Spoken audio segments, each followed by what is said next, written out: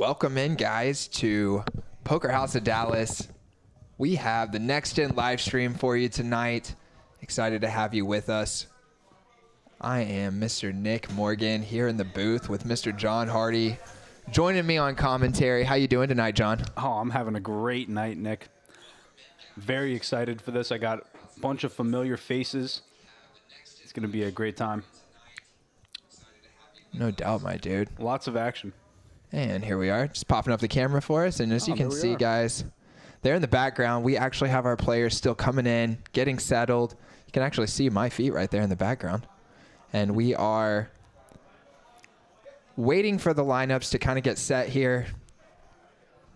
Players to take their seats, our dealer to come in. So while we are waiting to get started, we are actually going to be taking you guys through a rundown of our lineup tonight. Ooh, baby. Which I am extremely excited about because this is a super action lineup, very similar to last week, which, I mean, that turned out to be one of the craziest 2-5 games I've ever seen, John. That was a lot of fun to talk about, and I suspect a lot of the same tonight.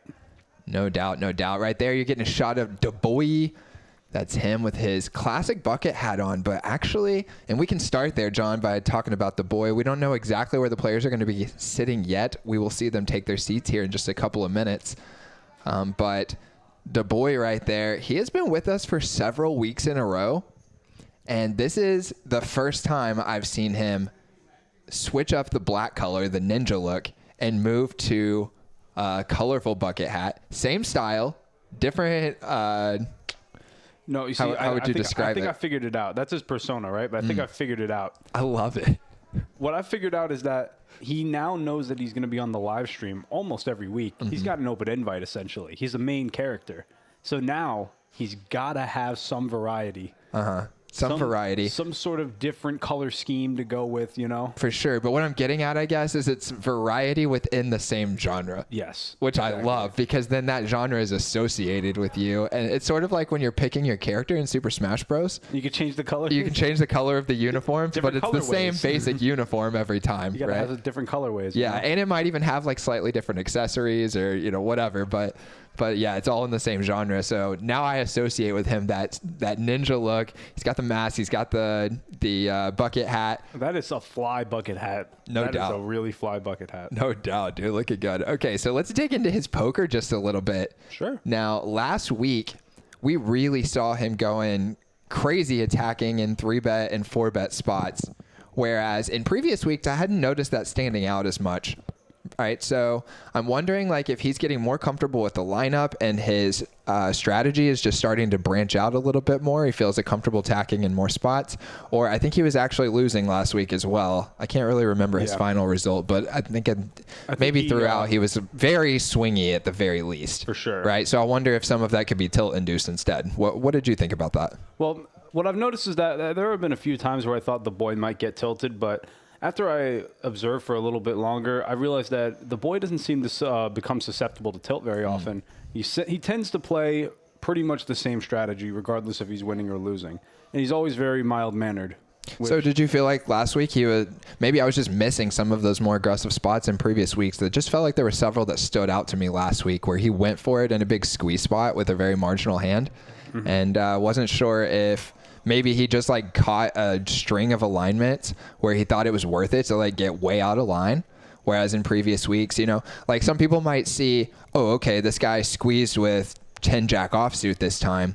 So that means that he's always capable of doing that anytime there's a raise and multiple calls, right? And maybe they discount the factors of like, well, who was the raiser and who are the callers? How many chips do we have? You know, that plays in for sure. And I think that he will always be taking those spots, regardless if he's up or down. Gotcha. Probably just caught a good string of configurations that he deemed reasonable. Yeah, and I actually am still like a little bit, because of his the mysterious type of vibes that he puts out, I'm still like not even that sure like how to categorize him in my mind of like what kind of player he is. You know, like if he's like, for example, would you guess that he's the type of player that is spending time off of the felt trying to put together a strategy? Or is he more like a gunslinger who's in here just like looking for he's just playing the game, so to speak? Well, watching him play, I'd say that he must have done at least some sort of thinking offside the table to put together the strategy because he's choosing combos that are actually chosen to make those plays at some frequency. Sure, he might go a little wider in some spots, but like the properties of the hands are still there. You know, so he must have done some sort of off-table work for that. For sure. Yeah, I don't doubt at all that he puts thought into his poker. But I guess I'm saying, like, sometimes I'll see flashes of him doing things that seem reflective of more of the, I guess, commonly accepted strategy in the world where you can, like, look up, let's say, range charts and things. Like, sometimes I'll see him do things that makes me feel like he is, you know, kind of preparing for poker in that sort of thinking.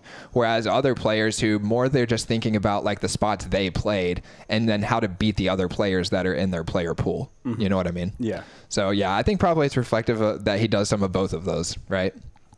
Okay, so let's move on as we're seeing the players kind of get settled here. We kind of went pretty long there too. We're going to have to speed some of these others up. Let's move over to Mr. Nick right here in the 7th seat. Becoming a fan favorite. Nick 6. That is Nick 6.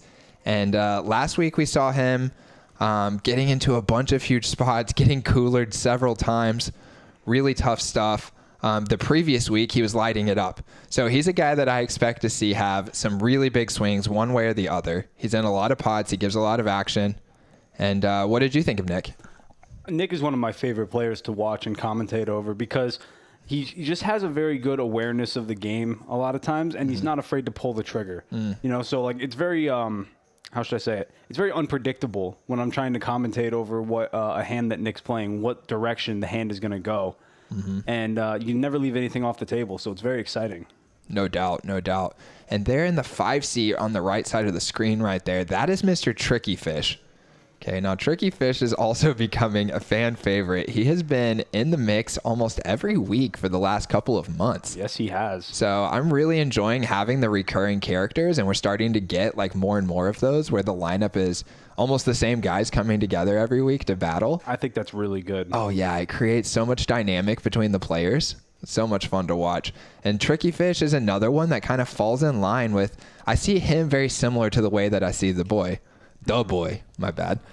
The boy. So the boy is that sort of gunslinger style, but also you can tell that he's put some type of study into the more GTO approach, I guess is the. For sure. I hate using that word, yeah, but you know what I mean. Yeah. And then I feel like Tricky Fish is sort of in the same vein.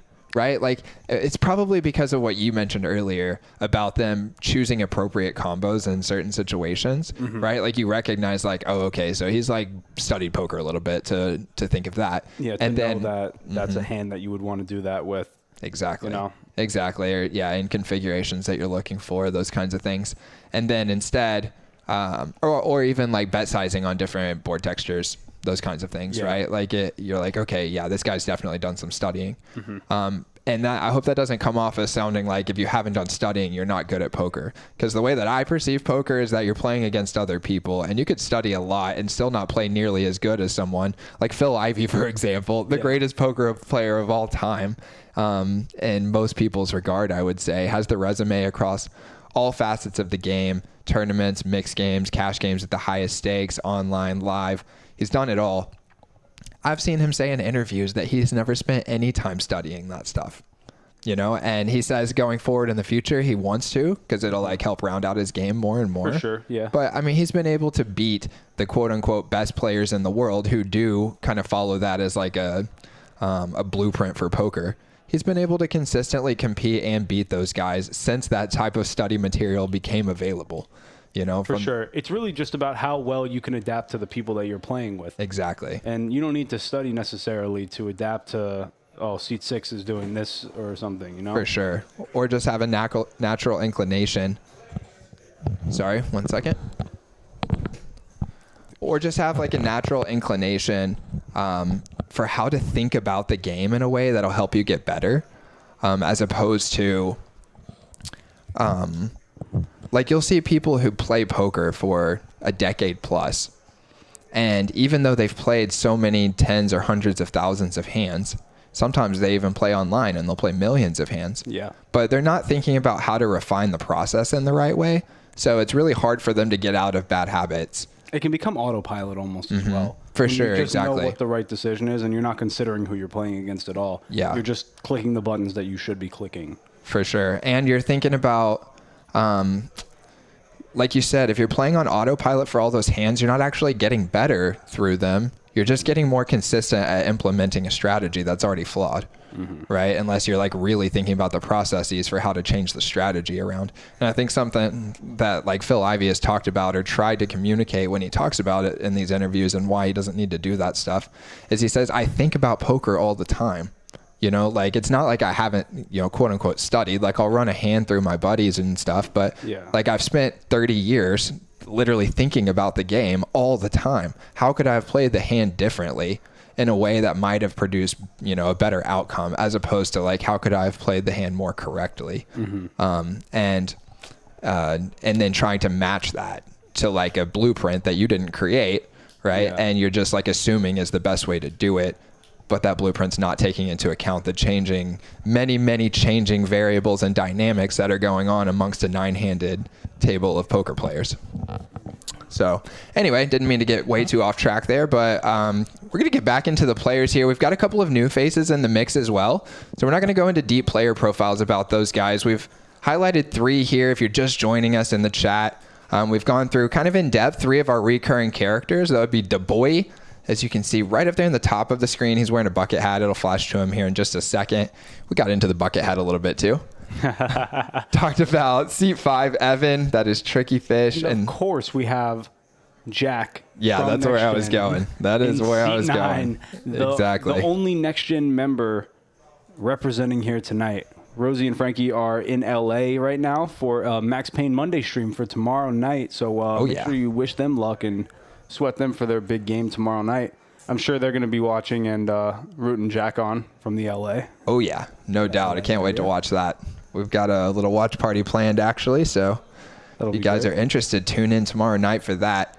But tonight, we're here at Savage Sunday, and we have Mr. Jello, as John mentioned, who is going to be the leading face for Next Gen tonight. And then next week, we'll have our other boys back with us. Frankie actually just did a cross-country drive.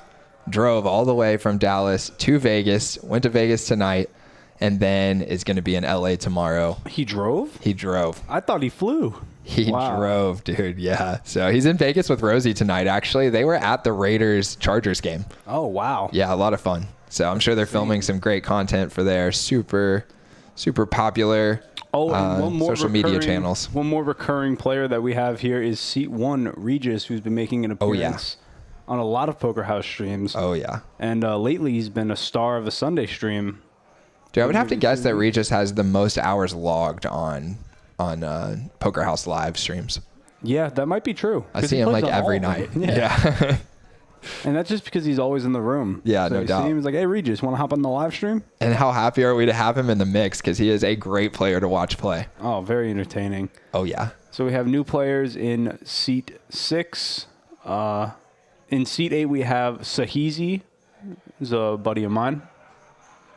He's played once before on the Savage Sunday streams. And seat 2 there, we have Coach. Oh, yeah. He's a new player. Several new faces. Yeah, and that's nice, too, when you've got maybe 4 or 5 recurring characters and then 3 or 4 newbies in the mix. I like it. New dynamics to form, you know? No doubt. And that right there in the 4 seat, that is Mr. George in the Huck hat and hoodie. He's been wearing Huck for a long time now. And I've been playing with George for nearly a decade at WinStar and here around the Metroplex. Awesome to see him in the mix. Always say hi to him when I see him. He's just a super classy guy. And now, and just like with the boy who has his thing, it just pops in my head when I see George to think about that Huck apparel, because I've seen him wear that every time I've seen him for, goodness, how many years? Almost 10. And even though it is different styles within the same genre, it's always the same genre. Some people just got that signature look, you know? I'm probably known around for this hoodie. I've wear this hoodie like every single day for 3 months now. No doubt. No doubt. I think I could become known for this hoodie, too, because it stands out so much. Yeah, I recognize you by that hoodie a lot. No doubt. I forgot we were on camera here, actually. I'm going to go ahead. We are. close this one up. We are ready to get started here, guys.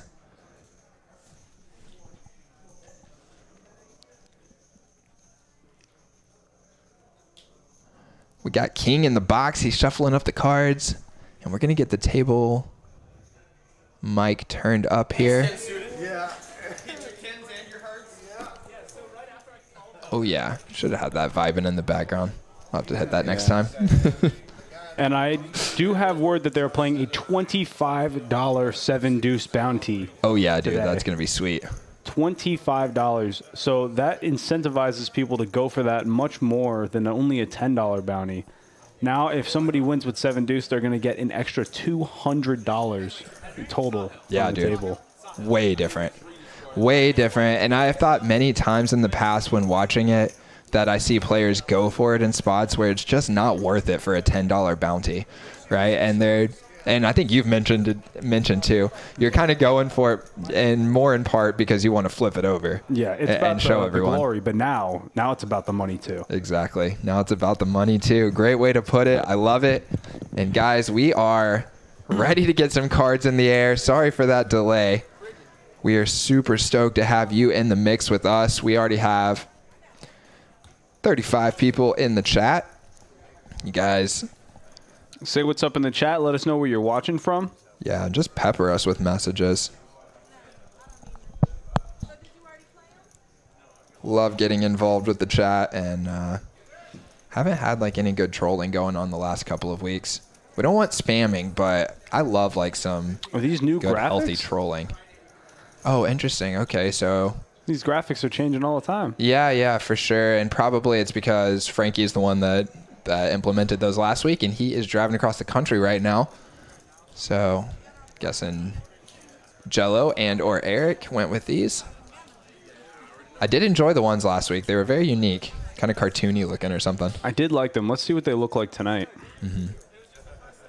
And there you can see the buy-ins, guys. Just about everybody buying in for the cap for this game, which is $1,500. It's a 2-5 no limit. But in past weeks, we've been going 2, 5, 10, 20, 40. Oh, yeah. Oh, yeah. I'm trying to see if there's any line up here that will facilitate those straddles, but I don't think it'll happen this time. I think this time we might get cut off at the 20. For sure. And we'll kind of look around here as haven't even clued in quite yet on the dynamics between the lineup and where they're sitting in relation to each other. Very important for what kind of configurations might develop in terms of big squeeze spots or 3-bet and 4-bet isolating spots. So the chip count. The chip count, there it is. Yeah. It's been here for a while. It's chilling. It's chilling up there. Looks like action is underway, but we are not seeing the graphics here. Yeah, maybe we should flag down Eric real fast for that. I might have to get him here in the mix. Get that fixed. And while we are waiting, we'll look through the chat here. Let's see. Our Streamlabs chat is having a little bit of a delay on it, but I've got my phone pulled up. Oh, it'll do that until we go to the next one. Boom. It was up there for 3 minutes. Oh, it was up there for a long time. But now but we're good. Graphics are ready to rock, and we are looking sharp. Loving the pictures tonight.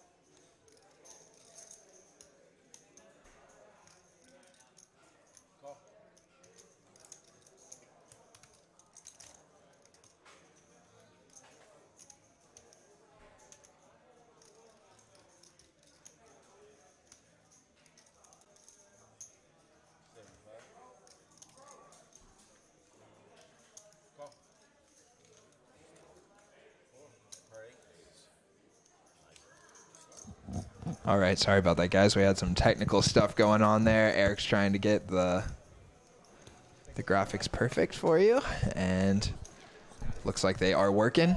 So there we go. Chip count again, Mr. John. There you go. The chip counts. Chip counts of the evening.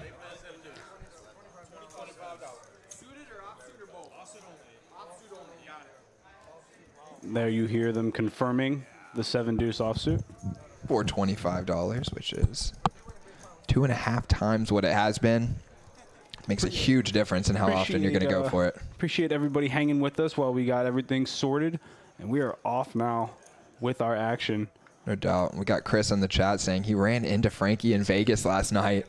That's awesome. He says he's in the Vegas airport right now. Hope you won, Chris. Let us know how it went. Where did you play? How were the games? I'm excited to be back out in Vegas. Oh, yeah. I was just thinking about that today. So was I. Nice. I think that's a sign. It's going to be a good summer. All right, we've got Regis bumping it up already over a couple of limps with pocket deuces. Tricky Fish is in the straddle, going to defend with the 2-4s. Makes sense, of course. And these two limpers also defending. They're not going away for 30 bucks. All clubs and nobody has a club.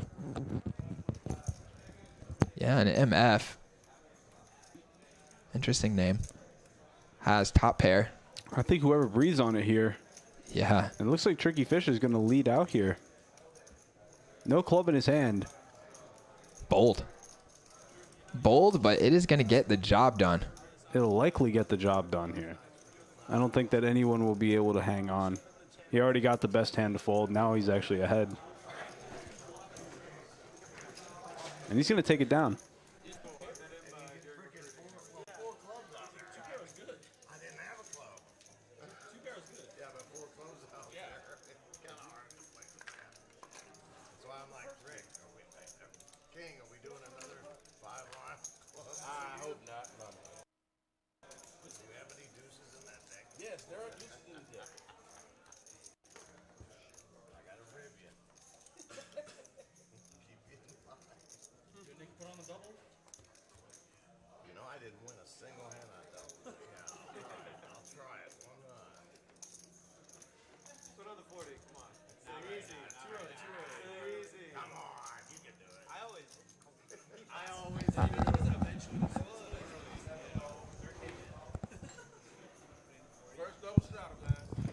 All right, and so John predicted maybe we would have a lack of straddle strings. We do have a double already. Not familiar with our seed 8 there yet, Mr. SR, so don't know if he's going to participate in any triples. Maybe with a little pressure from the boys. Maybe from a little bit of pressure. Otherwise, I would expect not to. But he wishes he did right here as he picks up pocket. Oh, I'm sorry. But picks up ace king. Big slick. Offsuit. Oh, yeah. Ace king. Oh, yeah. Ace king. We got to bring it back. Gets 2 callers and Has totally the worst whiffs. He's got, oh, I mean, he doesn't have the worst of it, but Coach does have the king of diamonds. And he's going to... Oh, is that Nick leading out with his top pair? Mm-hmm. Top pair and best hand. You see Coach actually has more equity than Nick with that diamond draw and drills it immediately. It's an interesting board. Not only can he not beat the ace, he can't beat a 4 or a 9 of diamonds either. I wonder how he's feeling about it. Looks like he's feeling pretty good so far. And Nick bet that. Yeah, he did. That's what I'm saying. You can never, you know, oh, he's straight on the board now, but that does not matter. Yeah, no doubt. I think Nick just deciding he didn't like his 8 and was going to bluff at it. On the river, gives up, though. Can't really beat anything that calls you on the turn, I don't think. Would have been interested to see how Coach responds if Nick makes another big bet at it and he can't beat 3 of the diamonds out there. Yeah, that's a tough spot. Mm-hmm. That would be a really tough one.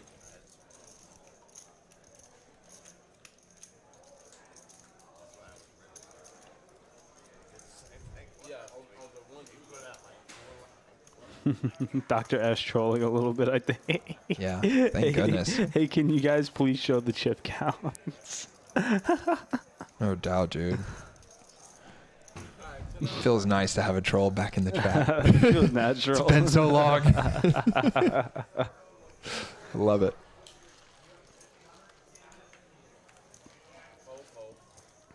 We're getting a little loose in the booth tonight. Yeah, no doubt. We got some beverages. And Mr. Eric just came in and showed us part of that little technical pause was that we can actually show any stat that we want on command now. So if need be, we can whip up those VPIPs, PFRs, or wins and losses. Probably one that I would consider going to the most often, I think. Yeah, I think that's the one that I wish I was able to see more often. So it's nice to be able to have that at our fingertips now. For sure.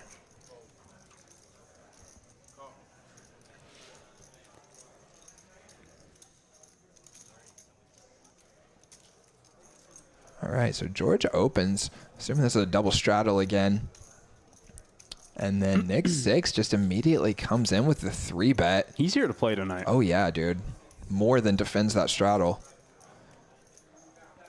George not going anywhere, and then pretty good flop for him. Top pair, top kicker. There is 3 spades on board, but... And that is going to give Nick only a 3% chance to win this hand. Yeah. He's going to need, what, running 2s? Running 2s. Or running spades would chop it for him. Which is probably where most of that equity is coming from. He's going to float him here. Can he stop from being dead? No, he's picked up 11%. Yes, he has. Look at that. Most of that 3%. He improves. I expect us to go check, and maybe Nick finds a bluff. Oh. Would have been kind of sweet, actually, to see that 3%er get there. Yeah, right? For the chop, for chop equity. He's going to bluff at it here.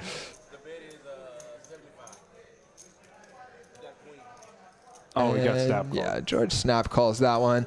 He bet 75 into about 400 there. I think he would have had to go a little bit bigger if he wants to get George off a hand like that. Yeah. And our chip counts. Brought to you by Poker House. Our chip counts. See if we can just like flash over to this instead and it'll remove that. Boom.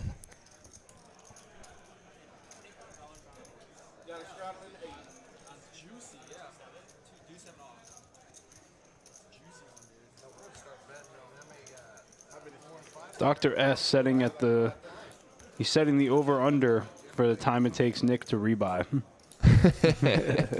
He sets it at 45 minutes. I'd say it depends on if he wins that first big pot, Yeah. which could be here any second. You know it's coming.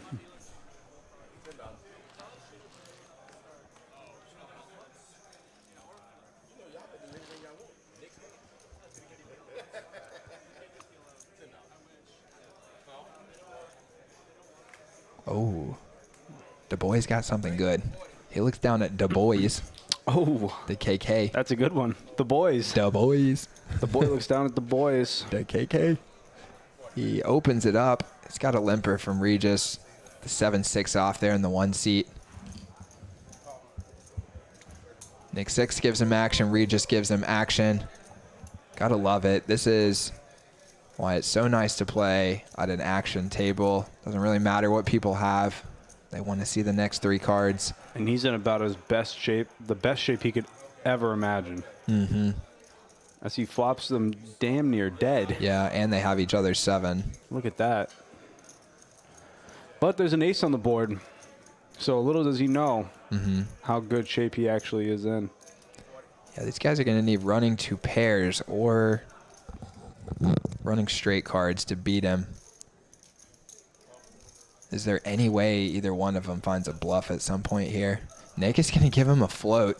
He's got absolutely nothing. And after floating here, if Du Bois ends up checking, well, now that it goes check, probably he's going to... Oh, and Nick was out of position. He would have had to lead the turn. So he was reverse floating the flop. It looks like he did lead the turn. I think this is the river? No, you're right. He did lead the turn. And now we've arrived at the river, and he's got queen high. And Oh, he gives up.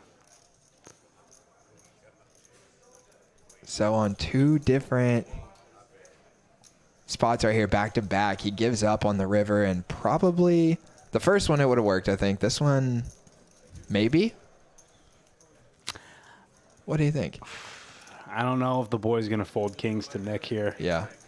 Even don't versus know. 2 leads. Yeah, I don't know. Yeah. It would have to be really big. Yeah. That would be my guess, at least. Yeah, yeah. I agree with that. It'd have to be pretty big. It was his only chance to win that hand, though.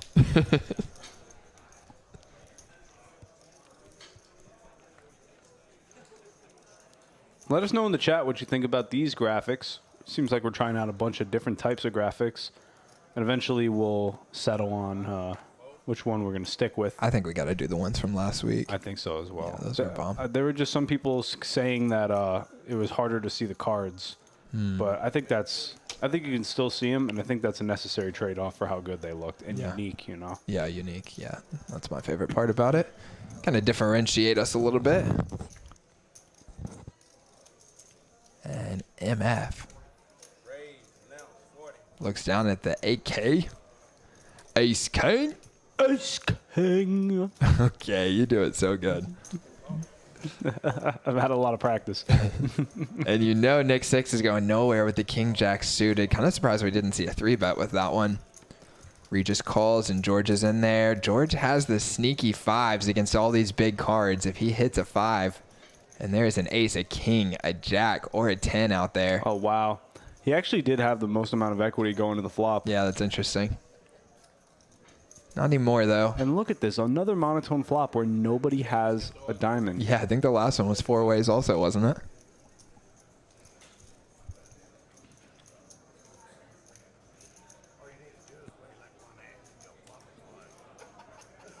And Nick just leads with his second pair. Regis going nowhere. Neither is MF, rightfully so. And Regis is going to need to hit a jack here. I mean, Nick is going to need to hit a jack here. Regis picks up some equity, though, in the form of a gut shot. I don't think that he'll be going anywhere. Nick comes again. And MF's got to be feeling a little scared whenever I mean, Nick leads twice, Regis calls twice, and then you're still... Oh, Regis raised? Oh, my goodness. oh my goodness. What? I did not expect that. No, Now, I did not MF's at all. going to fold now. Wow. And Nick's not folding. Now he can hit a king to win. Did clean up a little bit of equity. Yes, he did. 10%, though. That's a scary card.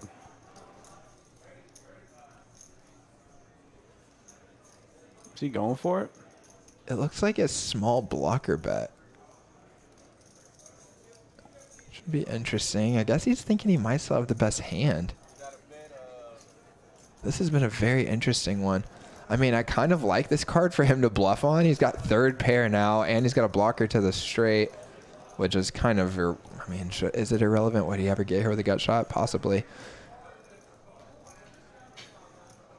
But he's only betting 100 into 900. I just can't see Regis folding. No, he's not.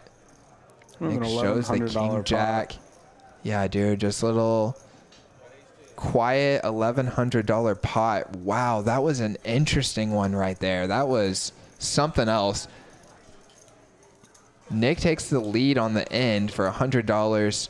Sort of a bluff, sort of a blocker bet, just like I want to see what you have, and I'm willing to pay $100 to do it. And doesn't work this time, as Regis has a hand that might have folded against a shove or something. Yeah, you think? maybe. I don't know. Nick didn't have much behind, though. I thought he still had a few hundred. Yeah, like 300, I think, total. Oh, is that what it was? Yeah. Okay, yeah. I don't know if that was enough to get the job done. Yeah. And there you see our cumulative winnings along with chip stacks. Regis already up over the 2K mark as he scoops in about $500 in that pot. And Nick 6 down 1.3 to start here.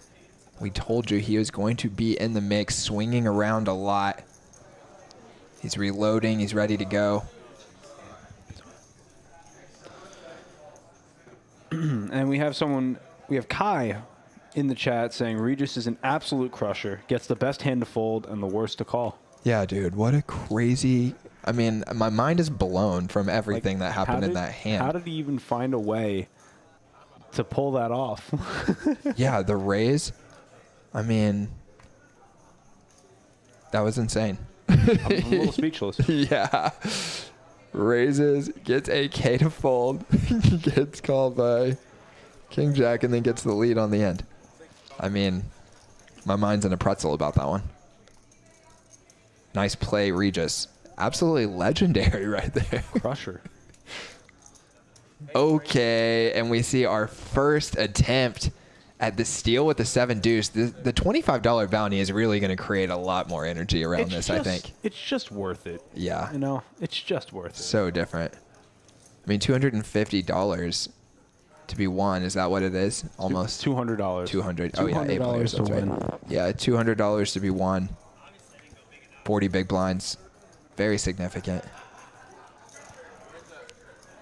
SR making a little joke there saying, obviously, I didn't go big enough. And that is not a flop where he's going to get to win this bounty. No. He might just lose some more chips because it's a board that's pretty good for his range. Oh, and that's exactly what's going to happen here. And Nick, you're going to see right here, unless he somehow makes a hero fold, that swingy play is going to get him right back into the mix. Depends. I guess SR could slow down, and he does, huh? He's going to have to. No, he said one swing was enough, but he's done right here. I think it would be suicide to do anything else. It would be epic.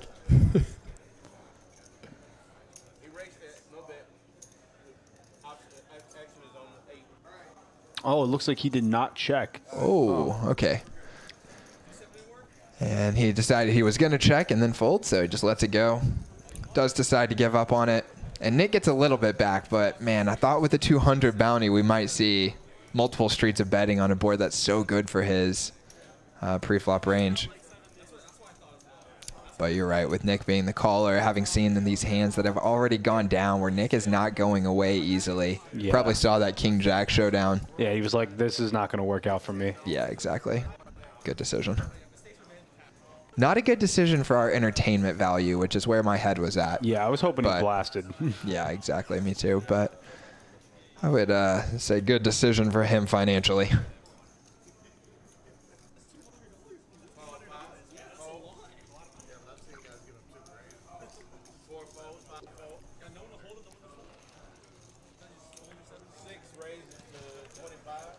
MF picking up hands. Ace, queen of diamonds here in the hijack. He's going to raise it up.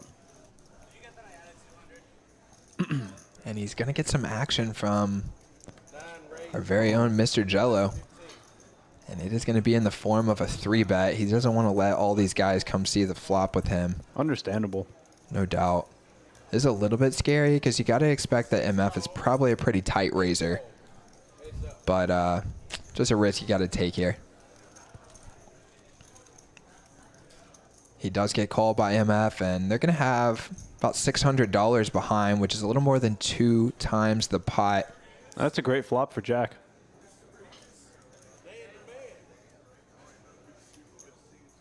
I expect around, oh, it's a little bit smaller than I expected, but he's going with a quarter pot. It's going to get called. I agree with you. I thought it'd be a little bit bigger there. Oh, no. That's unfortunate. Didn't bet enough to get the ace queen with the back door to fold. Hung on and hit its queen. Yeah. Looks like he's going to come again, which is pretty reasonable.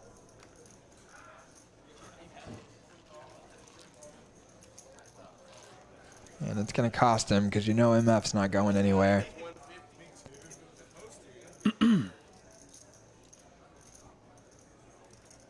If MF decides to shove right here, then Jack can probably get away from it. If he just calls, I'm wondering if Jack's going to go again on the end. What do you think? It's hard to know. I mean, there's only $400 left. If we get a small bricky card. Seems a little thin. Against the opponent, I would say, yeah, for sure. I think against some opponents, you would expect them to go ahead and 4-bet you pre-flop with like jacks and queens, but he went with it. Yeah, he did. Good snap called. He really went for it there. He did. I mean, he's targeting 9s and 8s. Yep. 7s gets there on the end. 6s, I don't think you're going to get called by. So I think against some people at this table, that would actually be a perfectly reasonable line. But it's not going to work out this time.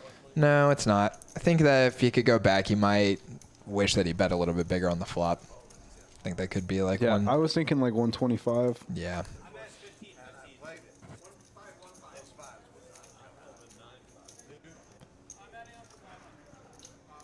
Ouchie. So It's another 500 First added man. on. not stacked, but first big pot for next gen. Not a good one. He's reloading. We still have a ton of stream left. Oh yeah. We're about 40 minutes in or so. And we are going for 4 hours tonight, guys. This is every Sunday from 6 p.m. to 10 p.m. It's the Next Gen Poker live stream. Got a $10 straddle in the 3. Thank you. And I was suffering. Who do you think is going to be our biggest winner tonight, Nick? Biggest winner tonight. I am going to say... I'm going to say Tricky Fish. Yeah? I mean, he's proven himself. Yeah. Seems like every time that he steps foot on this stream, he's walking away with a couple thousand more than he showed up with. So, Has he been doing that well every time? yep. Yeah, that's awesome. We've had some growing dynamics between our players here. So we were talking about pre-stream for a little while. We have Regis in the 1 seat, DeBoy in the 3 seat, Tricky Fish right there on the right side of your screen in the 5 seat. We've got Nick 6 in the 7 seat. And then Jello from Next Gen Poker in the 9 seat. You can see he is swooping in with a raise over several limps. Raises to 40. I'm sure he doesn't expect anyone to fold for that price. I think he's just kind of value betting the strength of his hand and his position, allowing them all to continue and saying, I'm going to have the best hand most often at the end. And he does have the best hand. And he does. It works this time. Now can he figure out a way to get to showdown?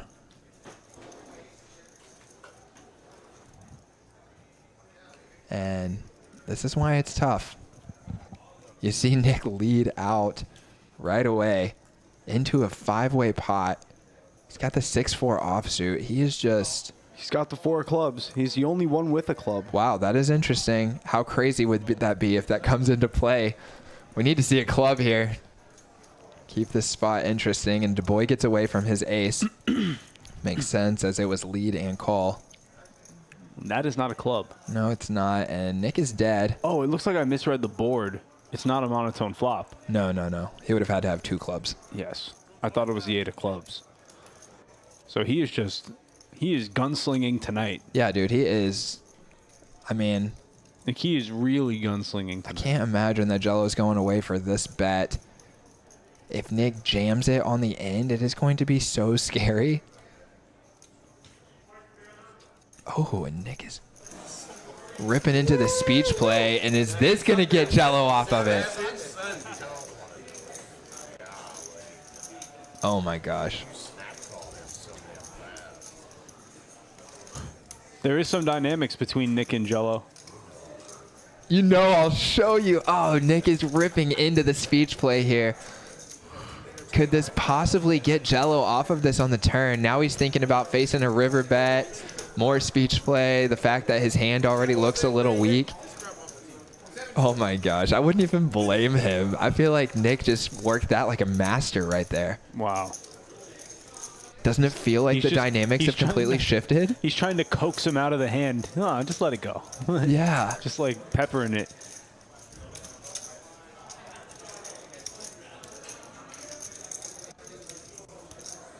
Okay, he's going to continue. So it doesn't work for now, but Nick has $535 left in Jello's stack to use as leverage against him. After all the speech play, oh, he makes a pair on the end. Could that I think he knows it's no good, though. Yeah, and he's loading it up again. Fearless. Oh my gosh. For all of Jello's chips. What a I tried to get you off of it. Oh my gosh, this is so good. Oh, we're gonna have to get Nick in the booth after this. Well, you took my 40, Nick. 40's all on never this spot. He said, "I'll take all your chips."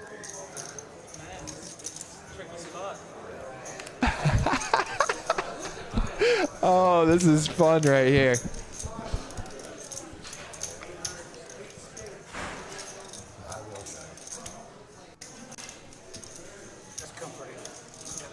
Nick is laying it on thick.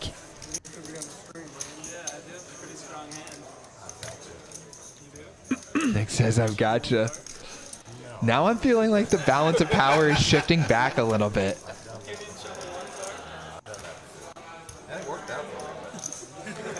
Oh, he should show him. He can't show him a card. No, what if he showed him a 4?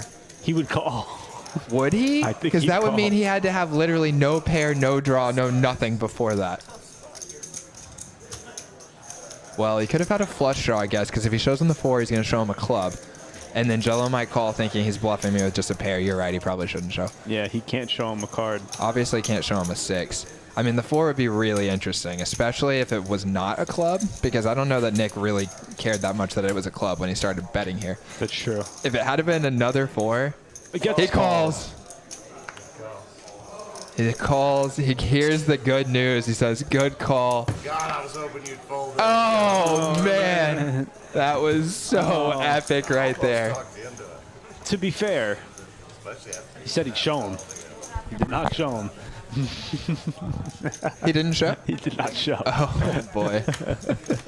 Well, we know Jello's going to find out. Okay, you know what? Jello makes the call. I think we got to get Jello in here. We got to get Jello in here. All right, bring him on in. I don't think we should bring Nick in right now. No, I don't think so. We'll have to wait until a little bit later.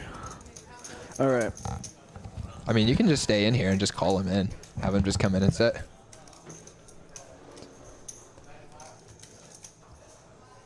All right. And John, okay, we'll just wait till the hand's done. Cool. All right, John is flagging him down here. Looks like he's in another hand right now, so gonna let him finish that up, and then we'll bring him in to talk about that huge bluff spot from Nick.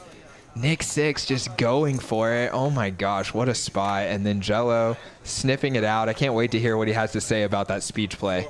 Oh, that was a lot of fun right there. That was a lot of fun.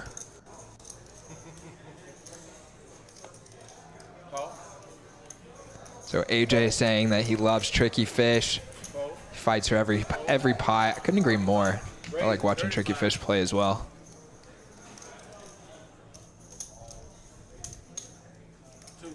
Three calls. 35. Nick call.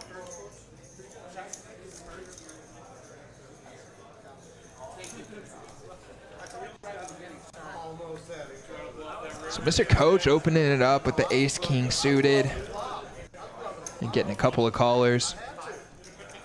The boy and Nick 6 are both in there. You know Nick's not going anywhere. And he actually makes a pair on this one. And I know that it's going to take Coach multiple bets if he wants to even think about getting Nick off this hand.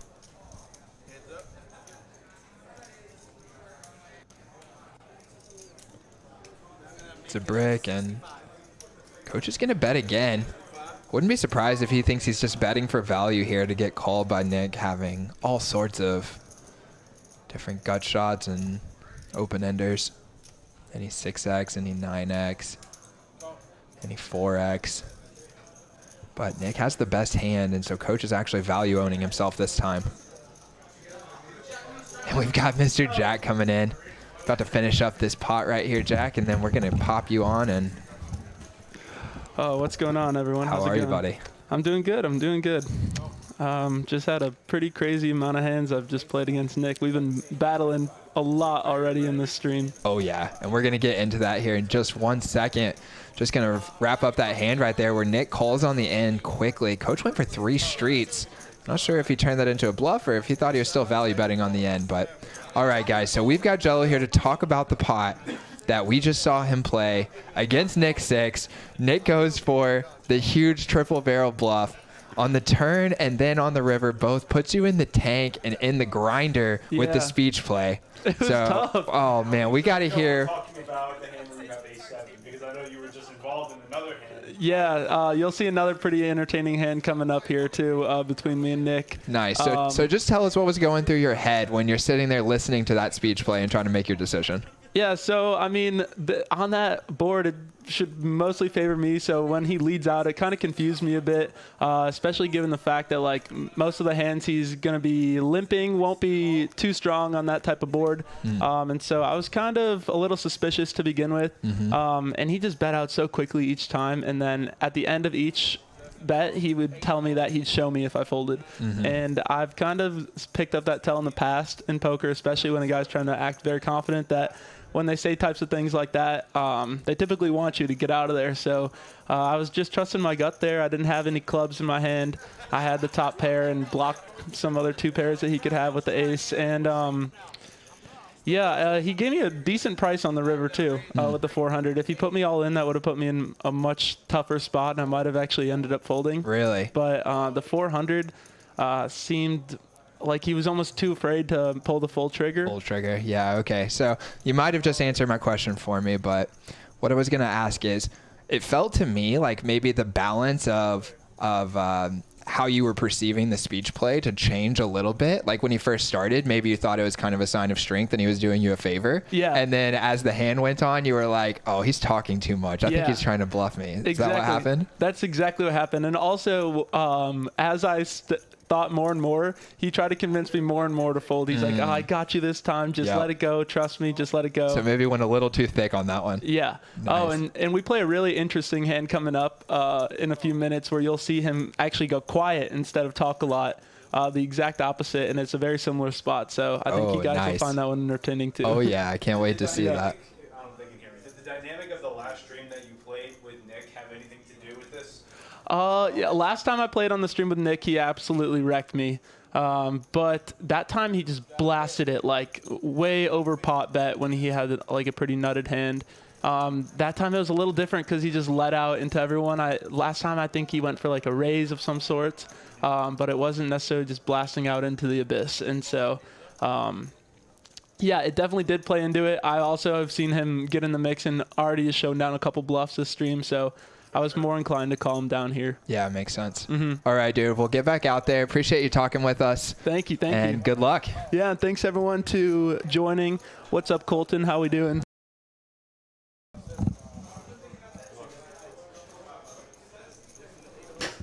All right, we're back with you here. Missed a pot there. All right, lots of fun talk there. I expect that we'll see a ton more hands between Nick 6 and Jack.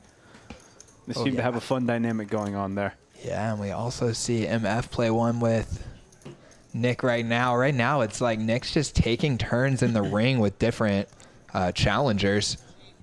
He's got knocked out a couple of times so far, but he is still swinging, and it can change so fast.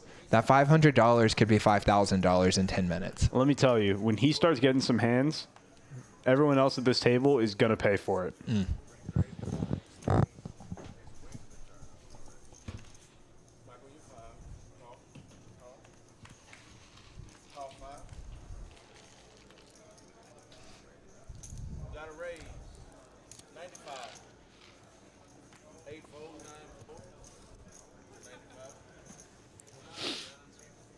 Oh, I love this. We got a limp from MF, who's trying to get in there and see some cheap flops with these guys. Doesn't work. Oh, Nick that's comes a in raise to behind him $95. to 95. Nick's got a very playable hand. Makes sense. Trying to protect it. Still expects to get some action. And he does, as Regis does not hesitate with the Queen 10 offsuit. And Coach also in there with the 5-4 suited, mixing it up. Okay. Another playable hand. They all have different parts of the board. Well, Regis is interacting with Nick a little bit here. But they all have relatively their own lane. Oh, boy. So Coach actually flops the best hand. Regis has almost nothing. So if Nick is willing to put it all out there, I think there's a good chance he could get Coach off of this by the end. He might just fold right now. I mean, no, he only bet $40. I didn't see that. Yeah. Very small bet. You can see the look on his face already. Is just like, Yeah. Like, can I fold? I mean, Regis is calling with queen high. Yeah, I know. And I feel like you should call with queen high versus this size. You have to expect your queen and your 10 is probably good. yeah, I would feel like kind of in the blender. You still got a player behind you too. Yeah. In a tough spot. Like, dang it, queen high. I actually have to call this bet with queen high. Oh, and coach lays it down. Wow. Ouchie. Gives up almost 50% equity in a $400 pot with position. That's painful, and that's what someone like Nick can do to you. And now he's going to have a great chance to steal this as he makes an open-ender. This should be an all-in, I think. Yeah, he's got exactly the pot left. Either way, looks like he's going to take this pot down. Yeah, I can't imagine Regis is going to continue again when Nick bets 100. Man, this is so fun to watch all of these spots where Nick is kind of just like navigating in and out. Hey, Nick, I knew my fours were good enough. I knew it. I told you right. Who folded? They will fold us on the booth, and we get to talk about it.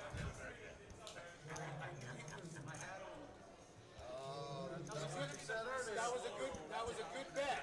Got 40. Got 40. And that is Coach getting on to Nick, who bluffed him earlier. That 6 gave me open-ended. Are you straddling? In addition to my pair of fours, I had a 5. Are you going to straddle? Yes. Team straddle. Nick. Straddle? Yeah, Nick on straddle. Throwing just feels so bad. Okay, how about we can throw between us 3? The mic on the table sounds way better this week. It does. Very crisp, and actually for some reason like the buzz from the room doesn't sound like it's interfering with it as much. I'm gonna bump it just a little bit. Coach picking up 2 of the same card, going to limp it in. Jello has 2 of the same bigger cards. Yeah, doesn't it feel like they're kind of like more in their own space instead of the rest of the room bleeding into the audio? Yeah. I feel like I can hear them very clearly. It might also just be that the rest of the room is quieter than last time. Maybe. Yeah, very well could be. Looks like we're going to have another massively multi-way pot. Oh yeah. I would expect nothing else.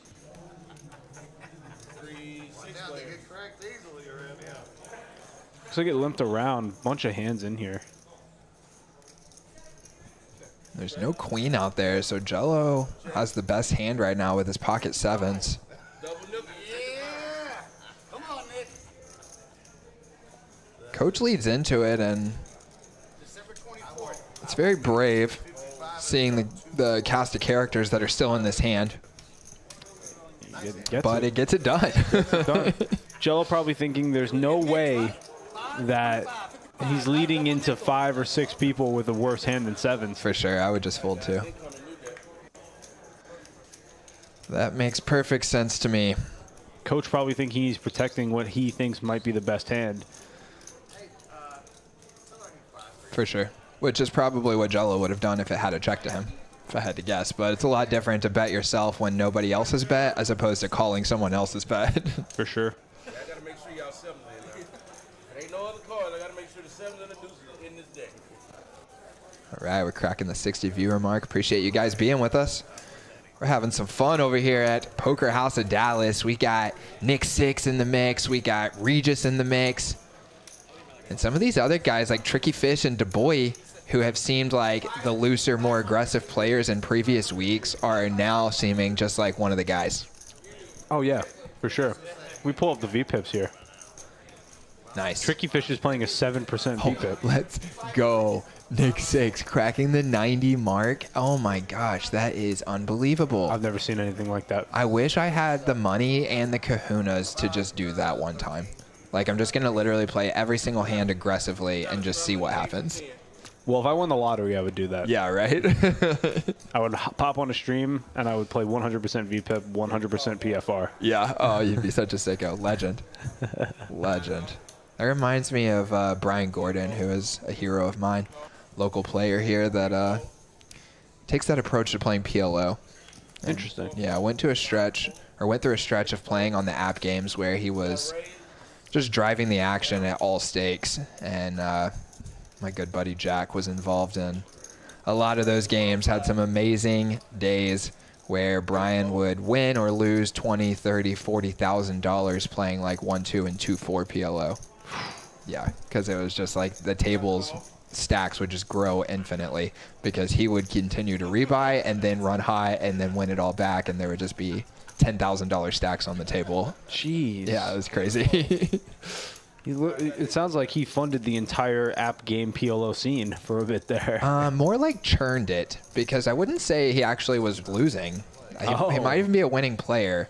I mean, it's hard when you're playing that many hands to do that, but he's a very, very bright guy and plays really well post-flop. But he would just like press the pot button every time it was his action pre-flop, and the equities run close enough in PLO that you can get away with quite a lot. Wow. I mean, caused turmoil in the PLO yeah. scene, should I say. Yeah, exactly. There was people getting backing just to play in the games and stuff, you know, and then, yeah, it was crazy. Oh, man. All right, so Nick. Okay, this is going to be one of the pots that Jello is telling us about, I think, as looks like Jello limped in with the straddle on. Just called for 10, which I think is reasonable when there's so much raising and 3-betting going on. And then Nick raises it to 105, which is what you would have been afraid of, is getting blasted off of this hand pre-flop.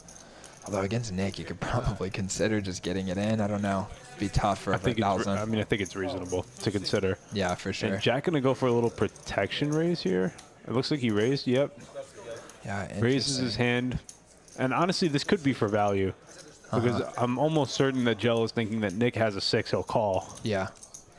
So this could be a protection / value bet. Yeah. I mean, I do associate his $100 open pre-flop with being a little bit stronger than just like... But he did open a 95 with the 9-8 suited.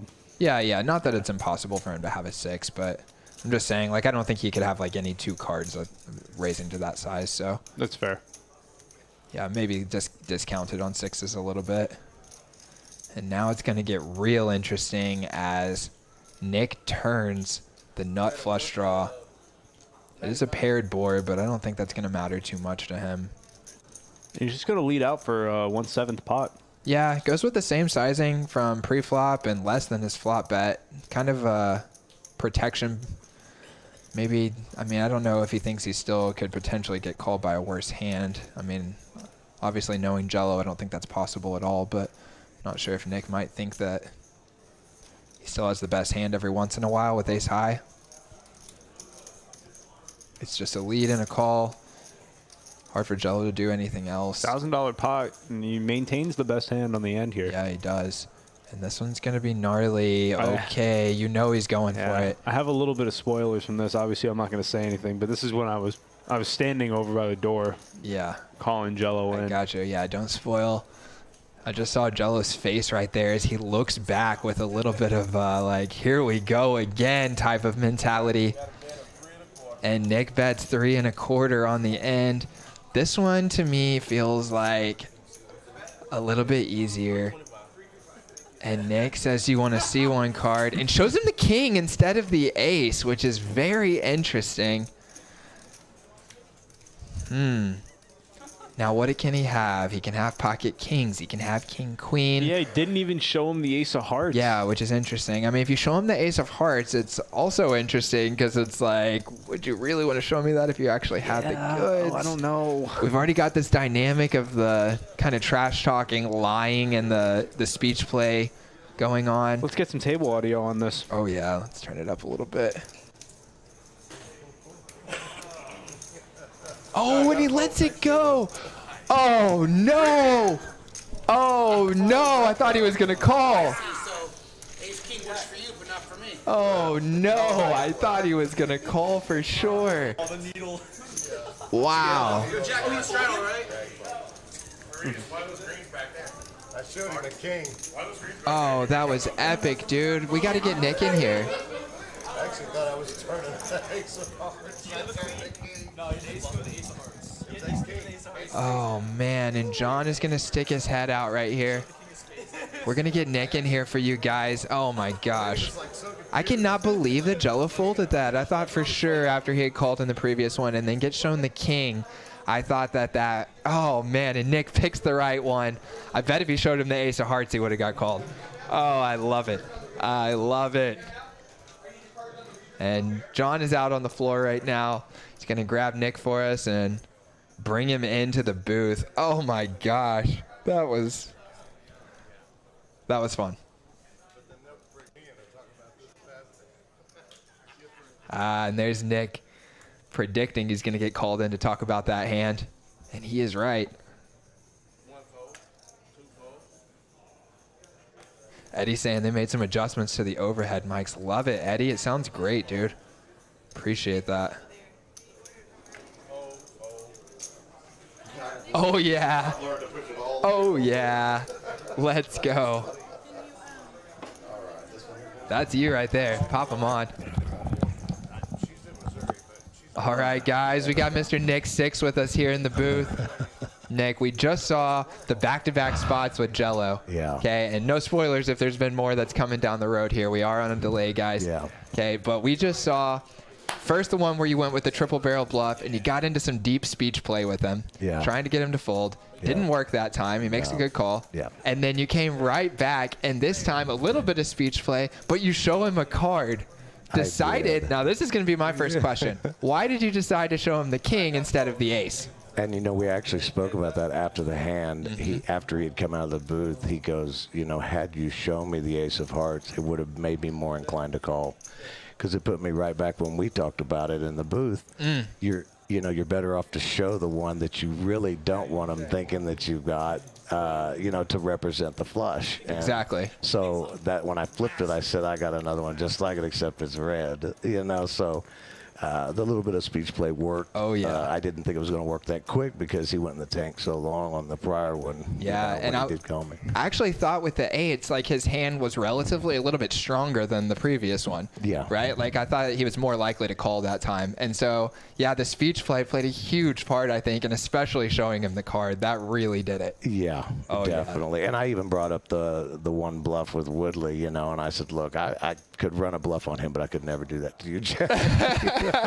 You're my brother. That's so funny. I had to play it that way, but yeah. Okay, and I got one more question for you, which was on the first hand, I know Jello asked to see a card. Yeah. And we talked a little bit here in the booth about the difference between showing him the 6 or the 4 there. You can't show him the 6. Right. It just reveals that your hand is too weak. Right. And if you show him the 4, you're showing him a club, which I actually thought maybe he would think, oh, I had a missed flush draw and decided to bluff. Yeah. So when you decided not to show a card on that one, what was going through your head? Well, I wanted to make it look like I was strong. You're going to pay to see it, Yeah. And then when it came to the other one, I thought, okay, so he wanted to see it, so I'll show him one this time. Yeah. Nice. So that kind of because he had asked on the previous hand. Exactly. Love it. Yeah. You got to give and take and know when to show, when not to, and when to make it. Hey, you got to pay if you want to see them. Nice. Love it. Well, we're having a good time watching you out there. Us too, guys. Good luck to you. Appreciate you guys as always. All right. See ya. You.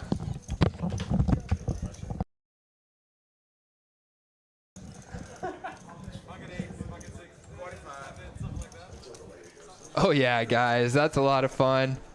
Mr. Nick 6. Showing the card, getting the fold.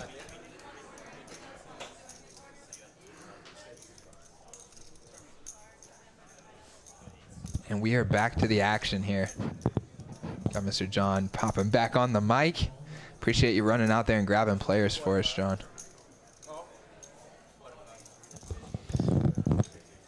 All right, and we are back. Let's do it. Let's do it. Right as we get back into Nick 6 entering the pot with 10-4 of spades versus Tricky Fish's Jack 10 offsuit. Oh, they're on the flop already. I am way behind.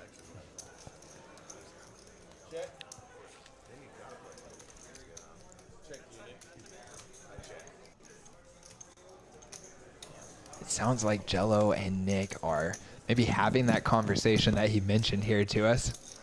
75.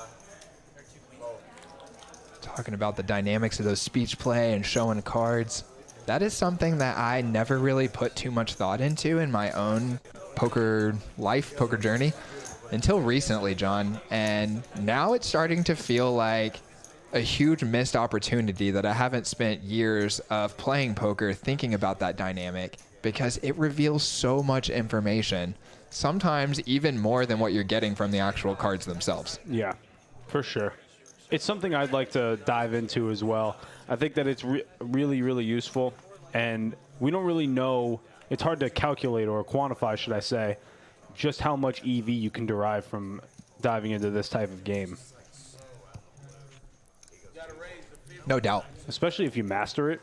Oh, yeah. And, I mean, just thinking about, like, the general landscape of the poker population and the competitive side of the game, most of those players are not really putting many thought into that. No, not at all. And I kind of combined the two words there on accident between any or much and said many because it really is somewhere in between, like little to none between the most of the professionals in the poker world.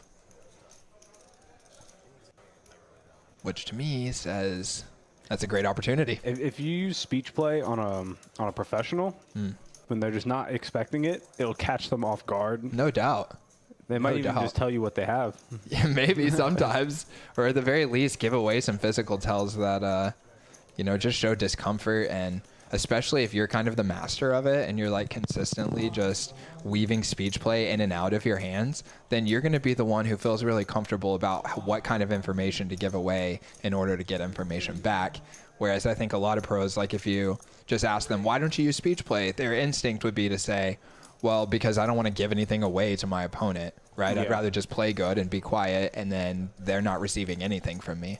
It's like, well, if you're getting back more than what you're giving, then that's a good investment, right? It'd be pretty hard to never give away any information using the speech play tactic, but I think that you could get to a point where you're giving away very little and you're gaining a lot. Yeah, I think that would be the first point to get to, and then there might be a point beyond that where like you're so prepared for it that you're giving off false information continuously. Yes. And then balancing that somewhat with only accurate information that raises them to the level of trusting the false information. For sure. You know what I mean? People have used speech play on me, and my first reaction is just to be very caught off guard by it. Right, exactly. Me too. Me too. And you could tell Jello was caught off guard. A couple of back-to-back hands there. One of them, he makes the right decision, and then immediately Nick gets him right back.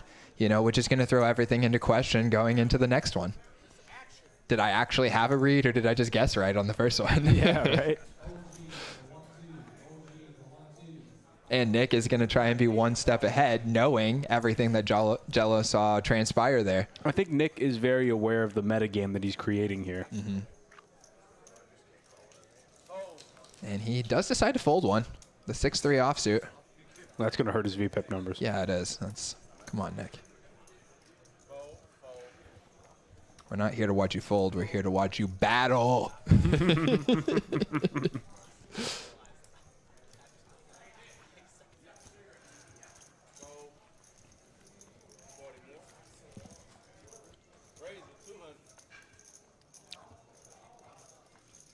Tricky fish here going with an aggressive play like we know from him. 3-betting the ace-10 offsuit.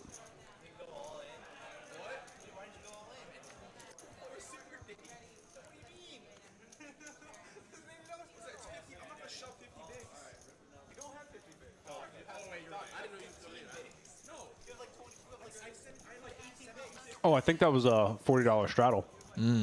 So we are getting into the triples. So that would be a 2, 5, 10, 20, 40, guys. And they're talking about how that affects their big blind stacks. Buckle in, guys. We're about to have some crazy action if that continues.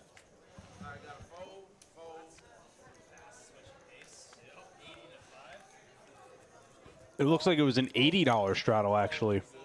Wow. So the little quadruple straddle, which would mean that 6 out of the 9 players at the table had a blind posted. Wow. So I guess that wasn't actually a 3-bet by Tricky Fish. It was just him in the $40 straddle raising to 200.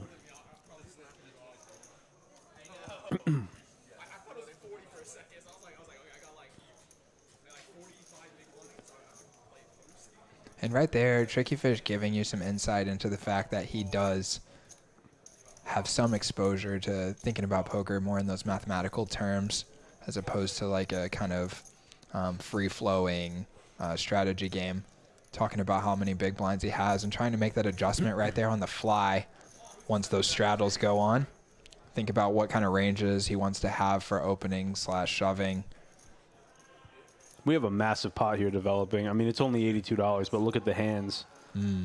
Jack flopping 2 pair, the boy flopping a massive draw. Open-ended straight and a flush draw, king high. I would imagine that he'll be raising a hand like this. If you don't raise a hand like this, I mean, what else are you raising?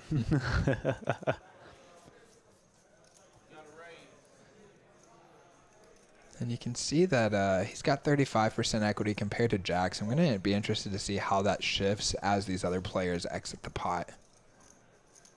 Regis does have one of his outs. Yeah. And this is interesting now for Jack, as it looks like it went bet, call, raise, and he's still got Regis left to act behind him. He does have 2 pair, but it's bottom 2. He does know Du Bois is capable. Bluffing. He's going to proceed with a call. And Regis is, I'm assuming, going to fold this. He does have a gut shot, 2 overs, and a backdoor 9 high flush draw. But yeah, he lets it go. And equity doesn't shift that much. 40% for the draw. Yeah, so Jello eats up most of it. And Jello is going to hate that card. This is a card where the boy might actually get to win the hand if he were to continue bluffing. Yeah, wow, and it looks like he is going to. Kind of a crummy card to keep bluffing on. Yeah, but Now you're not. Now you're very worried about your draws. Also, the ace high flush draw is a very likely candidate for Jello. looks like he chooses to go small here. Yeah, that's very interesting. Jello's in a terrible spot now. Yeah, he is. This really sucks. I mean, your hand doesn't really, I mean, in a way, like the 8 counterfeits your hand, but what kind of like 7x hand do you expect the boy to have? Like what hands went from not beating your hand to beating your hand? Can you think of any? I forgot. Didn't see what the action pre-flop was, but my initial thought would be overpairs, but I don't know if he ever has any in the spot. It might have just been limped around. Yeah. But I did not see what happened pre-flop. I think it must have been limped around if Jello has 7-5 offsuit. I mean, I guess he would have some 7x if it limped around. But would he raise the flop after it goes bet call? Yeah, no. Unless it was like 7-6 exactly. Like 7-6 exactly would improve to beat you, but you likely chop by the end. Yeah, exactly. Any overcard to a 6 and you're going to chop it? Yeah. You think he calls there for that size?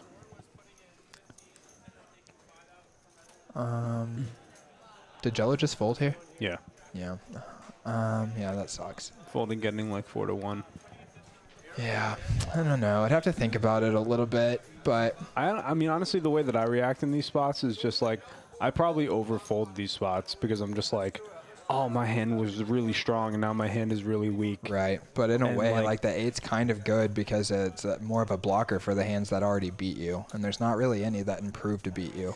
Yeah. I would feel like a little bit uncomfortable there because I would think the $200 bet looked really strong.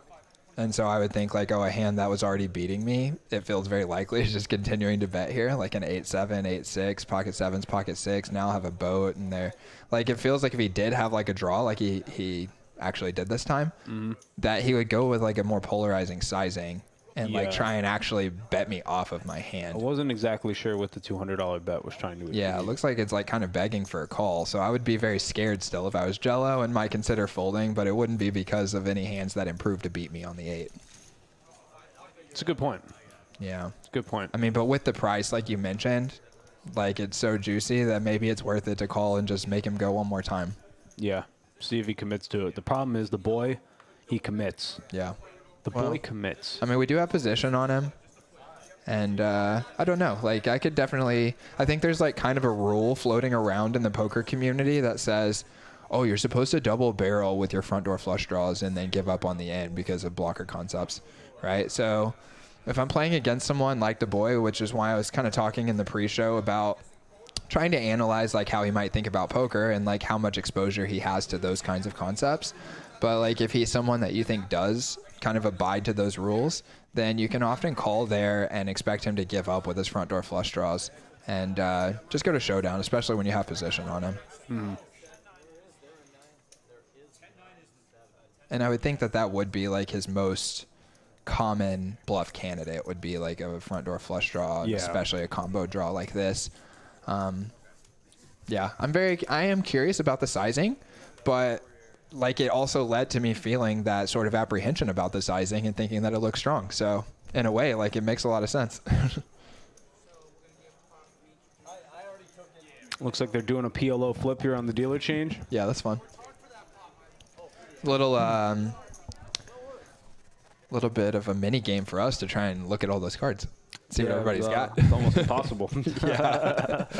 There's the V pips guys, and you see Nick 6 down into the 75%. A little more sustainable. Yeah, he's giving up on that wildlife, and also going to pop up cumulative winnings for you here. Wow, that goes away fast. Let's see if we can keep it up. Yeah, there we go. MF up 1,100. He's only got a 2K stack, but he didn't buy in for the full 1,500. He was in for 900. For sure. Up 1,100 already. He Yeah, went from the shortest stack to the biggest stack. Yeah, and it didn't take long. And I remember him getting involved in a couple of pots, getting a couple of good starting hands, but it's been kind of like a quiet ascent. It was that big hand with Jello where he turned the queen against the 10. That's right. That's right. And he's going to open it up again here. He's coming in with a $30 raise from early position with the ace-jack offsuit. Is this a fold for you? Most of the time. Not 100%, but I would probably fold it more often than I would raise it, especially with kind of how crazy the game is. I think that I might consider using it as a limp and then see if like someone like Nick attacks it and then there's multiple calls behind him. You could get like a really good back raising spot. That's actually, I mean, that would be something to consider if Nick wasn't currently in the booth talking to us in this. Fair enough. Fair enough. So in this case, it would probably become a fold. And does that change at all from under the gun versus +1? I mean, I think you're always considering like a slight change. Maybe the percentages go from, let's say normally I would play it 30% of the time, and then maybe under the gun I'd play it 25% of the time. Yeah. Something like that. Something minuscule like that, yeah. I feel like right now the way I've been mixing is folding it under the gun and opening it +1. But that's still probably a little bit too loose. I would say that that's just like too stark of a difference between your strategy. Like, oh, it wasn't worth it to ever open it under any conditions in this position, but in this one I am every time. Like 0%, 100% binary. Yeah, exactly. And I think you'd want to have like your, you know, you got factors. Right, exactly. Like what's the game look like? That those things would definitely play a big part for me about whether I'd want to use it for different kinds of plays. Oh, I didn't even realize that we have a massive pot developing here. Yeah, wow. George Rivers a boat, had him beat already, and MF makes a good fold. Wow, what a fold. Yeah. Very good fold. Dang, I thought that must have been a club on the end for him to fold that so quickly, but... Oh, he just folds it. Getting a decent price, too. For sure, and just gives George credit. And it was... It's a great fold. Great fold, right? Decision. I'm getting... I'm getting crusher energy from MF right now. Yeah, he's kind of showing the chops here. Stacks Jello from Next Gen Poker. And then makes a huge hero fold on the end against George. Let's pull up the PFRs. It's like Nick 6 is leading the pack, and Jack right there with him. Yeah. So for those watching, if you don't know, the best thing that you can do, or what you should strive for, is to have your VPIP close to your PFR percentage. Have them be somewhat similar. That's what you would call objectively good stats. Like if you would look at those stats and be like, this person is playing good poker. I would look at them and say this person's playing aggressive poker, and if those numbers are relatively low, then you're saying they're playing tight aggressive poker, which is generally solid winning poker. Yeah, so I'll agree with you to that extent. That's what I'm trying. That's the, like I was struggling to find the wording, but that's what I was trying to say. Yeah. a tight aggressive strategy is typically a winning strategy, and signs of a tight aggressive strategy would be like around the 20 mark on both of those. Like VPIP around 20 and maybe PFR like 16, 17. That's pretty good. Yeah. And we have a cooler developing here. Oh, yeah. Nick 6 has a very playable hand as well. He's Yeah. probably going to be in there for sure. For sure. He is for sure right now. Oh, no, he's not. No, he's not. I didn't. For some reason, I was thinking it was on Nick. It was still MF's turn to come in with the 4-bet. And now it'll be Nick having to decide. He does still have SR left to act behind him, who had been the original 3-better. He's probably thinking, can I just call and get SR to call and take a 3-way flop when they both have big cards, maybe a pair, and then my hand is the exact kind of hand that will stack those hands. 8-7 of diamonds, man. Yeah. It's hard to let those cards go. Yeah. It's a nice looking hand. And we know Nick likes to see flops. The thing is, if Nick calls here, I would not be at all surprised to see some easy jam. Dang, this is agony for him right here. Oh, he's gonna, he lays it you can down. see how much it's hurting him. Now Yeah. SR will probably just call in position, but if Nick had found a call there, I would imagine SR would be jamming. Oh, man, and Nick's not going to be able to sleep tonight if this board comes out good for his hand. Do you think SR is going to consider? This is a really tight configuration. Yeah, it is. I mean, I would never raise here, but I don't think there's any merit to raising some here. people also just kind of have rules in their head that like, hey, I got 2 queens, I'm playing for it. Yeah, but I don't know. 5-betting in position just doesn't seem like the thing that you should be doing here. But if that's, I mean, if Nick had called, then I can understand the jam. Yeah, I'm with you. Okay, he does just call. You're already very concerned. I would be very concerned if I was him as well. For You're good almost reason. hoping to see an overcard to get away from me. Yeah, this was a raise from under the gun by MF. And now he doesn't even beat jacks. He can only beat ace king. Yeah, this is actually a pretty good board for him to get away from this. The snap bet 2/3 pot. Yeah. And if SR is recognizing that Look at the MF, little smile he's cracking. yeah, he knows he's not going to do this with 2 10s, and I can't beat 2 jacks, kings, or aces. The only thing I could beat now might be like an ace king of clubs. And ace king of clubs, I think, actually has 55% equity against you here. And he makes a great fold. The right fold. As SR gets away from the under pair versus the 2 aces, and MF scoops in another nice, healthy pot. I think the thought process there was very simple. It was just, well, I don't even think he has jacks, but I can't beat him if he does. And do I think he's going to be doing it with ace king? No, I do not. Therefore, x plus y equals z, I fold my hand. Yeah, all that makes sense to me. And you see MF taking another little step up there to separate himself from the rest of the pack. He's got $2.3 thousand in his stack. And it's going well for him tonight, Nick. Yes, it is. What I would be interested to see is how he adjusts when the entire table gets really, really deep. If we get down to like, I remember a couple streams before we had the average stack like 3,500 to 4K. If we get to that point, how will he adjust to these super aggressive players? For sure. Well, you know, with Nick and Regis in there, that those guys can run up a big stack in a hurry. And then not only do they have the chips, but they are willing to put them to the test at any point. So if you're sitting there 5K deep with those guys, you know, you're thinking, man, I got to be ready to put all these in. Yeah, I got to be willing to play a 10K pot here. And now we see the 7 deuce. And there's no chance he's going to pass on it with this increased bounty, the $25 bounty. No doubt. And we've just got 3 limpers. I mean, if it was me coming in right here, I'd probably just raise to some absurd sizing and then just balance that with like some ace king or something and just try and get everybody to fold pre-flop. Just like raise to like 300. Maybe it's I wasn't thinking quite that big, but I mean, I think it'd be worth considering. I was thinking maybe like 150, something like that.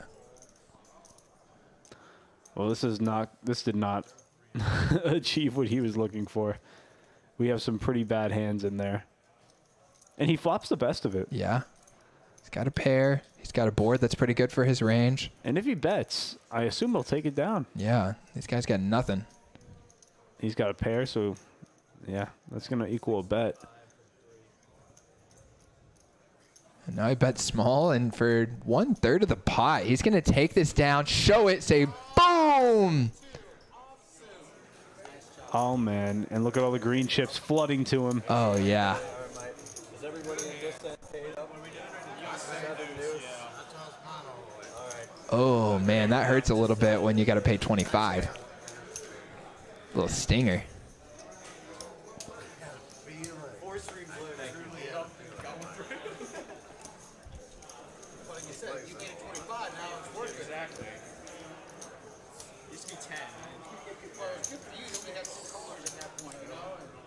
I like the 25 edition. I like the 25 as well. I like it a lot. The boy's going to take home an extra $200 there. It's a $300 profit.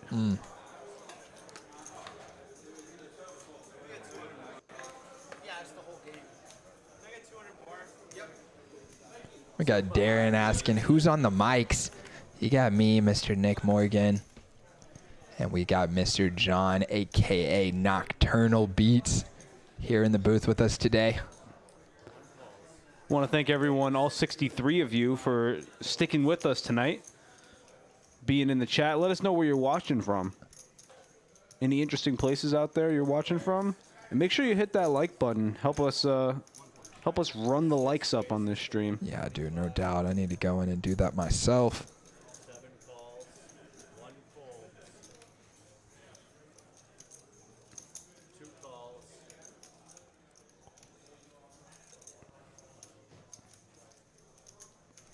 Dang, as I'm pulling up YouTube, I see Jimmy Garoppolo going to be out for the season. It's going to be interesting for 49ers. MF picking up kings now. Massive flop for Coach H. Oh, this is a ridiculous flop. Nick 6 has top pair. Snap called. Oh, man, this one. This is going to be ridiculous. How can Coach H go anywhere? Yeah, he just snap calls. I wouldn't have been surprised to see him just shove there. It's only got another 800. And I don't think he's ever going to get away from it. Oh, my goodness. And now Nick 6 picks up the open-ender to go along with his top pair. Tons of equity. Oh, boy. MF's going to check it now. Checks all the way around, and Coach H drills it. Wow.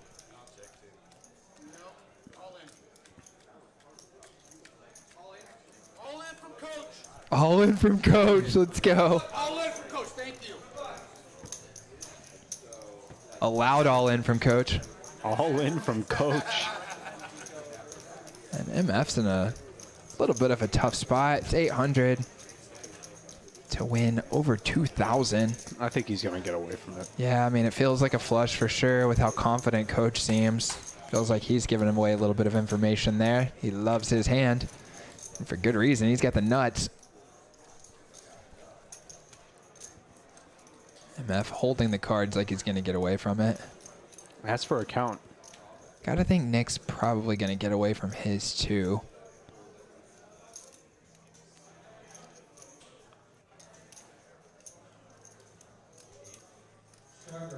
Although MF does have to worry about Nick still, and Nick won't have to worry about anyone else. I can't say for certain if Nick gets away from this. The way he's holding his cards looks like he's probably going to get away from it. He's going to think about it for a second. Shows it. It's a pretty hand. He immediately starts talking to him. Yeah. I'll do what you did to him. I'll show you 1 card. Wow. Can't see it. Interesting. I wonder which one he showed. I don't know. Shows a 6. Shows a 6. The only thing I like, you all show. Are you folding? Yeah, show. I don't have either. Shows the nuts. Coach plays it real nice there. That would have been pretty sweet if he was able to pull off that convincing of a little speech play and then still show the bluff. Because at that point when I was listening to him, I'm thinking, okay, this guy's for sure telling the truth. And of course, we know being able to see his cards here in the booth. But it is super genuine. yeah, it seems so genuine. You're right. And that's going to be a really tricky part. I mean, it's sort of ingrained in you too, just as being a part of society, that like you don't want to be like a fake genuine like that. You know, but like in what we're talking about here, when you're using speech play, you are trying to mislead the the other person. So it's going to be really interesting to see how it feels trying to be genuinely dishonest or dishonest in a genuine way. How do you, yeah, I mean, I don't think I would ever have it in me. I would feel like it was a little angle shooty to like directly lie to the person. Like, I don't think I'm going to be able to do that. Be like, hey, dude, just fold, dude. Like, I've got it. I swear. You know, when I don't, like, I could never do that. I've done that at home games before. Yeah. Like, it's a little different then, you know? Yeah. And I don't. Like, I actually went far into the rabbit hole one time where I was playing against somebody who didn't really even have the money to be playing in our small little home game. Not that they didn't have it, but they cared about it. Oh, no. And I looked at him and I was just like, I'm doing you a favor, man. I've got it. Oh, no. Oh, and then you showed him the bluff, and you're like, it's poker, dude. Well, I mean, if you remember on the last stream that I played on, I asked Nick straight up. I was like, you got me beat? And he's just like, yeah.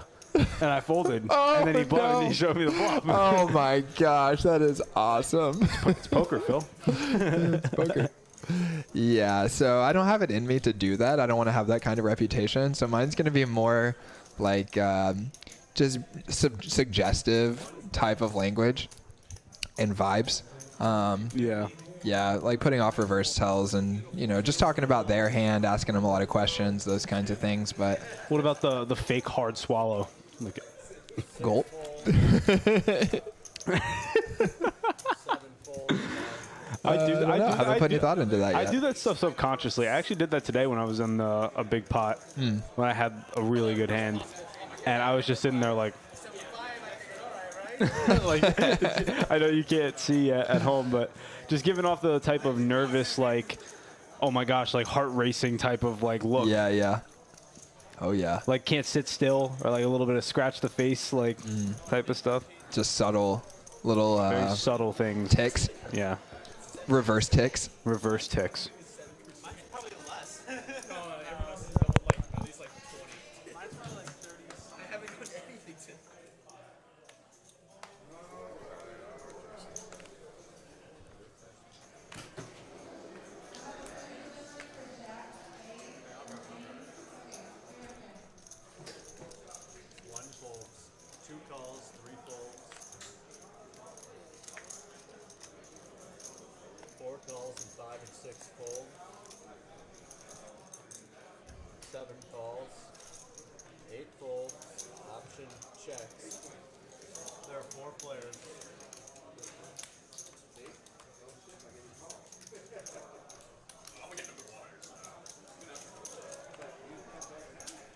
So Coach Lim Sang gets to see a cheap flop here.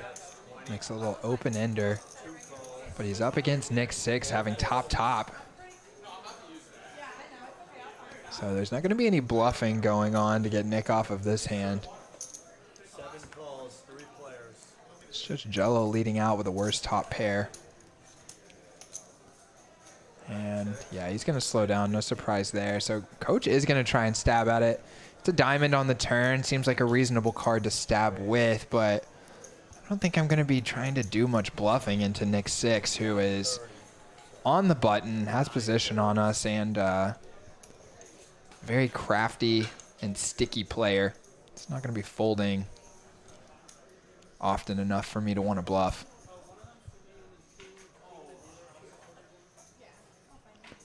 And he immediately gets punished as Nick 6 raises him to 130.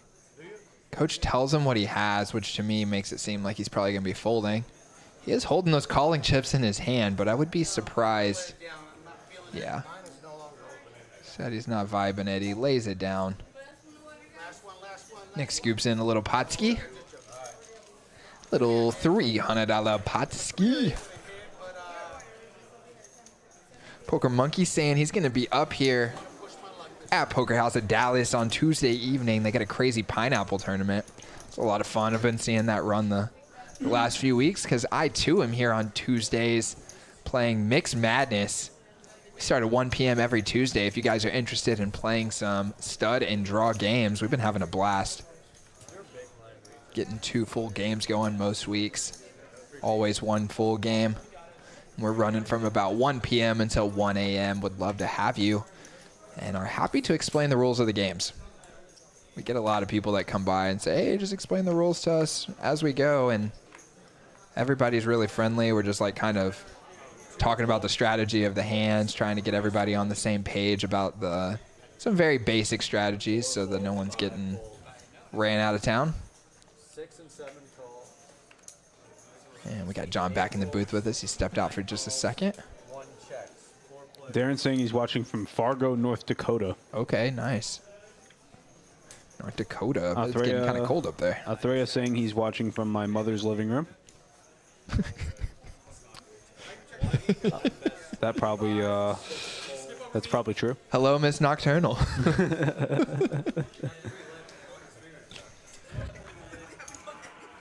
Is that probably true? Oh, it's true. For sure. Just chilling with your mom? Yeah, just hanging out. You know? With Ray and mom vibes? Yeah, you know? I mean, I chill with his mom, you know?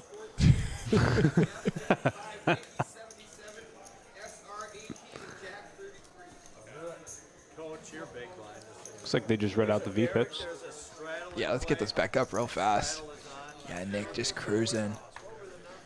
Coach and MF and Regis, all 3 up over 50%, though. That's nothing to sneeze at. That is just a recipe for a fun game. Oh, yeah. You got 4 players over a 50% VPIP. I actually, when I stepped out the first time to pick some players to pump up in the group, I had 2 different players, which will remain unnamed, from the stream come over to me and tell me how much I'm missing out by not playing in the game. That's kind of true. That is kind of true. They said, this game is juicy. Juicy. But that's perfectly fine. I'm happy to be in the booth with all you great people. And watching the insanity roll out here. Regis swooping in with the cold call as we speak. He's got the Queen 7 suited. The computer. George, lets it go. I don't think I could do that. I think I would have to. What did George have? George had pocket deuces. I think I'm going to have to see it. Yeah, we're pretty deep. He does still have the original opener behind him. But, I don't know. I think I would probably take. Oh, boy. Oh, it's agony. Agony. Oh, let's look at George's face here. He's keeping it poker face right now. I mean, it's not bad. I would probably be crying. So I predicted that. Oh, my God. Oh, the poker face breaks. That is epic. Oh, my goodness. He's off from his seat. Oh, he had to leave. He's gone. Oh, no. Oh, boy. I mean, lucky for him, no one had anything. But Yeah. Well, Regis makes a pair of 7s on the end. Wow.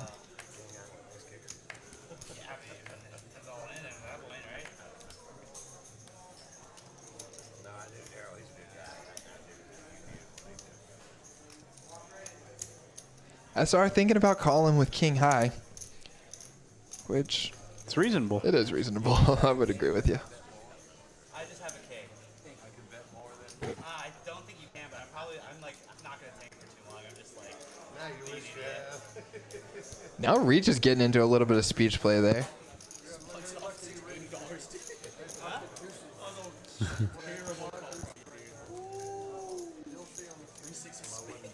See if George tells him. He just did. Did he? Yeah.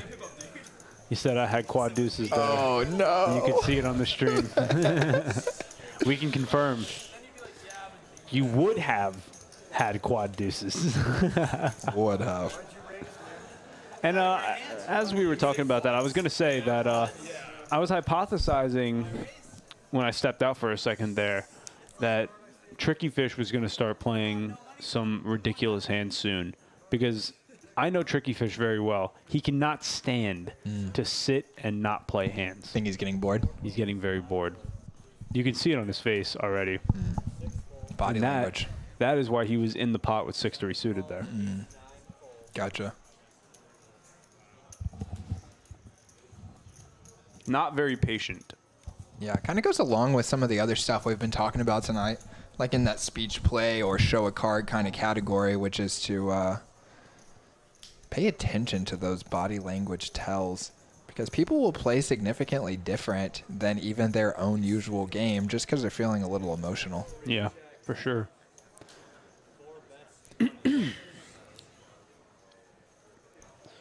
Next 6 has the best hand here, and he's got a chance to get it back. Yeah, he does, and that loose play kind of pays off when these types of situations happen because you're able to maximize on those other one pair hands. And he's going to try. He's going over pot here.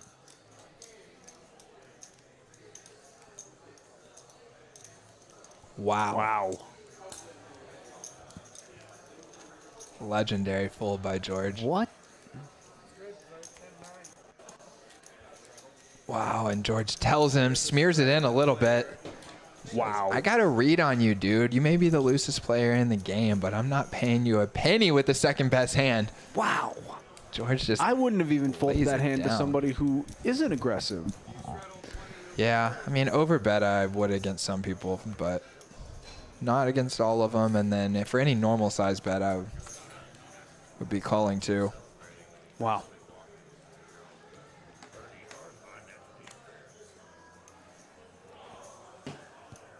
It's got to be like a little stinger for Nick, even though he won the pot. I know I was playing last night and a guy made a hero fold against me. Super hero fold. Folded a full house. How did that make you feel? Man, you feel like you got soul owned.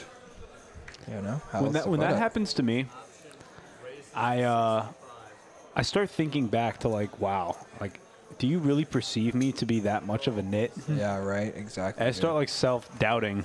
Exactly. Like, wow. Especially if it's somebody who I'm playing with that I didn't deem to be like a strong player. And then they do something like that to me. I'm just sitting there like, is it that obvious? Like, wow. This one was Jack 4-4. Jack 4-4 on the flop. I've got Ace 4 trips, Ace kicker. He's got Jack 4, so he flops a boat. Turns an ace. I should stack this guy. Every time.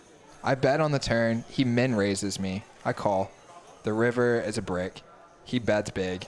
I raise, and he folds, and says, "I think you got Ace 4." Oh. Gosh. Yeah, how does that feel? You didn't show it to him, did you? Not at the time, but he's a really good guy. I've played with at WinStar many times, so before I left, I told him that it was a great fold. Wow.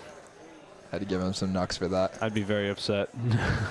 Yeah, I was like, what? He folded it face up? Face up. What did you even do? You just like... It's just like, wow. I mean, at the time, I was like, I'm not going to tell you right now what I had. Yeah, but like... He's like, wow. I'd like to know. You know, gentle old guy. And had to tell him later on. Yeah, that's understandable. I feel like when people make big folds face up to me like that, I just always like... I think it's pretty imbalanced because if I have a bluff, I always show them. Yeah. Because I'm just like, someone's made big folds to me before when I've had a bluff, and I'm just like, pfft, and I show them. He But did say that he thought it was possible I could try to bluff him sometimes, but he just couldn't make up any other like value hands that he thinks I would raise like that with on the end, which is sort of true. There was one other one. If I had the 6 that hit on the end and had 6-4, I'd probably raise with a worse full house than his, but Yeah. yeah. Great fold, Mr. Steve. Shout out to you. And we got a big pot right here as Regis makes top trips. That is trip aces, and Nick 6 has a deuce. Looks like he bet 150 and is now getting raised. Yeah, nah. I would hate to try and predict what he might do, but I once again have spoilers. Because I keep walking outside of the booth. yeah, I gotcha.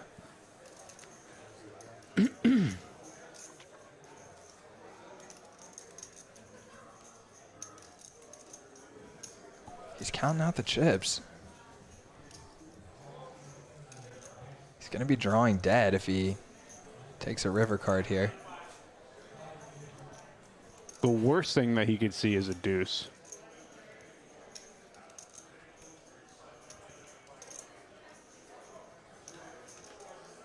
Man, I just want him to fold. Being able to see the cards. Save it for a better spot, Nick.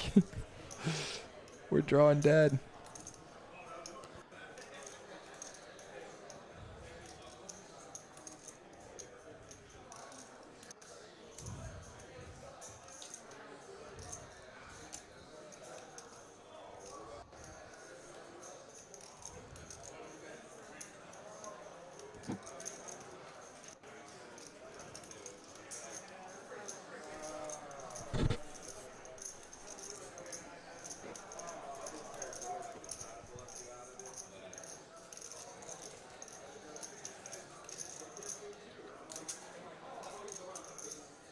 The suspense is growing. Yeah. It looks like he's going to put it in. Yeah, it's just going to call. And it's just hard to imagine this going any way that's good for him. I don't think Regis is folding trip aces at any point. And he's only got $700 left. He's drawing dead. So it's just going to be a matter of whether he puts in some more. Oh, no. Oh, boy. What the? Oh, boy. Oh, and he rips it in. Regis says, oh, I guess we're chopping. I call. I'm surprised Regis is even asking for a count. Feels like a little bit of a slow roll. I think it is. I think they have a history. Yeah. Is that what he's doing? I think he's slow rolling. Is he slow rolling? Oh, my gosh. Let's go. Savage Sunday. Regis going into the tank with the nuts. Well, not the nuts. He can't beat ace-9, but essentially the nuts. Can't beat pocket deuces. To be fair, when I said I have spoilers, I said a deuce would be bad. I did not know that the river actually came a deuce. I assumed you did. No, I did not. I did not know that it came a deuce. That's just crazy that I was predicting it. And Regis calls, takes his sweet time. Nick says full house, which he thinks is pretty good at that point. Of course he would think that. At this point, he's taking forever. I swear, Regis, if I flop quads, you'd flop 5 freaking cards.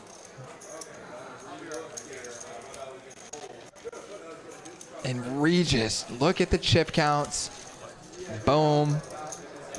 Swipe over to here as Regis is now up $2.3 thousand. An epic hand right there.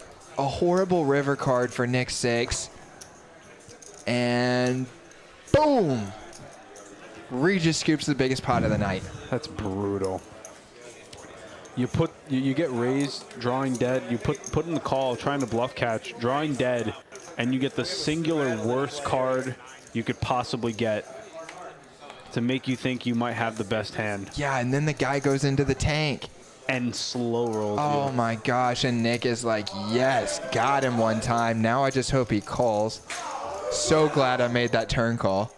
And then next thing he knows, he's having to say, I'll be right back.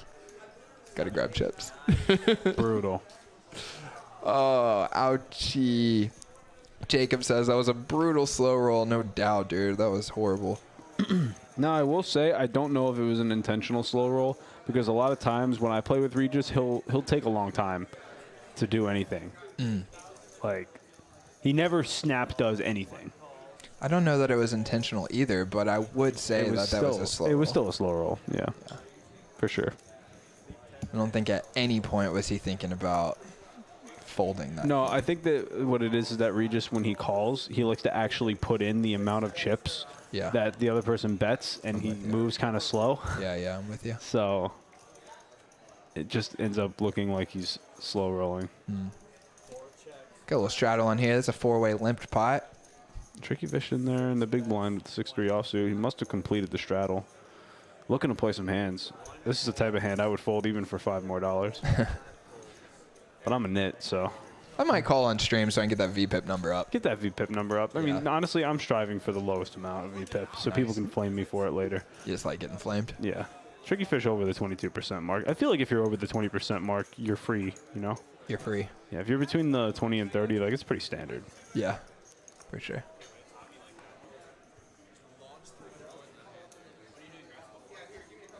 Do you put any carrot all into this number? The PFR? Yeah. I do. But only I mean, in recently. terms of like what people think on the stream. I never hear anyone talk about it. No one so, ever talks about it, but Yeah. I would like it to be close to my VPIP number. Not maybe like no less than half of it. No less than half of my VPIP number. Yes, in the 8, in the 8. Yes. We're allowing it. I mean, it just depends though. In a game like this, like you can make adjustments that are profitable to be just passive. You can play really, really profitable passive poker in a lineup like this. For sure, dude. I agree with you totally. And don't put too much stock at all into those numbers over any one session. Oh, of course, yeah, because it's going to be card distribution. I mean, that too, but even just my style is going to change dramatically depending on the lineup, like you said. So Yeah. sometimes there will be a pretty large gap between the two numbers, and sometimes they'll be close together, and sometimes they'll be 30%, and sometimes they'll be 15. Sometimes even higher than 30, maybe. Not in a lineup like this, but there's definitely been times where it felt like it was okay to play And typically dang near half your hands. Typically, yeah, when I play with people who are just not ever 3-betting, sometimes I'll widen up. Yeah. And I'll play a lot of hands.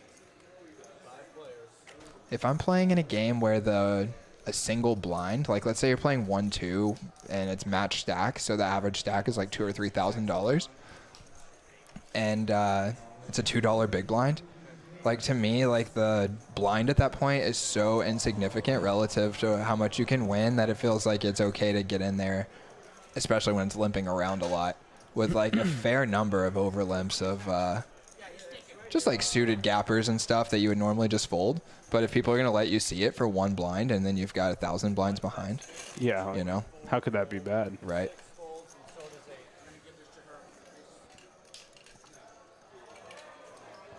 Nick 6 back in the mix. Oh, yeah. Regis coloring up his chips. Yeah, Regis is going to have a beautiful Christmas tree stack building there. Looks like he's going to have about 4 or 5 stacks of green in front of him. He's been killing the live stream. Yes, he has. It's no wonder he plays every day. This is his own personal printing ground. Up 2.3K already in this one. We've been going about an hour and a half, guys. Maybe a little bit more. And Regis on a 4K stack, even more than I thought. So, yeah, he's probably going to have about 6 or 7 of those green stacks.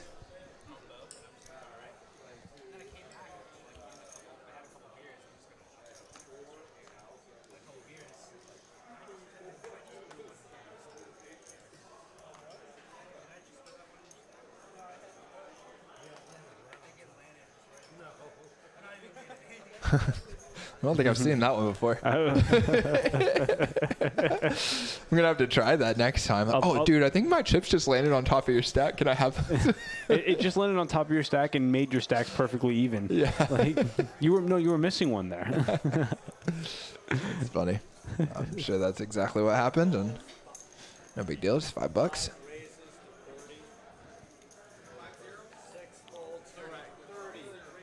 Alex J hitting us with the subscription. Love that.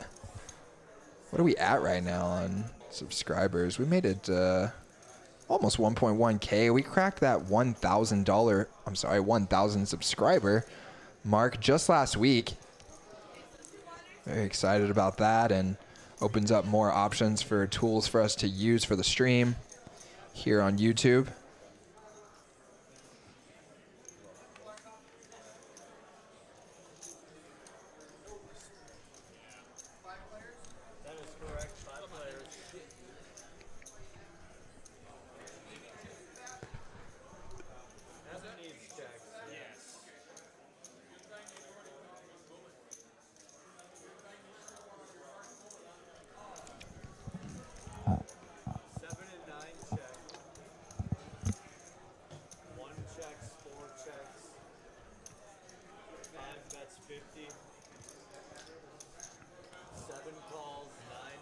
George's the only one with a pair here.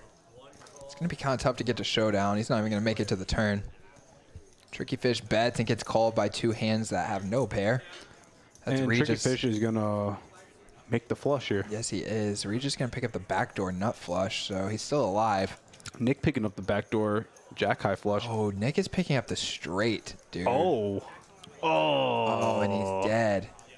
Oh, no. no. He's got Yeah. the jack high flush Oh, and he's redraw. counting out a big bet. Oh. Oh, it's agony, overbetting. dude. It's absolute agony. Oh, I man. actually, when I stepped out to use the restroom, I actually saw Nick at the ATM. Oh, And, no, dude. And I think this is after he comes back from the ATM, so it looks like he might be making another trip. That's brutal.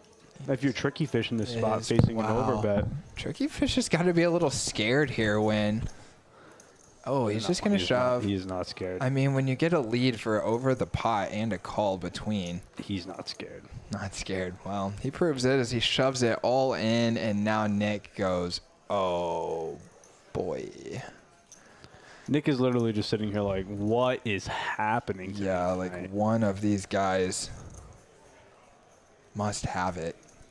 But he's got a straight. He does have a straight, and he's got the jack of spades. If he calls here, he won't be dead because Regis will likely fold. He's all in. He's all in. And now if Regis folds, he has outs. But Regis... That's a great point, John. But Regis is... I wouldn't be surprised to see Regis call. Yeah, that's what I'm wondering. It's 1,000 to call. He's actually getting very close to the price he needs. He's got 17%, which is a little bit... Not quite getting the price. Not but quite, but it is very close, and we know Regis likes to play. And he's got a monster stack, and if he was to scoop this one... He folds it. He folds, and so Nick's going to take over that 17% equity. Looks like they're doing it twice. Yeah, and he's got a shot. He's going to go from literally drawing dead to maybe winning half this pot. Needs a spade. Oh, and he bricks. And Tricky Fish. Man. Oh, boy. And Nick has only been back at the table for 1 hand. Was that the first hand back? That was the first hand back. Dang, dude. That is brutal. Yeah, pop up those winnings. It's not even going to say it because he got stacked. And Tricky Fish. Tricky Fish takes over the Tricky lead. Fish playing the 7-3 spades. Yeah, and he takes over the lead not only in chip count, but also in cumulative winnings over the course of the evening. And like we told you, we're only about halfway through tonight, guys. We're going to have 2 hours left here. Go until 10 p.m. That is brutal. Yeah, it is. And Tricky Fish enjoying one of the best moments in a poker player's life, which is watching the dealer count down the other player's stacks and then ship them over to you. I had quite a bit of that happening today in my session before I came here. Yeah, no. And I can tell you, Yeah. it is one of yeah. the best feelings in the world. Oh, yeah. You know what's even better? When the person covers you and they're counting down your stack. Yeah, and you're getting the full double. The full double. And Nick 6. He's up out of his seat again. Is he coming back with more chips? We'll have to sweat that. Unless we're doing 2 big with a small, no, just 1 big. I can confirm nor deny if Nick is still playing or not. But that was a brutal one for him. That was crazy, dude.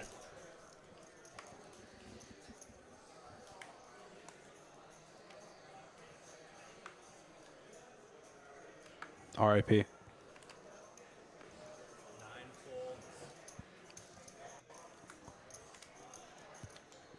Looks like they got a little Cane's order out there.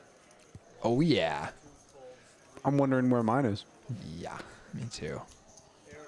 I did steal a French fry from the boy, but Really? I did. No French fry for your boy, huh? I didn't want to be greedy. I walked up to the boy and I said, "Is this yours?" He said, "Yeah." And I said, "I'm stealing a fry," as I was stealing the fry. Ooh. Didn't even ask. No, Although I guess it's not much of stealing if you ask. exactly. How can you steal with permission? Fair enough. We'll see if that affects his game tonight. Being robbed. It's been quiet tonight. Yeah, he has. But Nick 6 was driving all of the action, and it's hard to have multiple people driving the action at the same time. Jack's sitting on $900, the shortest stack. I thought he had won that big pot earlier. No, he lost a couple of small ones after that. But yeah, he's still down about $450. Nothing that can't be made up for in literally one hand at this table. Oh, yeah. And we're going to have some action here. You see those first two cards dealt out are queens. Regis' stack is almost certainly not correct. Yeah.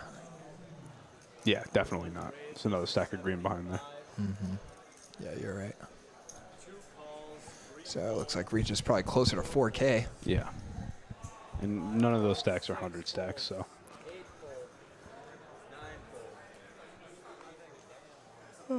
Oh, man. And he picks up queens.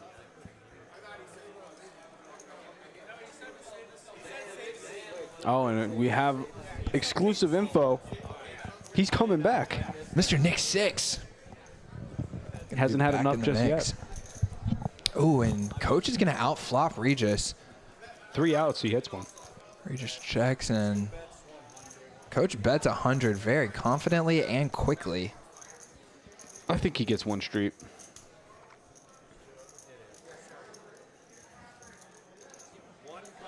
He does. And if it goes check, check, he might get one more on the end. It does. Oh, I thought it was a queen for a second. Now it's going to be tough for him to get one, but It's going to be very tough. Go check, check again. check, check. Lets him off the hook. Not that he would have gotten any more, but interesting. I think I bet turn here. Check back river. Makes I might sense. not even check back river against Regis. Might be a 3 street value hand against Regis. Little 3-streeter. I'm with you there. That makes sense to me. There's a straddle in play. Eric straddle. Renee chiming in here saying Nick was gunning for Regis since before the stream even started. Those two do have quite the dynamic and history between them. And just digging the graphics. These are way more legible than last week. Okay. They are legible for sure. They're just Appreciate not that, as Renee. they're just not as unique. Yeah, that's catchy. I hadn't even noticed them since we started. He says the worst card in the deck for Nick. Yeah, no doubt, dude. That's brutal. Brings him the straight. He did end up cleaning up some equity to give himself some outs. For Brought sure. himself back to life. He did bring himself back to life. You don't see that very often, actually, where you're completely dead and then alive again. Although I guess you don't really know because that means someone else folded. So Yeah.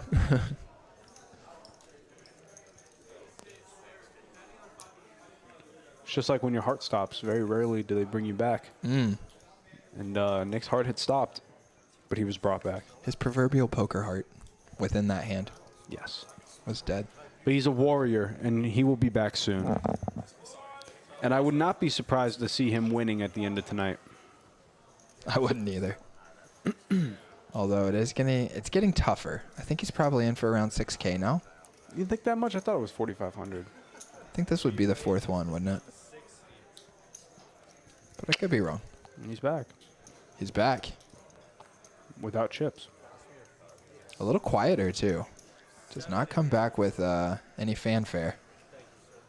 I think there's a certain point where the fanfare stops. We're all human after all.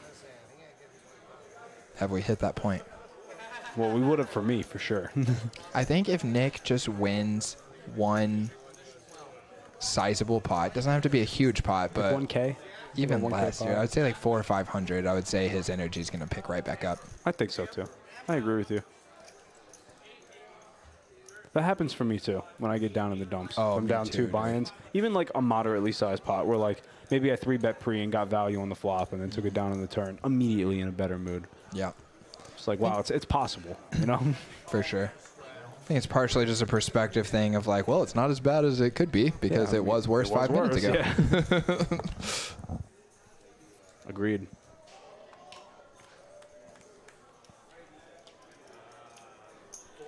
You guys keep hitting us in the chat box. Love interacting with the chat. Say that all the time. And let us know if you want us to bring anyone in. Briefly consider bringing in Tricky Fish there for that huge scoop of a pot that he had against Nick, but just seemed a little bit too standard for him to make the flush and get it in. Yeah. I would say there's really nothing to discuss there. Just like, well, I made the flush and he led into me, so I thought he had a good hand, so I put the money in.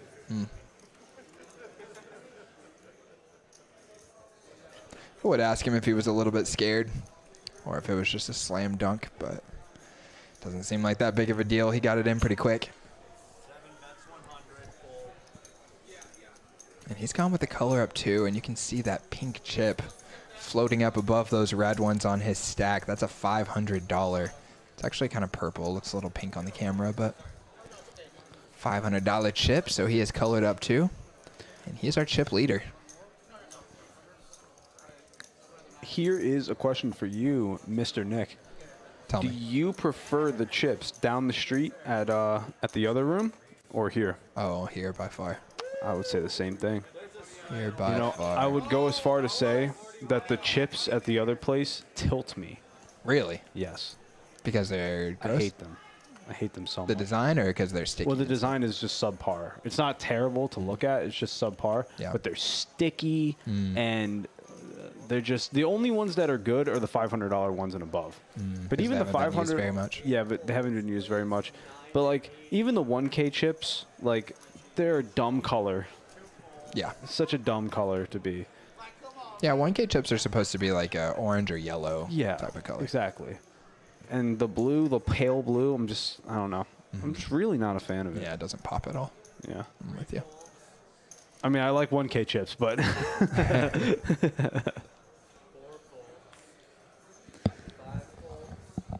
but all the other chips are just so sticky, like, and you see people all the time over there like smacking their chips onto the table to try to get them to separate. Just gotta clean them a little bit more. Never have that issue over here. So Jello opens there and it folds around. We did have a couple of players up from the table there in the 1 and 2 seat. That's Regis and Coach. But haven't seen many hands just fold around. What did Jello have? He had ace-10 off. Nick had 7-3 off in the big blind and decided just to let it go.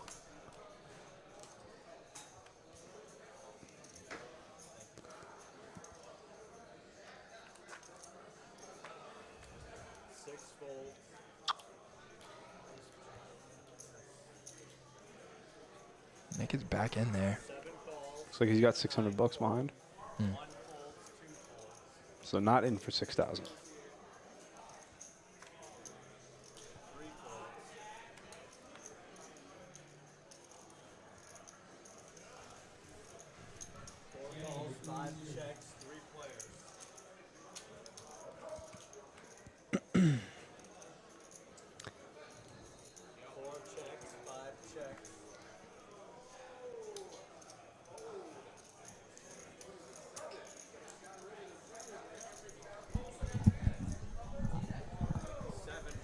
Nothing really going on for anybody here in this hand. No, Tricky Fish has the best hand with bottom pair right now. Thought Nick 6 might make a play at it on the flop, but decides not to. And $10 bet's gonna take it down. Yep, I like that little stabbing bet right there. Makes sense to I me. knew that this was gonna come from the chat at some point, but Alexander J says, SR is a nit.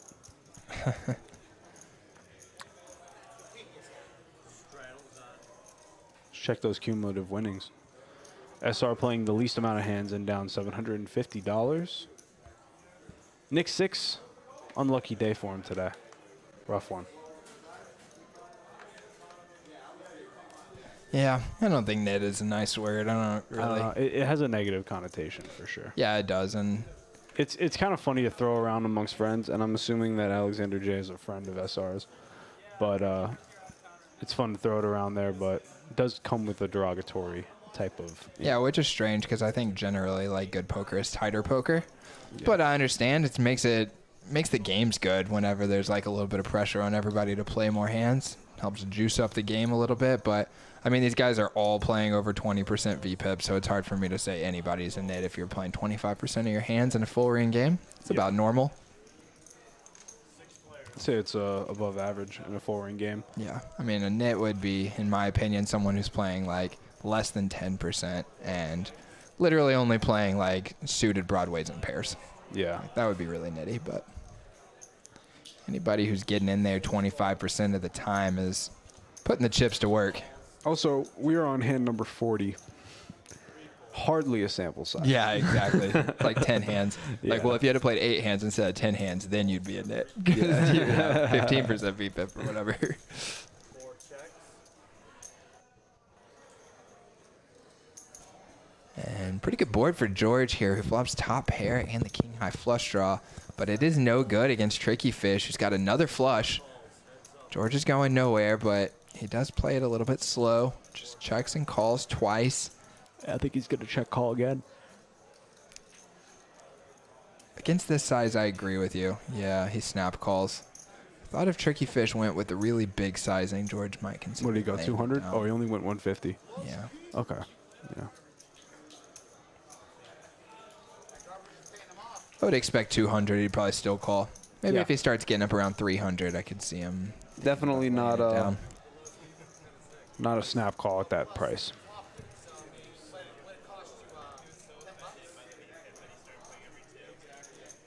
I actually agree with what Alex is saying right now in the chat. I would actually prefer live to be 6-handed, but that's just not feasible. So much wasted space. The card rooms would never do something like that.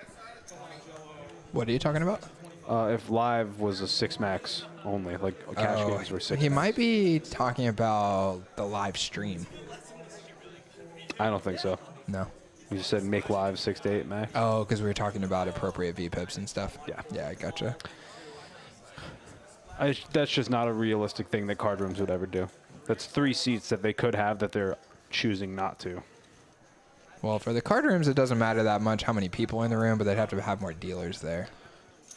I mean, if they've got... No, I mean, like, say, like, at TCH, if the room is filled up, all the tables are being used, but they're all 6 max. Yeah, yeah, if your tables are full, for sure.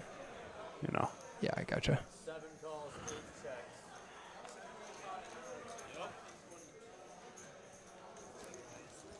There are 7 players.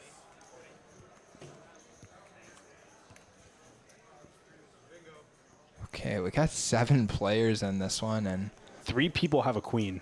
yeah, dude, I think this was a double straddle pot. So this was 7 players for $20 each. Tricky Fish going to lead into 7 people with the queen. He's got the best hand. That he does. Nick 6 might get himself in some more trouble here. I bet George is going to get away from this. No, not for 1 bet, not for 30. Not but for $30. probably on the turn. What is a boy calling with here? If there's another bet, this actually might just check around here. The boy's going to get a chance to hit 2 pair. Because he calls with jack high and backdoors on the flop. Yeah, I think he's itching to get in a pot. That's what that says to me. And now he improves. Nick 6 leads. Now, the boy is in a very interesting, I mean, not interesting at all, actually. He's just in a very sucky spot here. Because he floats so light on the flop. And then... Told you George is going to fold. And now he turns a pair and faces more aggression. And he's just... How could he be good?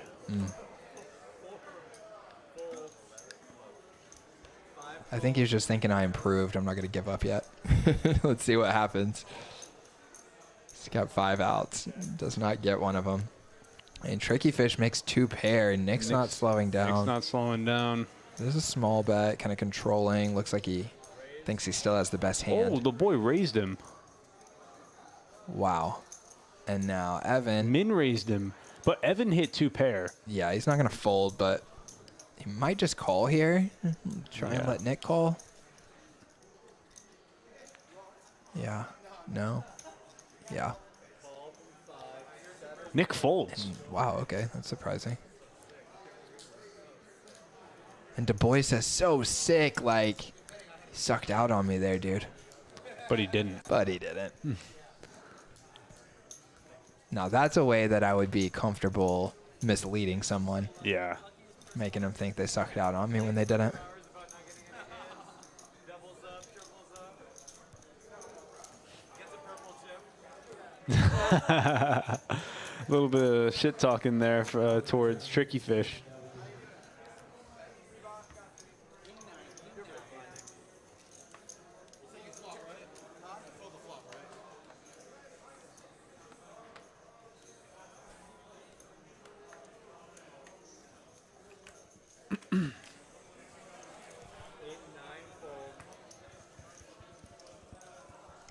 Getting some strong opinions here in the chat.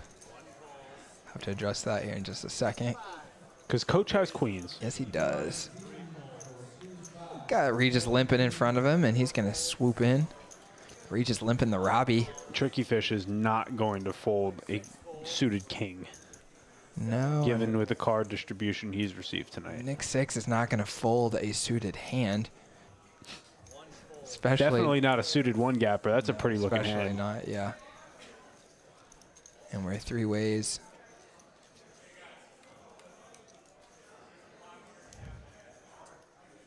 It's a gutter for Nick. He's going to flop the gutter. Great board for Coach. I would love to see him hit a 5 and win a big pot right here. You know, I would as well. He may What not about get the- the what about chance. the- I think Coach is going to just blast it. I think Coach is probably going to go like 150 or something here. 100. Snap fold and Nick going to continue. Needs a 5. I don't think he's getting Coach off this hand any other way. Gets a 6. More Yeah. outs. Gives him a chance. Coach betting a little bit smaller than I would have expected. I would have thought on this scary board he would be just like, Certainly getting the price to continue here.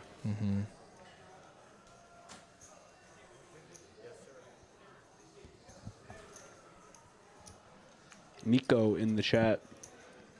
Jack 5 versus Queen 10 on that flop. Neither player could do anything about it. What a setup. Nick checks. Coach just checks it back. Wow. Very, very safe from Coach there. Yeah, Nick's seeing more of his chips getting shipped across the table. He's only got $70 back now, but it's going to take a heroic comeback. Would love to see it. I think it would be absolutely epic if he was able to spin $70 back up to, he's in for a little over 4K.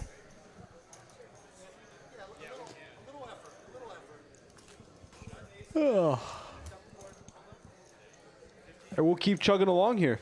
Make sure you guys hit that like button if you haven't already. We like to see the discussion in the chat.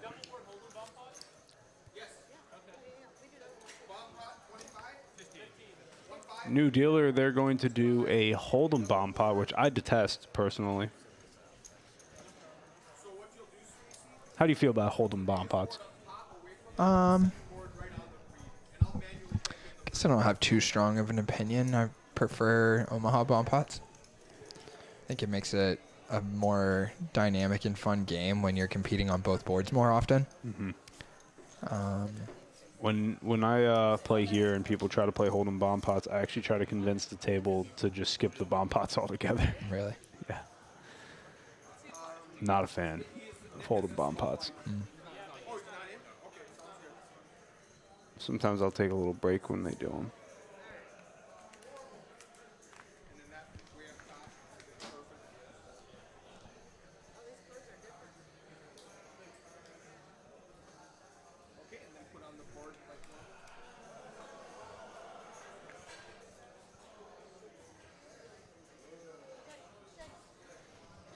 See if anybody has an ace or an 8 here. It's going to be 2 key cards to look for.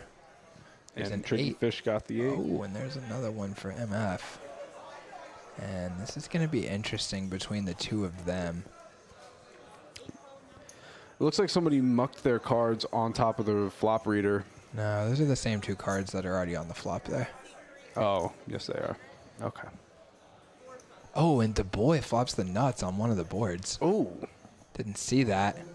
So he's kind of got a lock on that half of the board. It looks like an actual lock. Yeah. 50% equity. You and would the have to other go- 2 guys. You're sharing the equity of the other board, and Tricky Fish has the short end of it. It would have to go 5-6. Would the Tricky Fish just fold the 8? Yeah, that was kind of epic. What? How did that happen? Maybe we were missing the turns or something here, because What? looks like it was maybe bet, call, raise, and then Tricky Fish folds. Something's got to be wrong.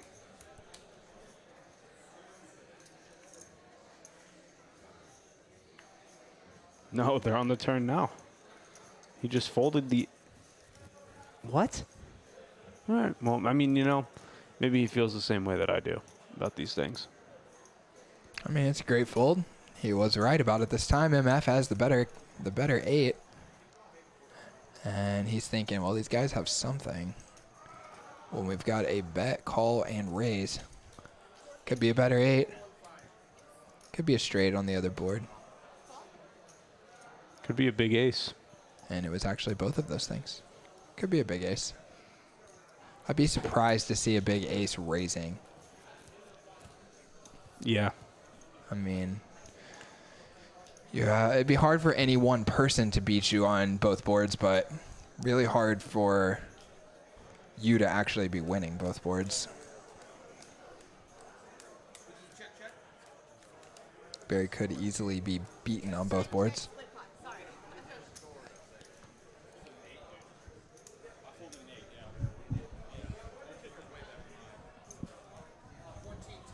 Well done, Tricky Fish. Well done, Tricky Fish, and Du Bois is able to get to showdown here, which could have been a little scary as it comes out a paired board and a heart on the end, but looks like MF lets him get to showdown. They're going to chop that pot up. Looks like Nick is up from his seat. Could he possibly be bringing in reinforcements? More ammunition to fire with.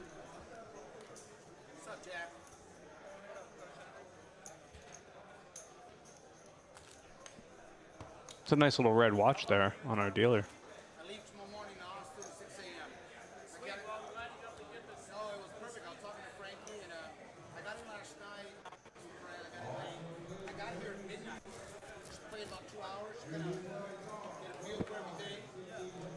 Okay, Alex is offering up a pretty good idea right here about crazy pineapple bomb pots. You can see that being pretty fun.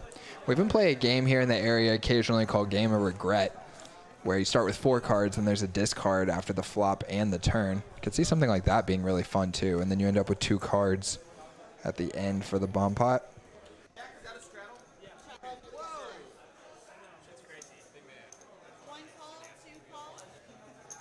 Appreciate that idea, Alex. That is a pretty good one.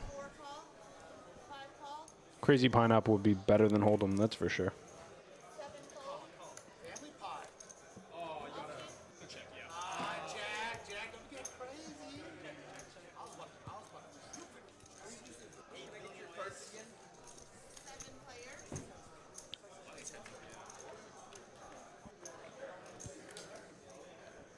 Is this another bomb pot?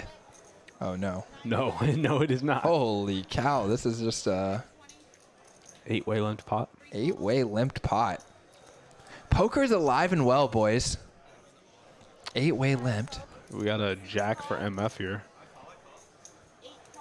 But it is Coach betting with King High. We got Jack and SR both with a 5 here. And the boy with a 3. And Regis with a pair of 4s. Little bit of something for everybody. Queen could be an action killer. The best hand out there now is MF with second pair. But Coach is still bringing the heat. He's going to come again as he turns a gutter. And that's a good card to get people off their hand, but It would be, but the boy picks up a flush draw to go along with this pair. and MF's not going anywhere. And Regis is not going anywhere. Regis knows that he can still hit a 4 and have it be live. He can't hit the 4 spades. He's got the 4 spades. Jack's going to be the best hand. Yeah, and if Coach comes again, he might win. He's dead. If it goes to showdown. Does he have The cojones, he does not. does not. He stretches the neck there and thinks about it without really thinking about it. I think I've seen that move before. Oh, I could bluff all of you guys, but I'm just going to let you win this time. And MF, lucky enough to get it to check around, gets to go to showdown and scoops a nice little pot there with second pair.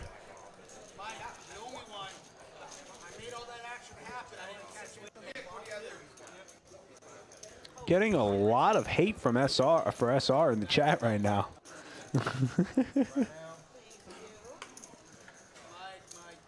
I mean, I don't even agree with it, so I'm not gonna indulge that. I don't think it's fair to assess someone like that after 40 hands of play. I just have to assume that these people know him. Yeah, I don't know. Maybe.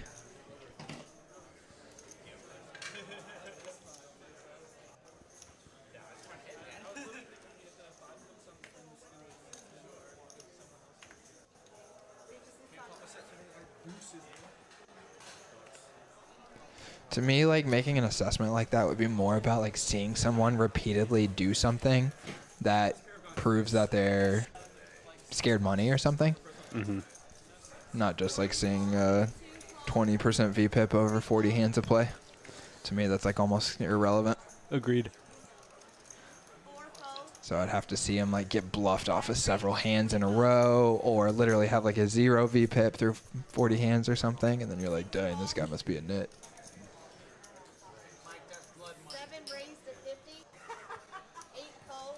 Regis with my favorite hand. Oh, yeah. Jack's Ace King does not stand a chance. Ace King! I have to say Ace King might be my favorite hand. Yeah? I mean, it's the hand that's probably the most fun to play. You can play it in so many different ways. Drop it into a bunch of different buckets that can balance your ranges. I don't know about you, but I'm limp cold 4ing 10-8 suited. Well, I'm limp cold 4ing Ace King offsuit. Let's see who does better. And it looks like Jello doesn't need to limp this time. He's in the big blind, but he does get the opportunity to 4-bet. It's going to be against Nick. Nick has reloaded, so he's back in for 1,000. And it goes... I am so disappointed right now, Nick. That Regis is out of there? How did Regis fold the 10-8? I know. It was only $200. And he knows Nick's going to call behind him. Oh, man. Like, he's going to hit. Did he have clubs? Did he have clubs? No, he had spades. Whoa. Whoa. Yeah. Some serious bad vibes coming off of that flop. No doubt. No doubt. Not today, Satan. Get out of here. Oh, Nick. You're not welcome in this place. Oh, no, Nick. He's not going away for one bet. No.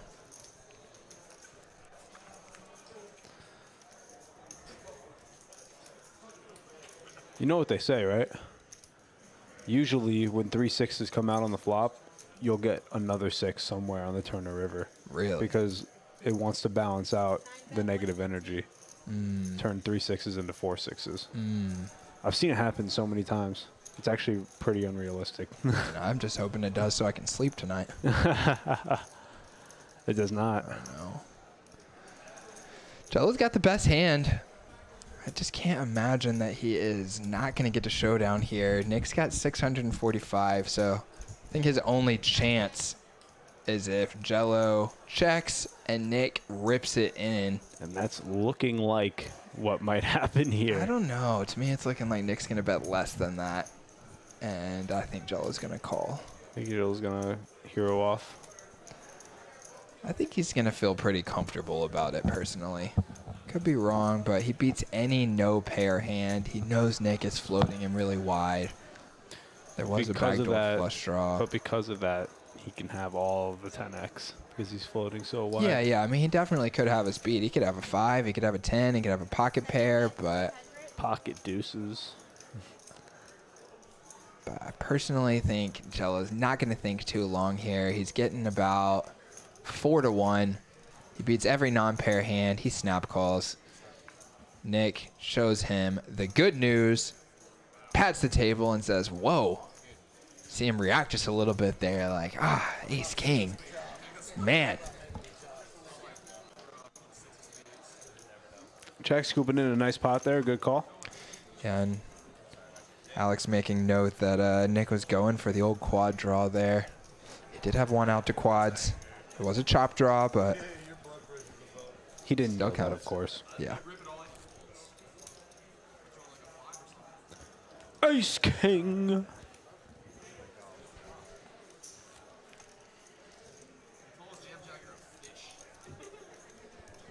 Kai making note that P.O. Solver really likes to do a lot of cold calling with weak suited 2 gappers. Great point, Kai. That's what I studied as well, buddy. Looks like the pizza has arrived. Uh-oh. Woodley has entered the chat. Oh, boy. Woodley has entered the chat and fired a shot immediately at Nick.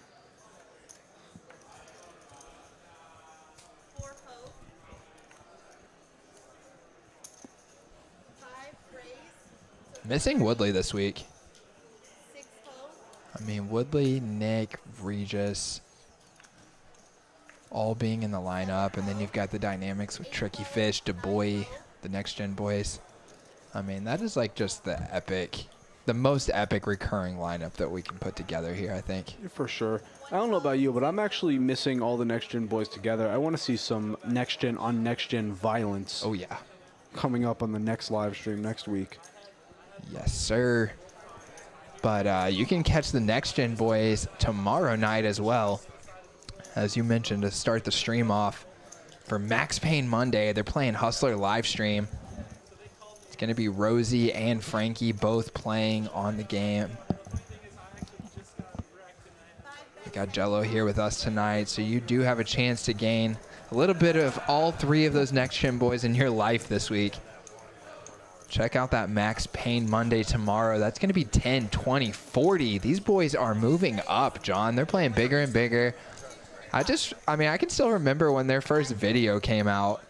I would see them around town playing at the Hideaway. And remember those videos where they were saying basically that they were new to poker. Mm-hmm. They were just making the videos for fun, playing 1-2, yes. Playing the smallest game available in the room. Driving up to Choctaw Casino. I think that's where the first couple of videos happened. That was the first ever video. First ever video. And here we are, like less than 2 years later, and these guys are taking over the poker world, have their own live stream, are playing huge, playing 10, 20, 40 on Hustler. I mean, that is a meteoric ascent. Meteoric ascent, especially on YouTube. Going from 0 subscribers to almost 200,000. And I'm very happy to be along the ride with them for that. Oh, yeah, because John here edits those vlogs. If you watch any of those shorts or vlogs that the Next Gen boys put out on YouTube, TikTok, he is the man behind the computer making that happen. I think there's a contribution from all of the boys, but John here has taken the bulk of the time required to do those vlogs. Is that right? They're not easy. Yeah. It takes a long time. How long would you say that it takes for you to put together one of those? Like a 15-minute video? The live stream vlogs are a lot easier because the graphics are already on the screen. Sure. When I actually have to put the graphics on, anywhere from it's probably 8 hours. 8 hours, yeah. Yeah. Yeah, and that is with a refined process and having done it many times. It used to take me almost 20 hours. Yeah. Yeah. Now I've got templates and stuff like that. It still takes 8 hours. For sure. For sure. I can imagine, and I'm sure that work is appreciated. You guys have done a great job building the channel. Yeah, I mean, at this point, it's really just like, feels like a team effort, you know? Nice.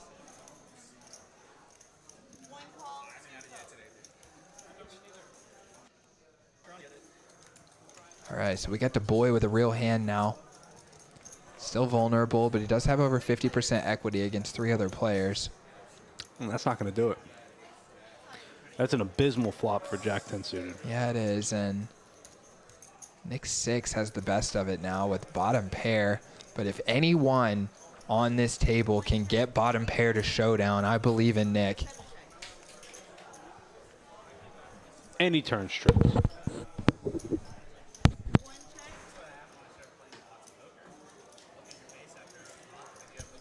Now he'll have no problem getting to showdown. No doubt.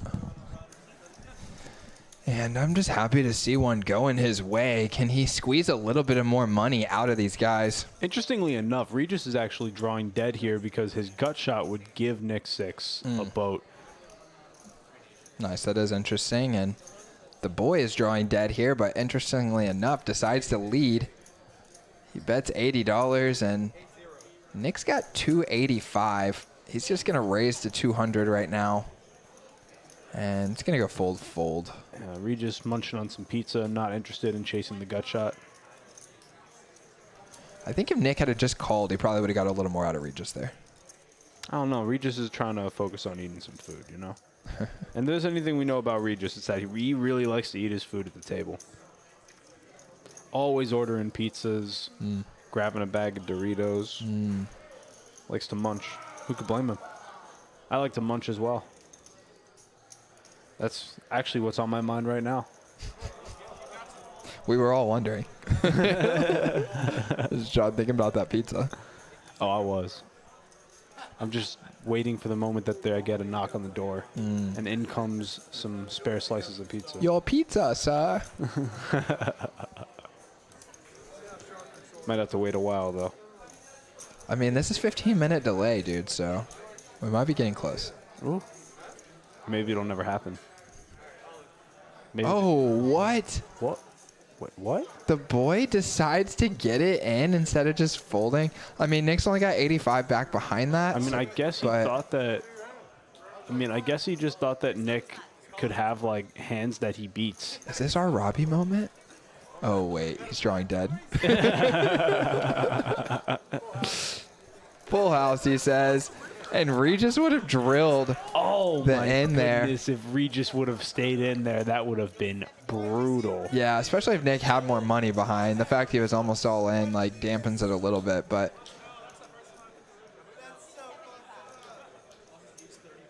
wow. We don't need aggression frequency up there. We need this. Boom. Cumulative winnings. Tricky Fish, 2,400, doing what he always does. Every single time that he comes in to sit down at the stream, it's actually ridiculous. So I was playing down the street with Tricky Fish yesterday, actually, sitting on his left. We actually played an interesting pot that I will tell you about later. Yeah. Don't want to bore these people with it. But he did end up getting stacked in one situation, not in my hand. And he always says, I run so bad over there. And it's so true. Every time he plays there, he loses thousands of dollars. At TCH? Yep. And every time that he plays here, he's just running it up. Wow. Yeah, I mean, he's sitting on a 4K stack right now. Biggest stack at the table by $1,000. This is like the 5th week in a row. No joke. Like really? The 5th week in a row that he's won over $2,000 in the stream. Poker's crazy. And the night is not over. Far from over, so. And we know with Tricky Fish that money is never on lockdown. We might look up here in an hour and he's got 8K or he is getting felted. Either one is possible.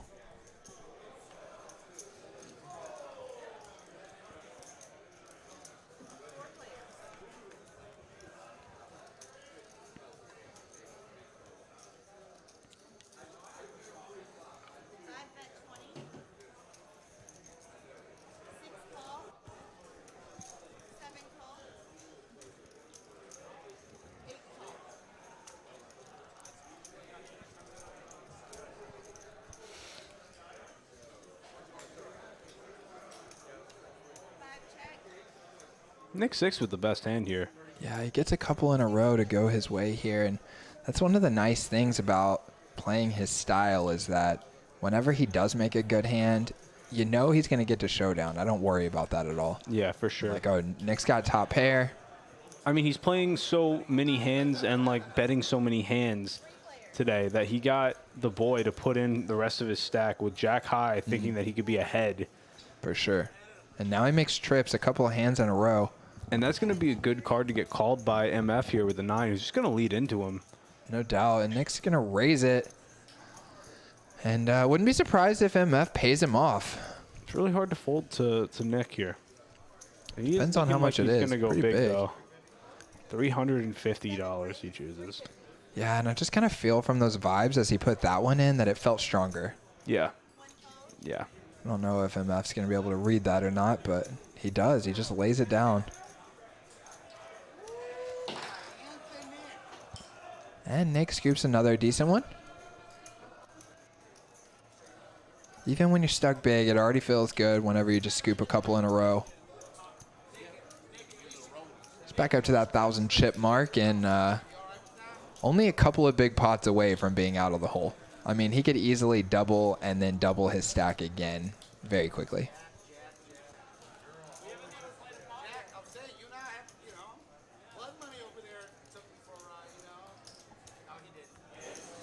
Sounds like Coach and Jack got a little chatter going back and forth between them.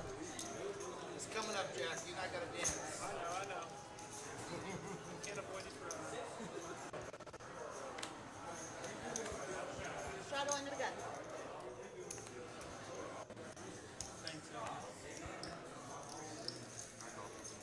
Six call. 7 call. 8 close. 9 close. 1 call. 2 raise to 30.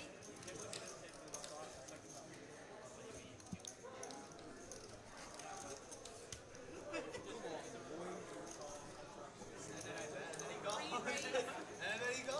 145. 4 foes. Oh, tricky fish with the 10-8 suited. You know he's going to be in there. I've had this talk with him so many times about how 10-8 suited just doesn't miss. No, what are you doing? We've got a What are raise you and a doing? 3-bet in front of him. There's no way. 145. I would actually, that actually surprised me. Oh, and Nick, a little bit of trash talk right there. Love that he can still find the heart for the trash talk when it's not going well. What did he say there? He said, well, I guess I'll call him paying him with his own money. Because he just doubled through the boy. That is funny. Looks like Da Boy has changed the name to The Boy. I wonder if that was his doing or... I'm pretty sure it was always Dub Boy. I don't think it was ever Dub Boy. Oh, I'm almost 100% positive it's been D.A. Boy. I'm almost 100% positive the other way. What? Yeah. Really? I'll have to go back and double check that. I'm like 100% positive, actually. We could ask him afterwards. I'm just going to look. Oh, man. I'm tripping if I'll that's... put money on it. It wasn't offsuit, Jacob. It was suited. That's even worse. Call. 2 calls. Twice. Same thing up top. Oh, they're all in. The boys got the flush draw. Nick 6 with top pair. Holy Oh. cow. No. Oh, no. Okay, they're going twice. Man. Brick and brick. Okay, so they're going to chop this up. Justice. We need justice for Nick. Got it in good.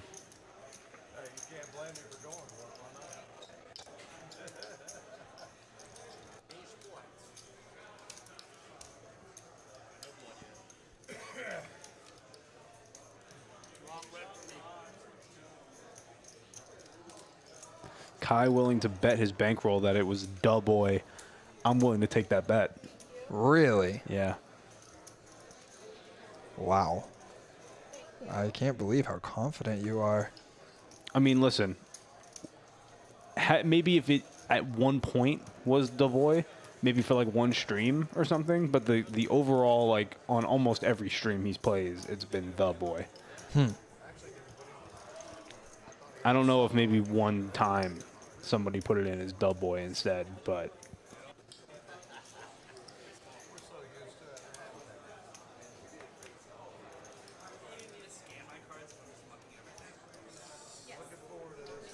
This one is the boy. was it the last one?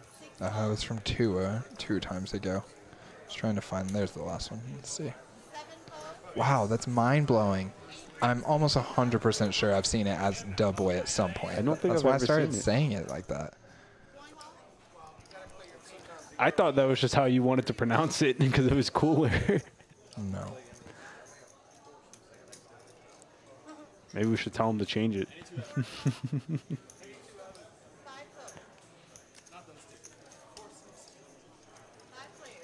So we've finally come to the conclusion that Nick Morgan was, in fact, tripping.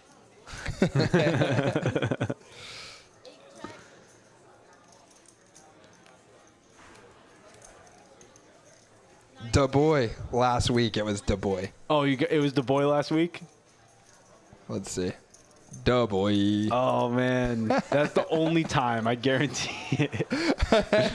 Just last week. Dang, that should have been the first one I looked at. That would have made my case so strong. I think that's the only outlier. Oh, boy. I mean, I feel like the first time I saw it, it was. And that's why I started calling it that, but I'm not sure. Not even sure which one he was on first. Let's go back and check it. That's hard to tell. But positive, it's been primarily the boy.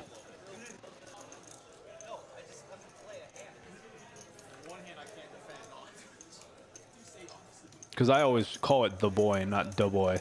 And I would have always said the boy otherwise. Fair enough. Fair enough. Well, the mystery is settled. Speaking of it, the boy is currently sitting up $16. A respectable hourly. Our big winner, Tricky Fish, followed behind Regis. Regis is second biggest winner right now. An absolute crusher. 8 fold, 7 fold, 8 fold, 9 fold,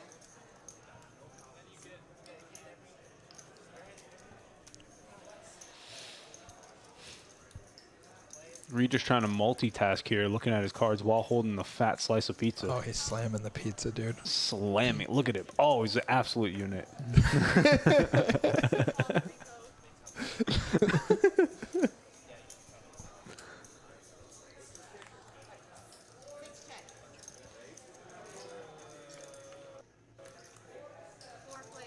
We got 60 of you guys hanging out with us in here. Make sure you hit the like button. check, 6 check, 2 check, 4 bet 20, We had our very own Eddie Bat fix the overhead mics for the stream so that the audio is clearer. Oh, yeah. and Drop a sounds like for great. that. Oh, yeah. I think if you listen hard enough, you can hear Regis munching on the pizza.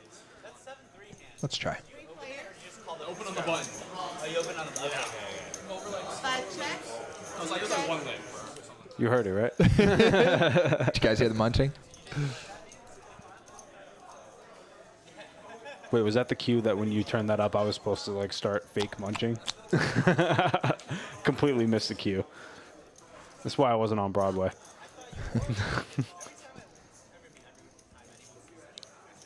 So George is going to hang around here. And he's right. Got a better kicker than you. And it plays.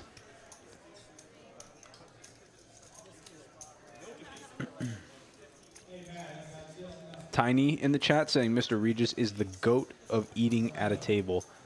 And that's true. It seems like every time that I play with Regis, he's munching on an assortment of foods. And he does it with grace.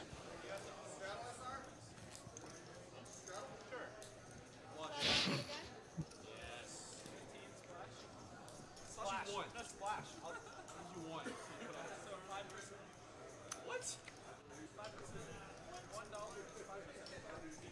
Oh, yeah, sure. Well, next time. 9 fold,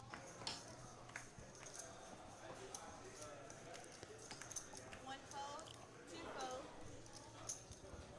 3 raise, 25, 4 fold, 5 fold, 6 fold, 7 call,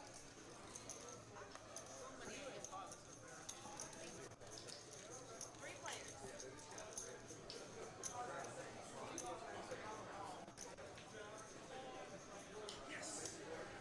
Send it back. It's going to be some Looks like they're, disappointment on this pot. Looks like they're doing some side bets on cards that come out on the flop. Side bets are very fun. I'm a big fan of side bets. 7 bet 100, Especially that last time we did a side bet in here. That was a fun side bet. I was just told side bets are not plus EV for old Nicky boy. That's what Tiny said in the chat there. You have to heed that warning. I think he's referencing Me getting smoked last time. smoked. SR was free rolling on the flop. It's just going to be a chop now. I don't think any player is going to fold their hand at any point. SR has absolutely nothing to do but call down.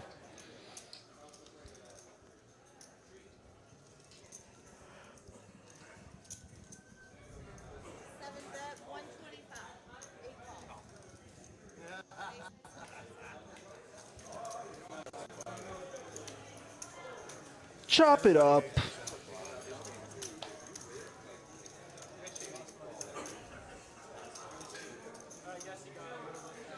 SR finds a hand he can play and chops it up. I'm sure he was thinking he was about to win a nice one.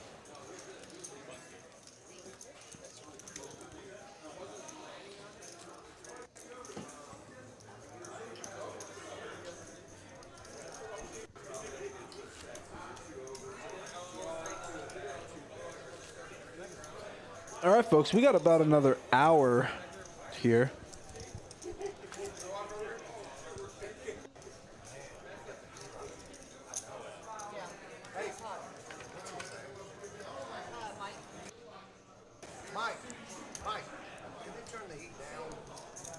I've had a couple of those little freezies tonight. Where the screen just freezes for a second.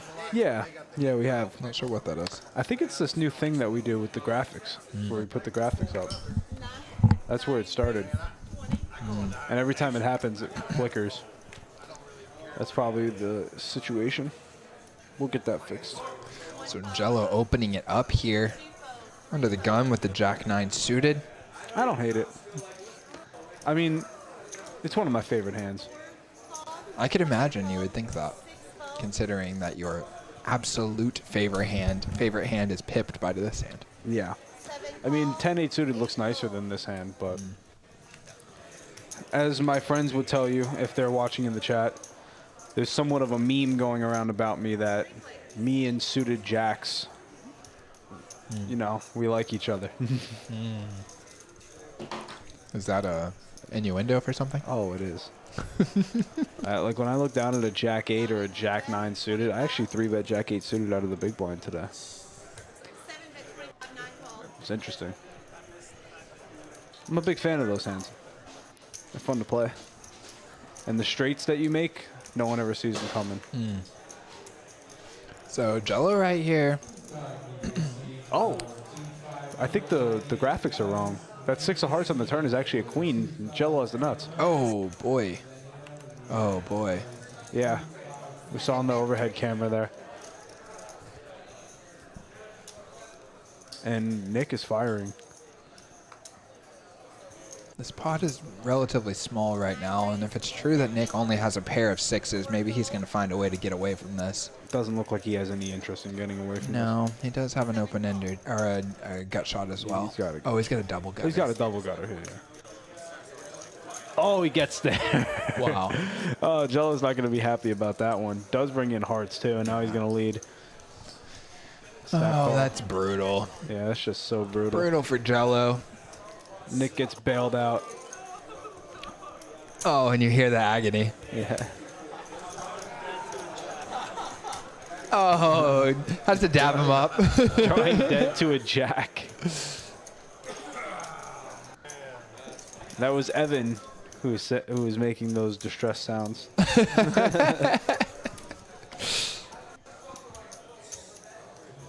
Tiny just reaffirming what I already knew, that Jack-9 suited is the best hand in the game.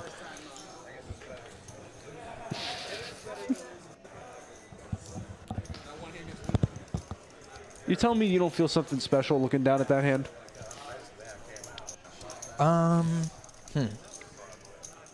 Jack-9 suited. Something special. No, I don't. Honestly, looking down at the Jack-9 of clubs or something like that, I get more excited with that hand than like Queen-10 of clubs. Is it the clubs? Is that part of the reason why? No. Oh, okay. You're just saying that you prefer that hand? Yeah. I mean, like, it just looks, it's just about the way it looks. You know? Yeah. I don't know. Yeah, and I mean Queen 9 or Jack 9 is starting to get away from interacting with like the opening ranges of the pre-flop aggressors. So Yes. kind of feel like you have your own lane a little bit. Yeah, and it just 10-8 even more so. It just feels. And that's why 10-8's my favorite. Like it really just feels like. I don't know. I just love it. I feel so like confident playing it.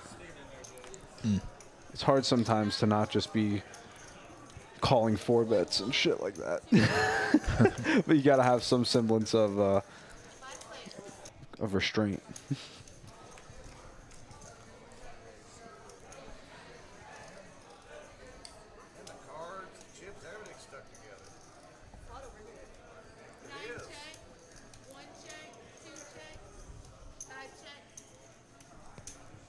And Nick has picked up a little bit of momentum here.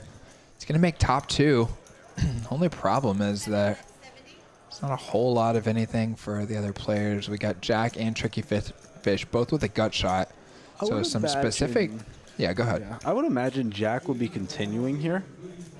Or because... No, he doesn't. It's because of all the people. tough, It's because of the people behind him. Kind of Tricky surprised they even Fish. called pre-flop with that, honestly. He was in the big blind. It was a race to 25. Yeah, that's true.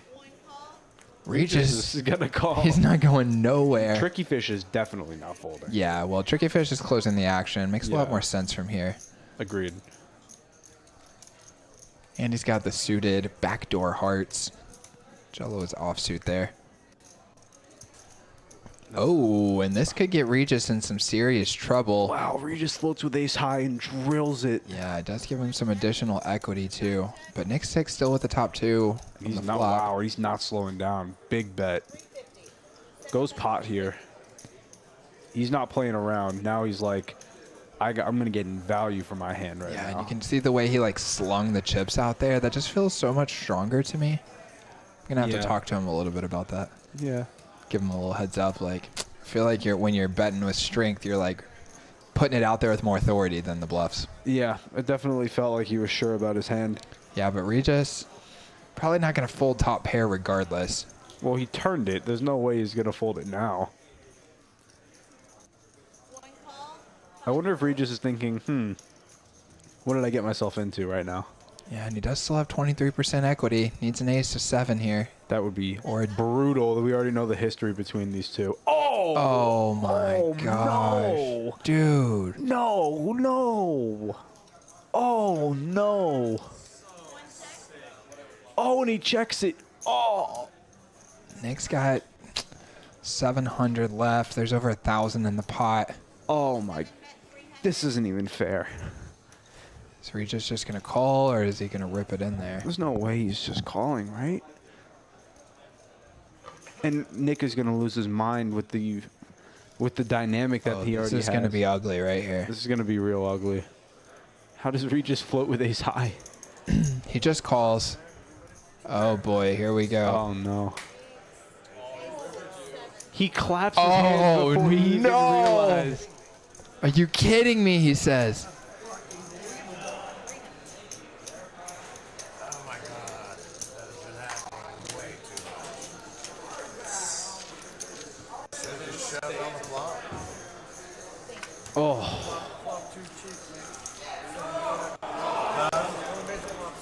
Well, I was trying to.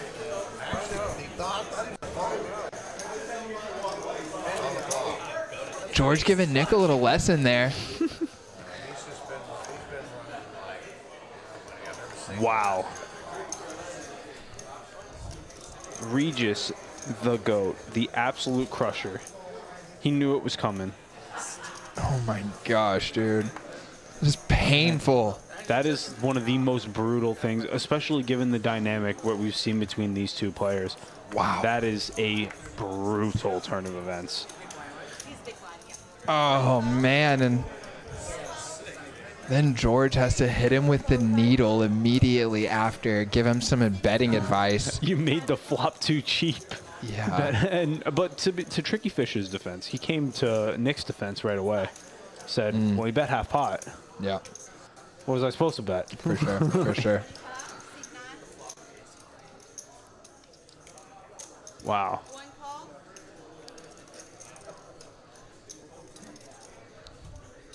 Regis quickly found out how wrong he was on the flop, but it doesn't matter in the end. Gets what he needs. Oh, and you see Nick shaking the head. The eyes are closed.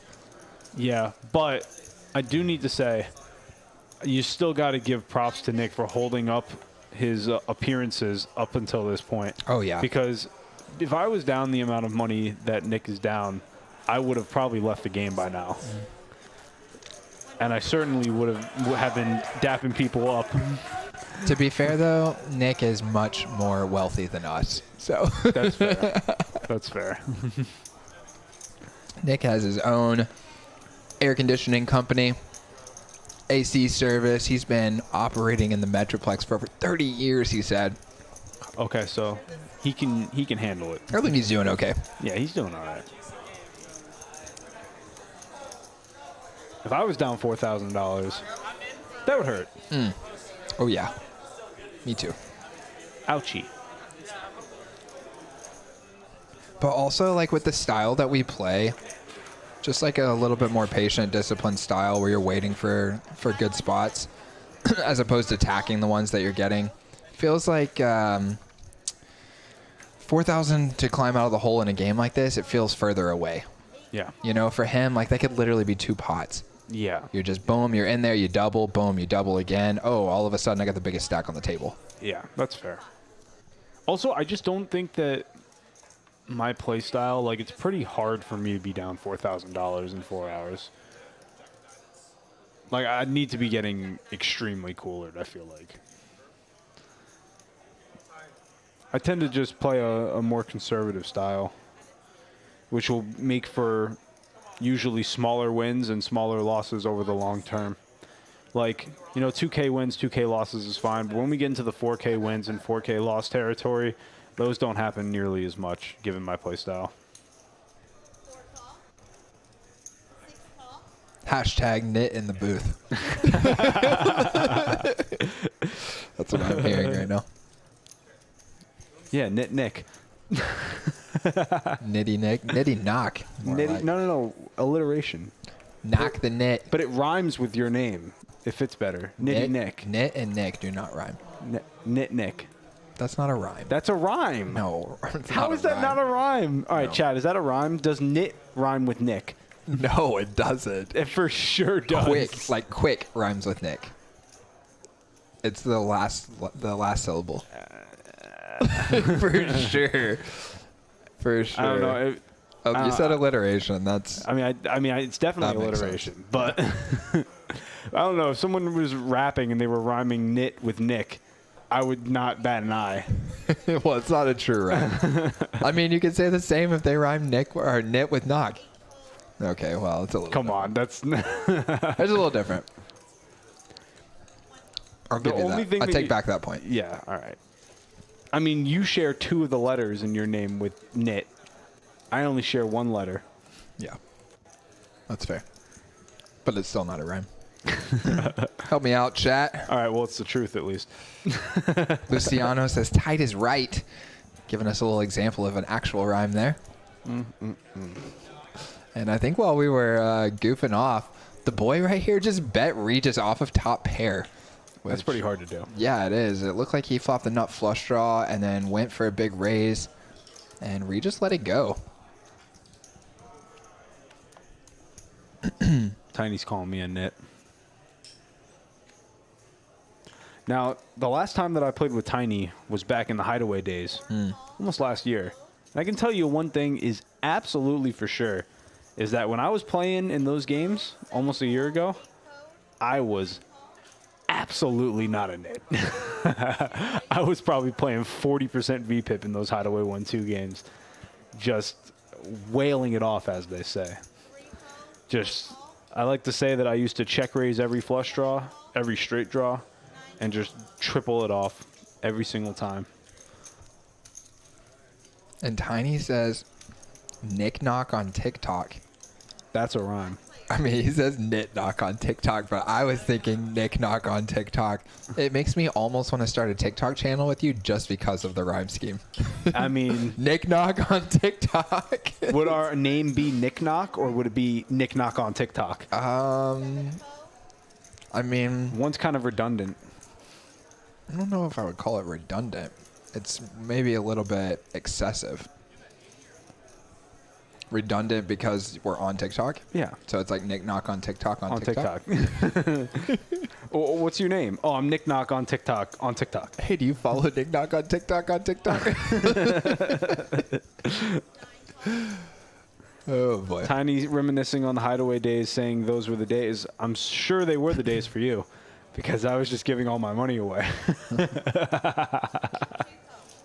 Dude, we've got George here, and he's got A set of deuces. Yeah, and remember the deuce that the two deuces he folded earlier would have made quads. And now Jello's got the flush draw against him. And Board pair's on the drawing turn, dead. so he's dead.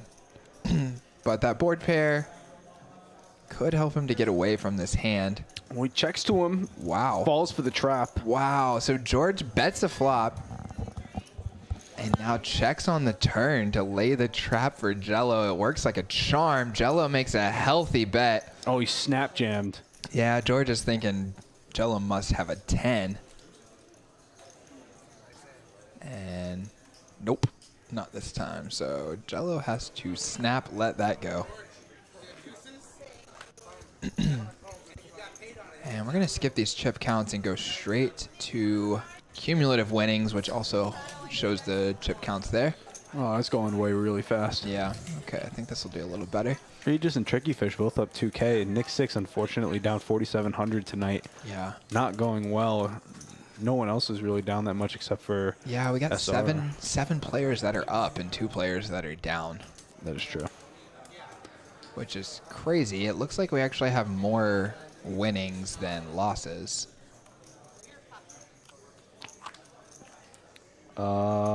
It does look like that is true.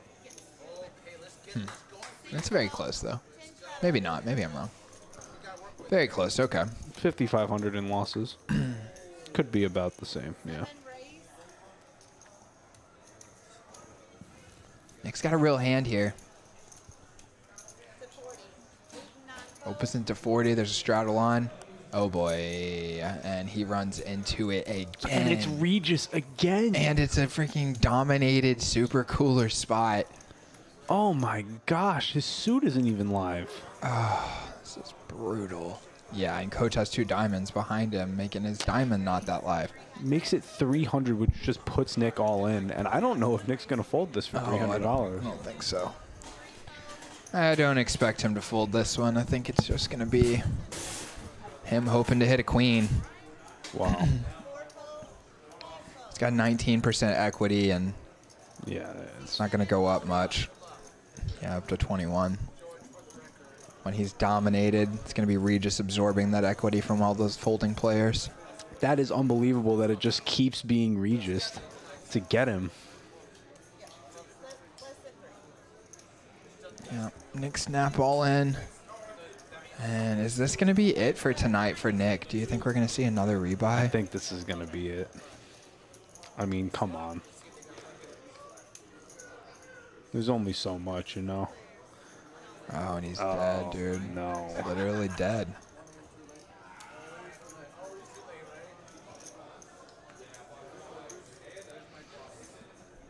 And we're just going to show him the bad news in his own time.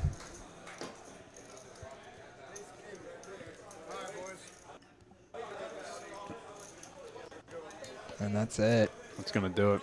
Poor Nick has a rough night. Really, really rough night. And he's going to be out of the mix. That was a rough one.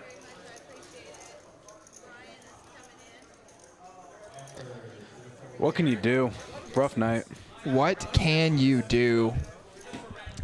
It's just Regis had his number tonight, and the way Nick's been sounding, sounds like he's been having his number for quite a while.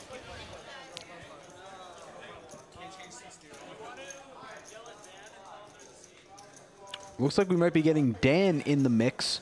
We've been waiting for a long time to have Dan on the Sunday stream. I wonder if they're talking about the same Dan that I'm thinking of.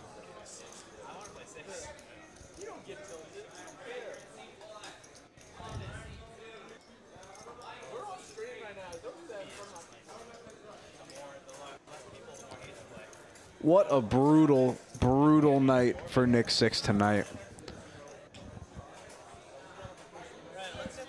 Drop your 6s in the chat for Nick 6. Just not 3 in a row. Yeah, please, not 3 of them. Just 1 6. In fact, just type out SIXX 6. Drop them in the chat.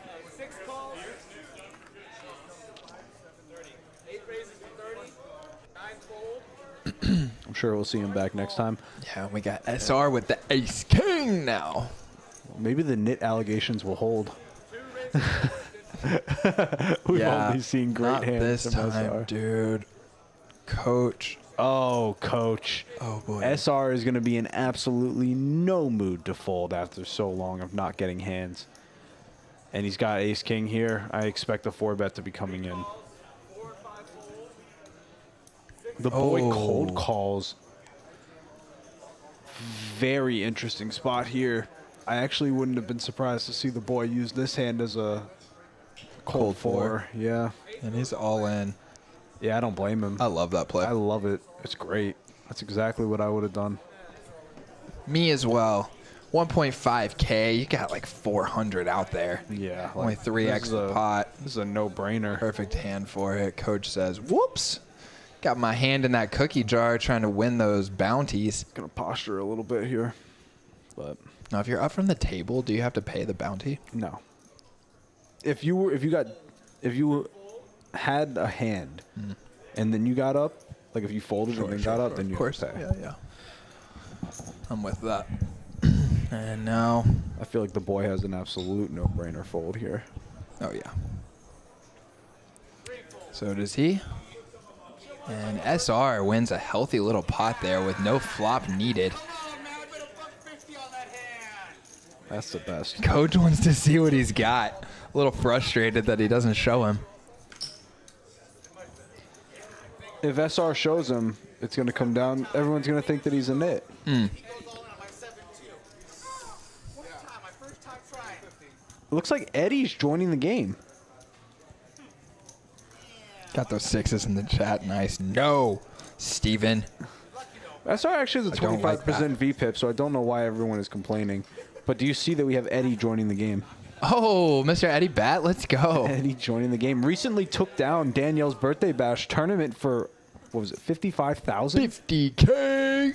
Yeah. First place. Yeah, that was sweet. On this very stream right here. Yeah, on this very stream. He is. Oh yeah, we did. We did do that on stream. Are you liking that picture right there?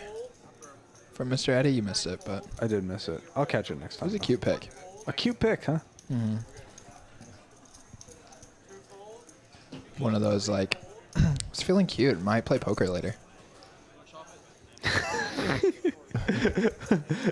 Might play poker later.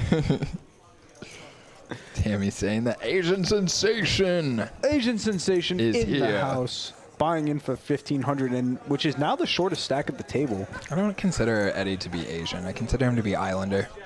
Yeah. There's a separation in my mind. He's like Polynesian or Well, something. I wonder, we should ask him what he identifies as. He said both. He said Both. like, oh, I'm Asian or whatever. Like, yeah, Islander. Like, if you're gonna say that. I mean, like technically, Indian people are Asian, technically, but that's Yeah, not how you and refer to them. Russians too. Yeah, yeah, technically. exactly. But you don't see him and think, oh, there's an Asian. Yeah, exactly. I think there's a Russian. Yeah, agreed.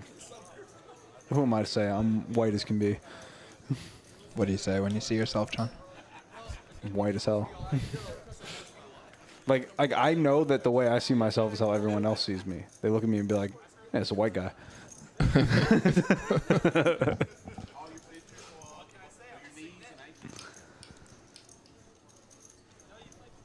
Couple of pocket pairs here.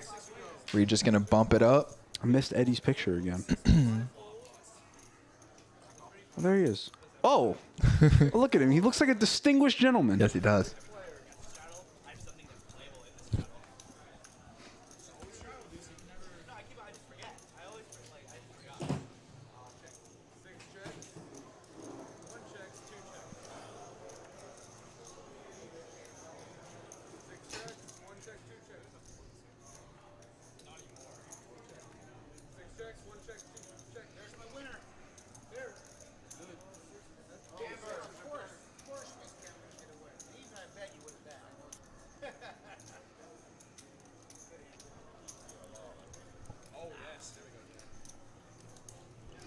Tammy telling me that that is Eddie's nickname, the Asian sensation.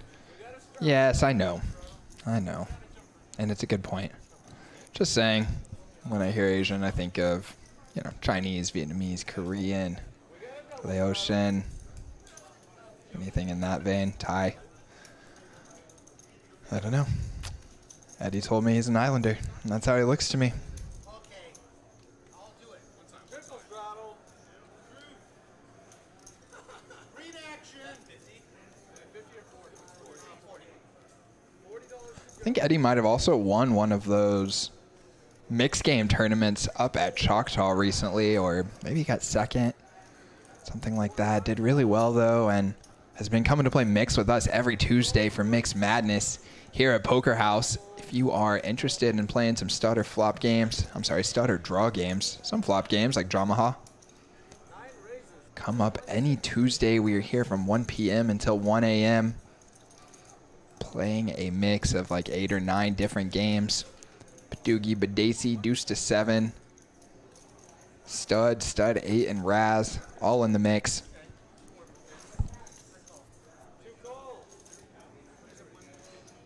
So looks like we might have Jello making a move here.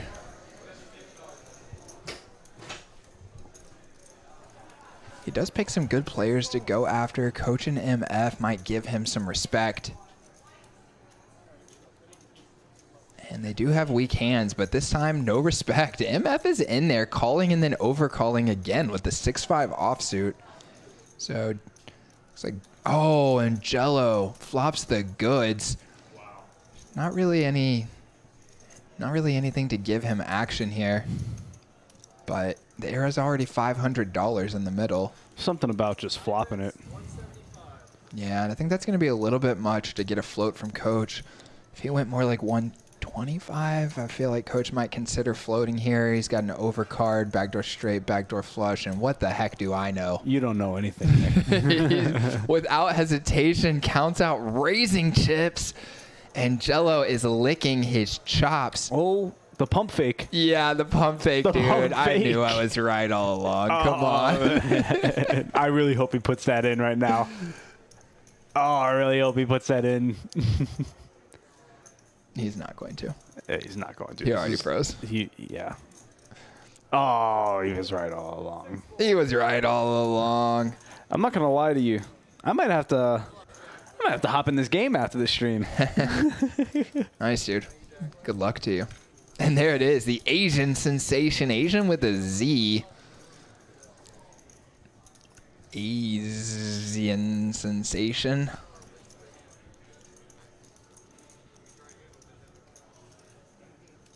Coming in with the max. Good luck, Eddie. Wow, Jello is just licking his chops. Come on, Coach. Put in the raise. I got top 2. He was sitting there like, oh my God, he's going to raise. Yeah, right. Ain't that the greatest feeling? Like I told you today, or I know I didn't tell you. I was talking to our good friend Jack Peterson, who called this stream one time. Oh, yeah. Love Jack. I had his hand today where I had aces and got raised. And I was sitting there and I was like, oh my God, he's going to raise. Still pre-flop? Yeah. Didn't happen. No, it did. Oh, it did. Oh, it Nice. did. No, Oh, yeah. we won a big one. Oh, yeah. Oh, yeah. Mr. Jackie P was up there playing today. Oh, he was. Nice. He strolled in all nonchalantly. Nice. And he didn't even tell me he was going to be there. He didn't know I was going to be there. Nice. Have you guys been hanging out when you've been playing? Oh, we have, yeah. Nice. Love to hear that. He's a great guy. Really Great. happy to have met him. Absolutely. Sure he'll hop back in here at one point and No doubt. call another stream. He did a good job.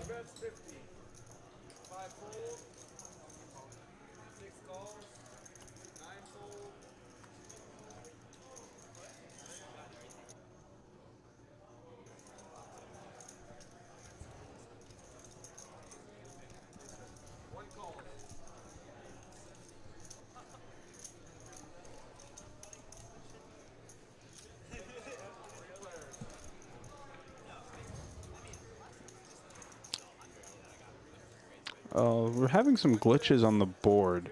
Didn't even realize. I thought we were already on the turn, but For some reason, the turn is reading the first 2 cards.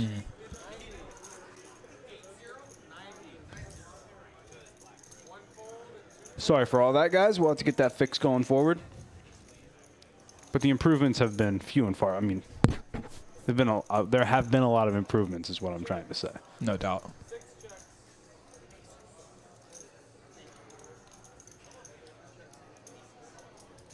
Coach is going to take this down. Gets a little bit of thin value there in the end from the pocket 9s. Let's get these winnings up here. I find it so funny that, like, this is a 1,500 cap game, but after 3 hours, everybody has more than $1,500 in. Yeah. And then when Eddie buys in, he's the shortest stack. The shortest stack, right? Like, that's just the sign of a good game. For sure. And they still had Eddie listed there with minus 5K. If you're just joining us, those losses are actually attributed to Nick Six, who sat in, oh, no, thought he sat in the 6th seat. No, Yeah. sat in the 7th seat today, didn't do very well. He is out of here, and we've got Eddie taking his seat, buying in for $1,500. And as John said, that is the shortest stack on the table now. You know, lately, I don't know, I'd like to get your opinion on this, but for like the past 2 or 3 weeks here, they've actually been running 2-5 out on the floor with a 3K cap instead of a 1,500 cap. I'd love to hear your thoughts on that, and in general on cap/match the stack formats, and what you think is better for pros, for the environment in general. Nice. I guess I would say the deeper the buy-in structure is, it helps the quality of the game short term in a lot of cases. You get some really big games and can sometimes get some players who can, let's say, fuel the game for a while. But I think longer term, it's not as good for the health of the player pool because it's a little bit more predatory. The deeper the game gets, the more that the more experienced, tighter, tougher players can up their edge and up their hourly win rate against some of the looser, splashier, less experienced players. And then they can also choose when they want to buy in as deep as they need to cover those players. So like anytime, let's say a weaker player, if the cap is 1,500 and they start to run up their stack, like in this game right now, and have like a 5K stack, the better players have to keep trying to chip away at them for $1,500 shots, as opposed to being like, well, I just got stacked for 1,500, but now I'm going to buy in for 3K and cover you again. And then I'll buy in for 6K and cover you again if you happen to stack me again. And so the weaker player is having to beat the better player over and over and over again, you know, just to survive the night. And that creates like a little bit of a predatory environment, in my opinion. I would have to agree with you 100%. Everything you said there, I agree with it. I think we talked about this before already, so it's no surprise. But yeah, I feel the same exact way. And like I brought this idea up when I was sitting at a 2-5 table at TCH. Actually, I said, "Oh, well, let me hold that for a second because we have a massive hand developing here." Yeah, we got a raise, a call, a 3-bet, and then George, who was the original raiser, is going to 4-bet shove. It's pretty big. It's 1,500. Du Bois only in for 200. Regis has pocket 9s. He's thinking about it. He does decide to lay it down. Good fold. That is the right decision. Coach is going to be out of here, and then the boy is going to have a decision to make, but I think he'll probably find a fold as well. Coach hasn't folded yet, but I think we already know he's posturing at this point. Yeah, for sure. Now, if George had raised to a smaller size, no, they're not deep enough to play anything crazy. But I like using ace-5 suited as 4-bet and 5-bet bluffs. Maybe not 5-bet bluffs. No one 5-bet bluffs. 4-bet bluffs.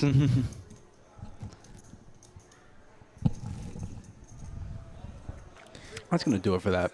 Good fold, and Yeah. George, even though he kind of blasts him off of it there was like $300 in the middle already, and he denies all of that equity. Would actually like to go back and see what his equity was before he made the ace-5, the 9s, and the 10s fold, and see how much he accrued there from blasting them off their hand and winning that $300. Pretty significant. Yeah. So, back to what I was saying about this. I I talked to some people at TCH25 table about what they thought about the possibility of making the 2-5 game they currently have there a 1500 cap and then creating a 5-10 game that was match the stack. Because that's what normally the game we're playing there anyway. Yeah. Everyone straddles at $10 in the 2-5 game. Yeah. So we're essentially playing 5-10 anyway. So I said, what do Yeah. you think about, like, how would that happen? Because we don't even have a 5-10 game. It just goes directly to 5-10-25 over there, where, like, people are buying in for 10K, putting the 50 on, and then it's 50-100. Like, it turned into 50-100 last night. So, like, we don't have a 5-10 game there because of that. And I think what their consensus was that if we do that, then what's going to end up happening is the 5-10 game is just going to be a terrible game, and the 2-5 game will be, like, a good game to play. Yeah, personally for me, I would really like to see there be multiple healthy player pools all the way up to like 10-20. Like when you go to the Bellagio, for example, they've got their small game. I think it's 1-3 there. So they've got several tables of 1-3, several tables of 2-5, and then still have several tables of 5-10 going because they haven't turned it into like a 5100, right? It just plays as a game that's bigger than 2-5, but it's still like, you know, the normal man can take a shot at it. You know, so okay, I got 5K with me, and I want to play some 5-10. And that's because it's capped. Yeah, but exactly. once you take the cap off the games, they blend together. Yeah, exactly. You know what I mean? For sure. The blinds become less important, especially with all the double and triple straddling like you're talking about. You can make the game as big as you want it to be when there's no cap on the game. For sure. Yeah. For sure. And I think you see like at Hustler Casino, for example, they have some of their games where it's like 5-5 with $100 ante. Yeah. Right? And then it's like the blinds are just completely insignificant. Doesn't to the matter game. at all. Right. Yeah. You're playing for that $100. Yeah, like when people open in that game, they open at 300.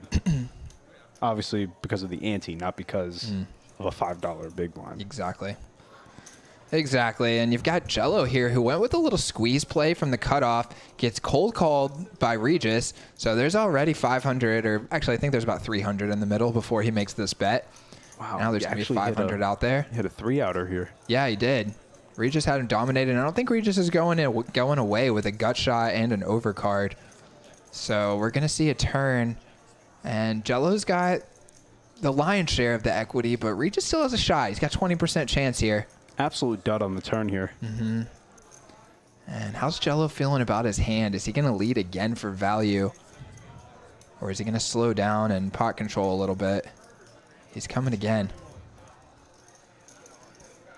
Which, against Regis' specific hand especially, I think is a great play. Probably a good play anyway.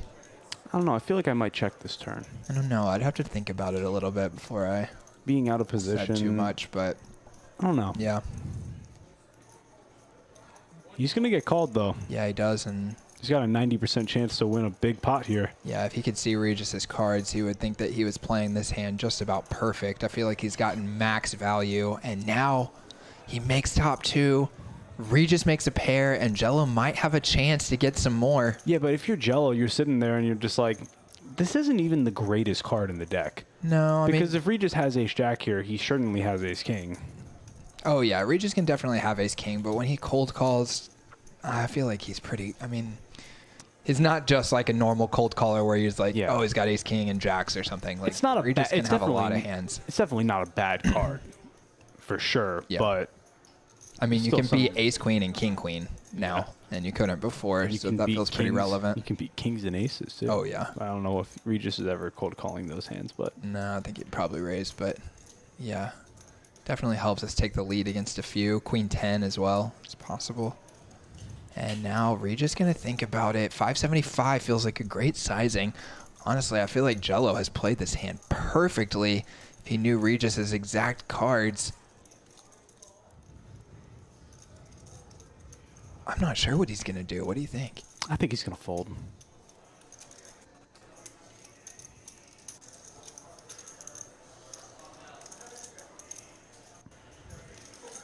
Oh, the little subtle hand motions. He's Oh, going to call. This will be a very big pot for Jack. Yeah, this one kind of exploded. Oh, I walked out at that exact moment, and this hand was going down. I didn't even look. I'm happy I didn't. You're just counting out all those beautiful green chips. Those are $25 a piece. So he's going to need 23 of them to match Jack's bet. Someone in the chat saying that George folded ace king. Ooh, wow. Didn't even see that. So it was open call, Jack squeeze, which is a tight squeeze. Regis cold call, and George folds. Ace king. I don't know if George would have called a big turn bet, but then again, Jack probably wouldn't have bet again on the turn. I don't think he would have either. They were 3 ways. Still thinking about it. It does No, fold. and he lets it go. Oh, and George going to get flamed a little bit. I wouldn't have told anybody that. Well, he does know they're going to see it eventually. Might have been able to fly under the radar for a bit more there. Jack gets the award. I say Jack gets the award for the best wins tonight. He was unwelcome there. I did tell you, Jack.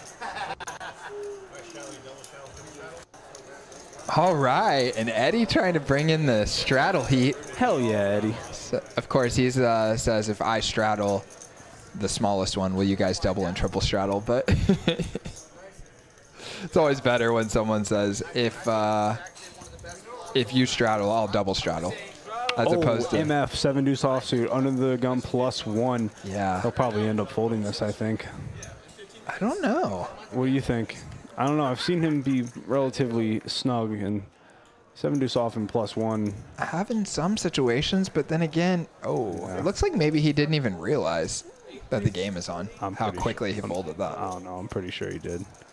I mean, I've done that before. I mean, didn't he just cold call with like 5-6 offsuit a few minutes ago? I might have missed that one.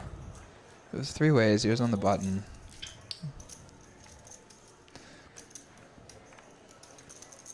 Definitely wouldn't have worked right here.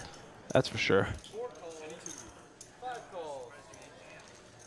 Tricky Fish says any 2. He's in for 10 already, and he's getting about 10 to 1. And he can hit a straight with that hand, Nick. He can. He didn't even, well, probably he did look, but I mean, didn't even need to look. George flops the best of it, and an overwhelming equity advantage. Yeah. It's going to be pretty hard for anyone to catch up here. Yeah, we're going to need to see an ace, a heart. He picks up an open ender. Tricky Fish makes straights with this hand. Fortunately, 2 of his 8s are dead already.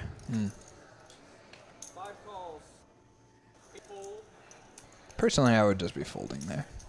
Got 5 players left behind you on a paired board with an open ender.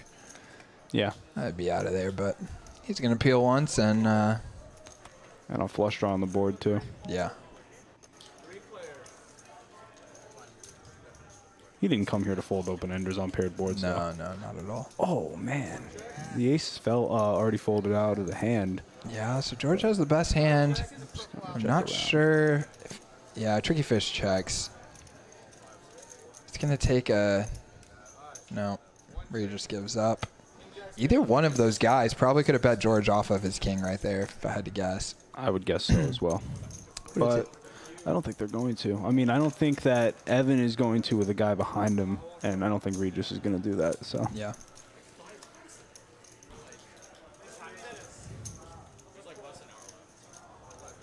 Jack has kind of vaulted up the leaderboard here. Yes, he has. What started out as a rough session.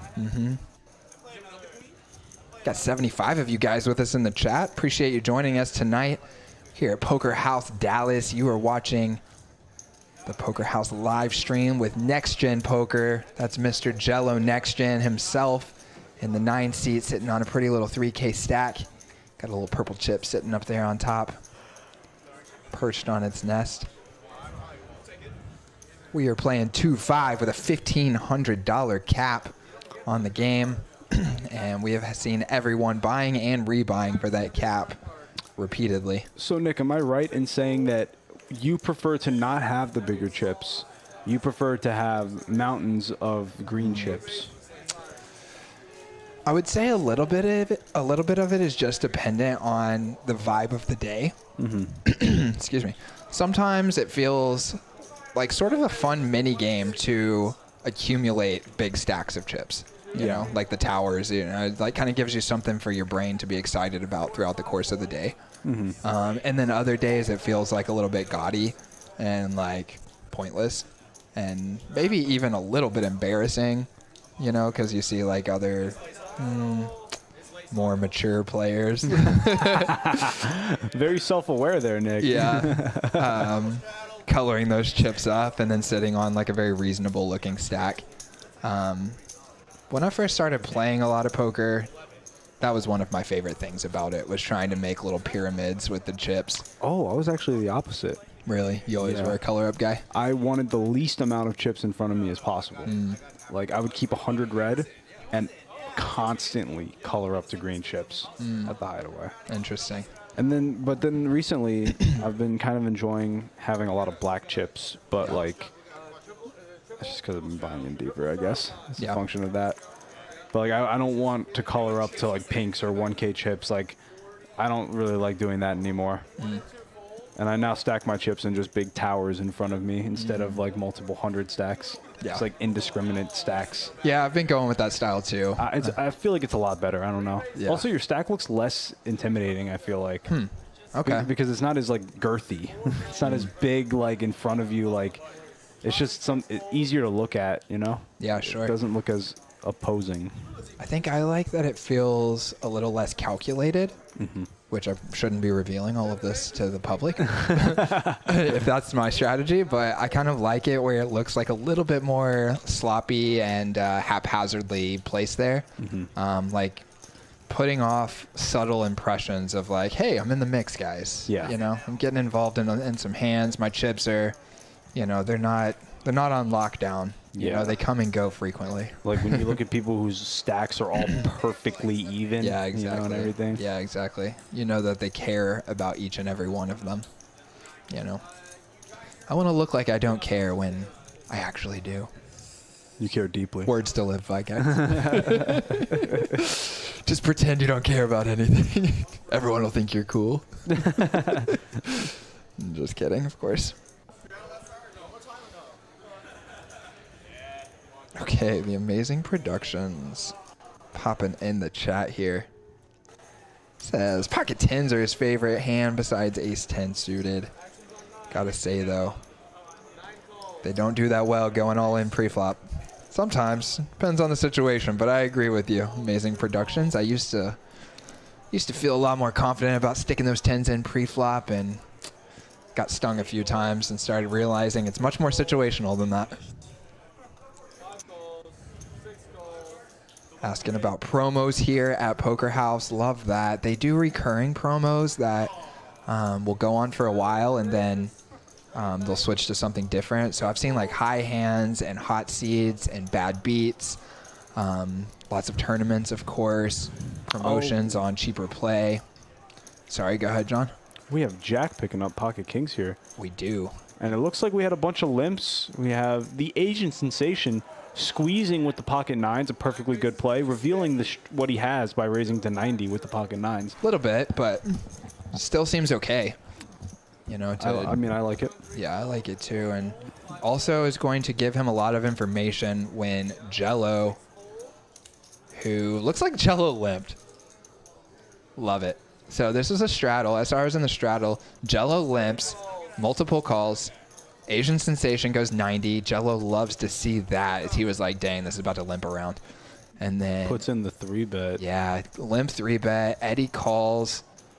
Neither of these players are going to like that far. Yeah, Jello goes, oh no. Ace King just got there on me. Eddie checks. I would still be putting in a quarter maybe here. Yeah. In position, you could probably go pretty small in these spots, but he's going to choose to check it back, which is perfectly fine. Yeah. I mean, it's like a board you would kind of instinctively think of as a range betting board, but this is a very unique configuration with Eddie having such a strong range himself, raising to 90 and then calling a limp 3-bet. Yeah, I tend to put in the bet anyway on the flop with these pairs to avoid people looking at me like I don't have an ace. Yeah. You know, like people tend to, in that spot, when you check it back, be like, oh, he's got a pair under the ace. And I prefer to keep my range to the spot where people could still be like, wow, he's got an ace, and then check the turn in position, of course. Yeah, and his decision to check twice does allow Eddie to realize a small amount of equity, but he whiffs this time. And unless Eddie decides to turn it into a bluff, which he doesn't, he checks. Jello's just going to be nice and check it back, I think. Could go for some thin value against a hand like King Queen, pocket jacks. Yeah, I think once it checks to you 3 times, you can go for some small value. Whoa. Is he about to get snap called? I thought so for a It second. looked like he was about to get snap called. I was like, wow, Eddie. Yeah, interesting. Jello goes with the small sizing. Makes perfect sense. This line all seems to check out. And now it's a matter of whether Eddie is hoping he just has a hand like King Jack suited, maybe. Jack 10 suited. I don't think he limps that, I don't know. Like limp raises it. I mean, limp raising, I would not expect him to do that very often. But Eddie's also probably not very intimate with Jack's limp 3-betting strategy. Let's Let's get away from it. Yeah, good fold. Everybody calling out Jello's hand. One of the reasons it's nice to range bet. Yeah, I like if you range bet, not everyone would be like kings. Yeah, exactly. They'd be like ace king. Ace king.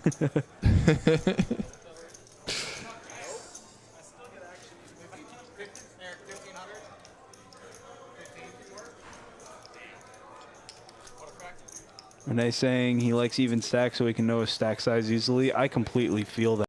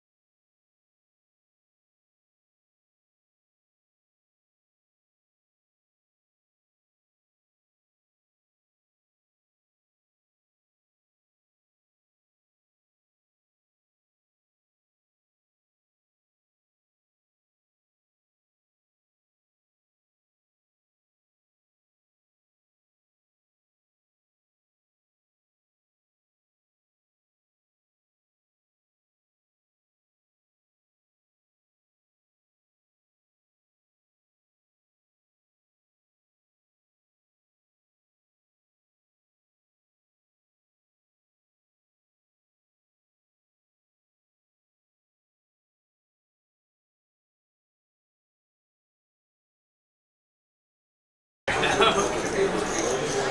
had it right. 75.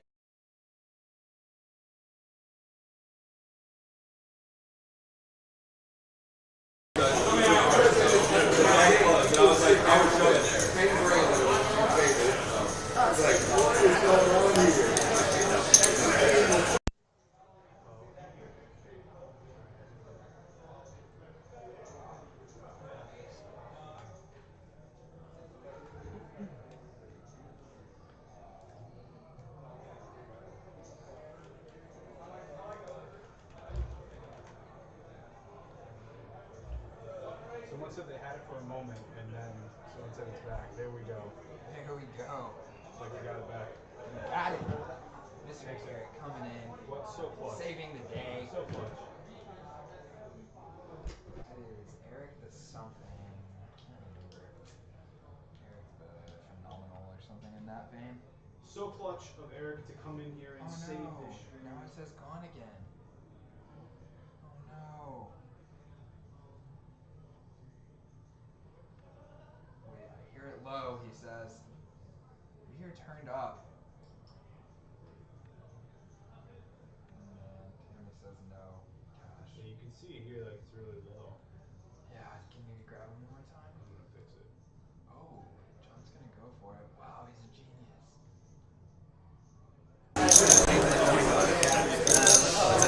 Start the button. What do you actually do? Eric, I'm just 525 total. Like very standard. Yeah, one pot. Yeah, exactly. But like, it's like Evan, he just like one pot that goes on lock. What? Two calls. I'm not gonna lie, but like, it's not me. You guys both have been really card than me, right? You should literally on the stream. If you look at my cards, you see my cards the first hour. I work on Mondays, so I just like literally sit on my desk and sit on every stream. I don't pay attention to the shit.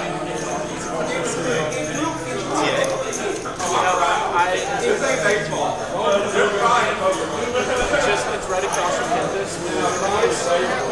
I work there for 10 years. One bet.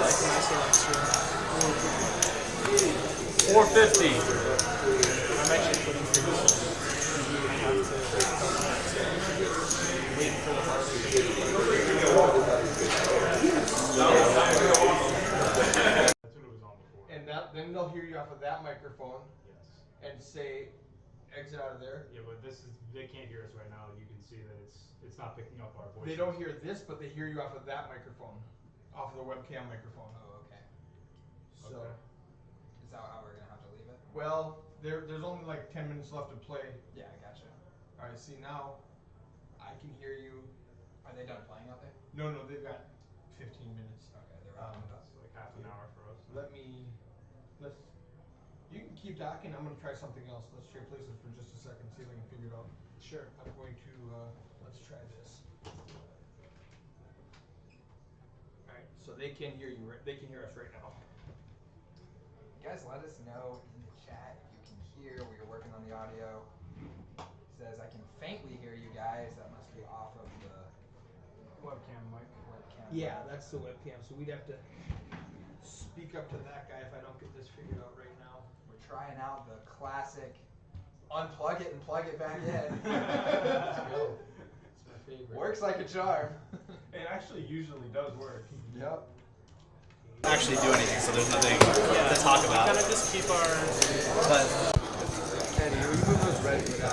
Tammy says she can hear us chatting in the booth. Barely.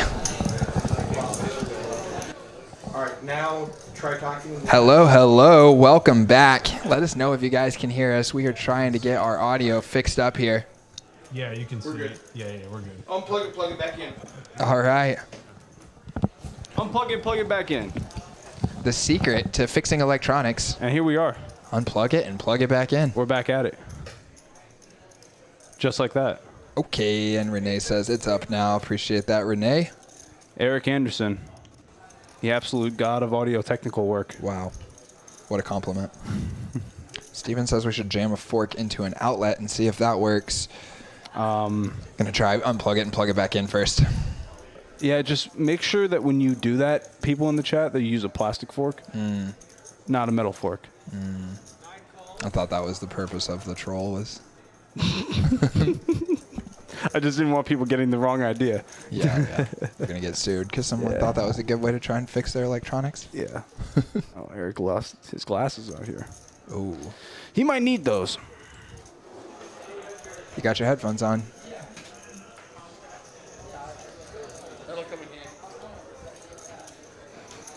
All right, guys. So we got a big pot brewing here. Sorry for that delay. and confusion. We got Jack, George, and SR all in a pot here together. It is Jack who... Oh, no. Jack had the best hand on the turn, and now George drills the nuts on the end. Oh. SR had a pair and an open-ender, so he's going to get away safely. This... Jack might get away, too. This is the worst card in the deck. He gets away immediately. Very good discipline there. Wow, so brutal.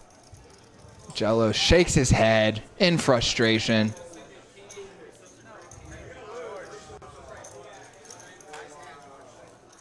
I've played with George a little bit.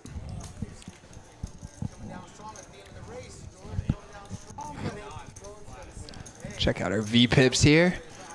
Regis and Coach and MF, George, all these guys up over 40%. Some of them kind of quietly. Like, I would have never guessed George or MF were playing over 40% V-pip. Yeah, neither would I. Very interesting. No doubt. No doubt.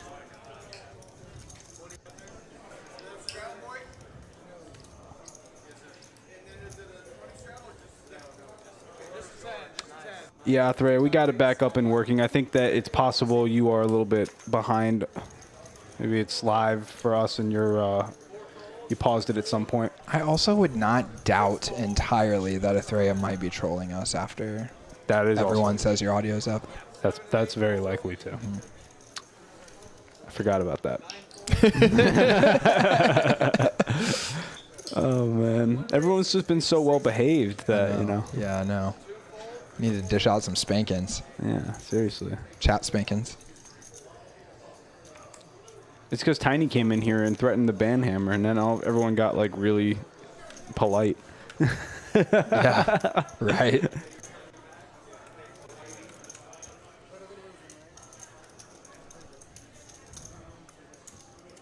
And I got to tell you, I know that we're currently on the Poker House live stream, the NextGen Sunday Savage Sunday stream. But I got to tell you, I'm very excited to watch them on the Hustler live stream tomorrow. And I hope that some of the people that are watching tonight also tune in to sweat and make sure that they do well. Send their good wishes tomorrow night. I'm very excited personally to watch that. And then I'm also very excited for them to come back next week, all three of them, and host this live stream with all three of them here. No doubt, my man. And also feel like this is a pretty good time to mention that if you are interested in playing in this game, which who would blame you? If you are interested in getting in on the mix here, all you have to do is join the Next Gen Poker Discord. And I'm going to let John here tell you exactly how you can do that. Yeah, so there is a link on their Instagram page, actually. It's a link to their Patreon. You just click that link, and through that you can sign up to get into their Discord. I'm pretty sure it's $5 a month. And with that $5 a month, one big blind, you'll get access to play on all of these streams. I think if you do the 5, you're probably going to be on a list to get in the game. Is that right? We've had open space. You've had open seats? Yeah. If you're like on time when they drop the sign-up sheet, I mean, Tricky Fish signs up every week. They don't give him a seat. He just signs up every week. Nice. So you'll get an opportunity to get in there. Perfect.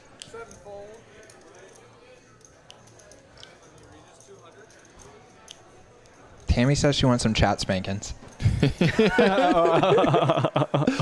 I'm not allowed though, Tammy. You're the mod. You're the spanker, not the spanky. Yeah. I don't know what you were looking for, but you're the spanker, not the spanky. Perfectly put there. Athrea trolling George a little bit, saying he is the 1 PFR, 41% VPIP legend. The VPIP legend with a big stack. That he is. I would expect nothing less from Athrea the troll. 3 bets, 175. Wow. See, it's about that time of the night for the boy. Yeah, this was an open from Regis with a straddle on. 3-bet. Oh, looks like this might have been an open 3-bet cold 4-bet from the boy. Very curious to see. Oh, it was. Yeah, see him go for it with the 10-9 offsuit. Now he's going to c-bet. Regis should take it down here. Well, Regis has a gut shot in 2 overs. I just can't see him folding for 175. Oh, looks like he's thinking about raising. I think this might be posturing, Nick. I think he gets away from this. With no heart in his hand, no diamond in his hand. I wouldn't doubt it. I mean, He I folds, get it. but I also wouldn't be surprised. Oh, and He raises. What an He absolute says, gangster. hiya! What Regis the- is a gangster. What the heck? Regis is literally an absolute gangster. Oh my goodness.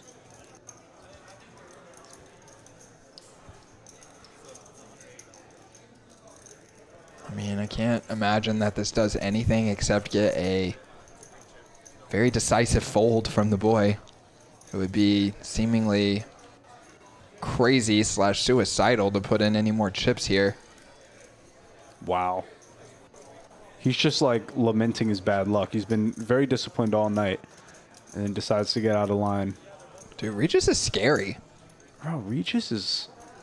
He's got like those, like, soul reading vibes. Yeah, I mean, seriously.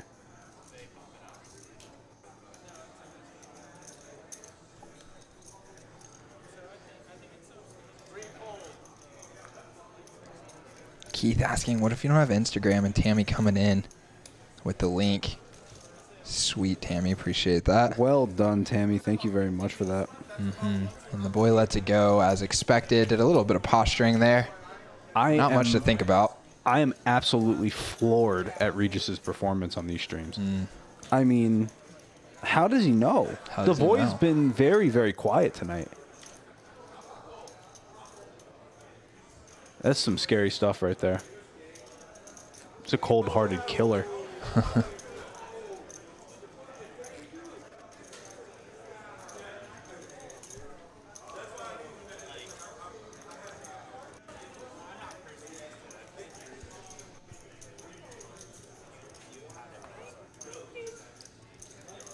Athrea is saying maybe he should start playing 1/41, but apparently Athrea has never seen a poker stat log before because that VPIP number comes first, bud. Yep. That would be 41/1. Yeah, sorry, Arthur. I know you tried to make a joke, but you can't get that past Joke us. whiffed there, bud. Yeah, whiff joke. Sorry, bud.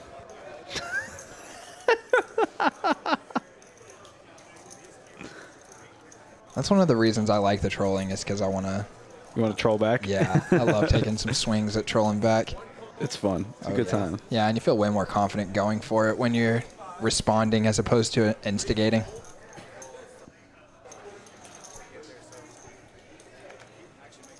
Cracked the 70 viewer count for a while here and had a very good week last week for views. We're up over 100 for most of it. And as expected, I just wanted to mention before where we had Alexander J in the chat calling SR a nit the entire night. And I hypothesized that they probably knew each other. I just got confirmation that Alexander J is actually SR's coach. Oh, nice. So, Coach, huh? yes. That's interesting. Yeah. So, Don't know if it would be one of my coaching strategies to publicly call my student a nit in front of everyone in the chat log, but I think it's pretty funny. it is funny. I think it's funny. Oh, I it's very approve. funny. I like it a lot. Of course, I like it a lot from an outside perspective. If I was the player, I'd be like, You're sitting there. like, what the heck? I'm trying to play good poker. You're making fun of me in front of everyone.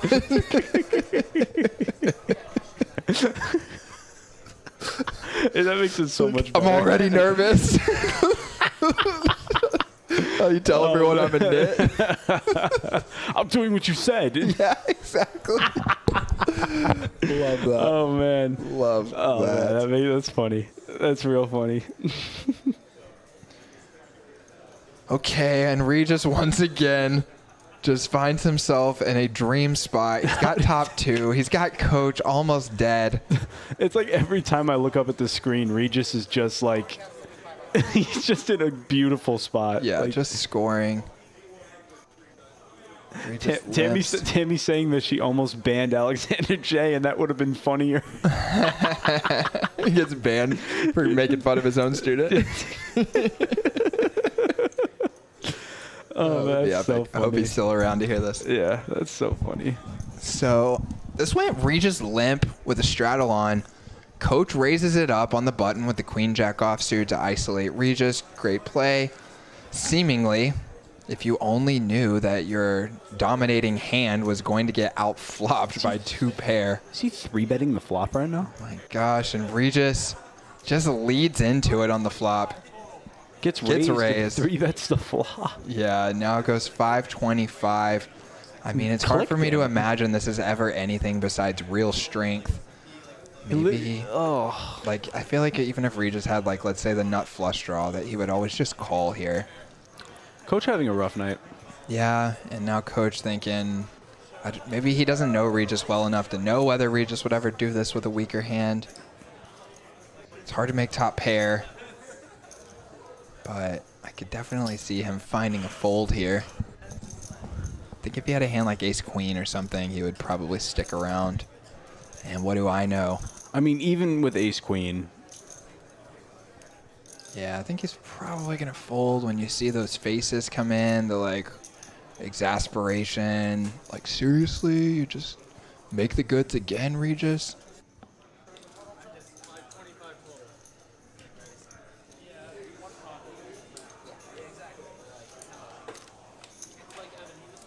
So this is, like, less than double the previous bet. And I was wrong. Coach makes some of the faces and then decides to call anyway. He does have position, which helps with that. Turn is interesting. I don't know if it's going to slow Regis down at all. Could, but no. No way. But that is going to hurt his action. Yeah, it's going to hurt his action. Looks like he might go somewhere around the same size as the previous bet. I like that. But honestly, this is kind of one of those spots where it's like, what are you hoping that Coach has at this point? Yeah, like an ace-queen. That's kind of why I was saying, like, a king's a pretty bad card. Really bad. It's like one you of the... lose to king-queen. Yeah, exactly. I mean, you could hope that Coach has a hand like ace-king of spades. Yeah. But that has pretty good equity against you. Really it would good probably equity. be like the only hand that I would think that would be a flush draw that he might consider raising, calling a 3-bet on the flop. Yeah. Like even like king jack suited would be the next one, and I don't think he would do that. I think he'd probably just call the lead. Yeah. So it makes sense to me. Ace king 2 spades would be the only possible king X hand other than king queen. So you're kind of just hoping he's got like ace queen exactly. I don't think he's ever raising over your limp with queen deuce, or probably not queen 8 either, and certainly not 8 deuce. Yeah. So pretty much the only hand that you're hoping he has here is ace queen. Unless he calls you with queen jack, which he is thinking about it. I think he already knows what he's going to do. Yeah, and you see Regis size down here. He recognizes that that's not a great card for him, and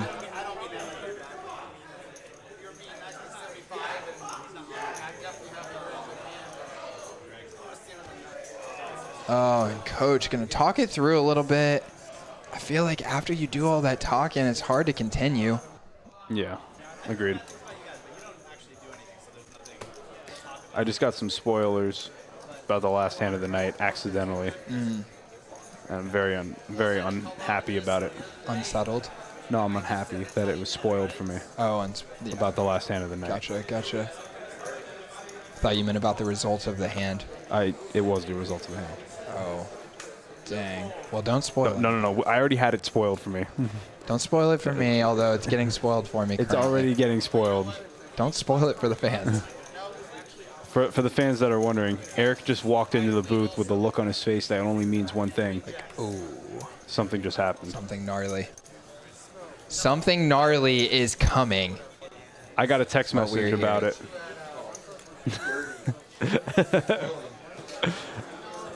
And the text message wasn't intended for me.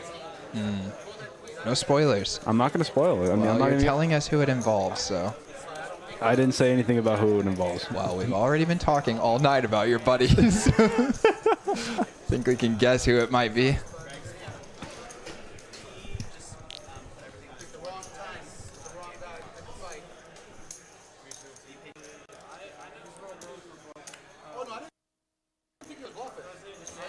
first. Yeah. Not once did I think that. My actions on seat 6 is 8 would have kicked me out. I don't think a jack can get on the river. 6 calls. 7 and 8 fold. 9 rates. $20 to go.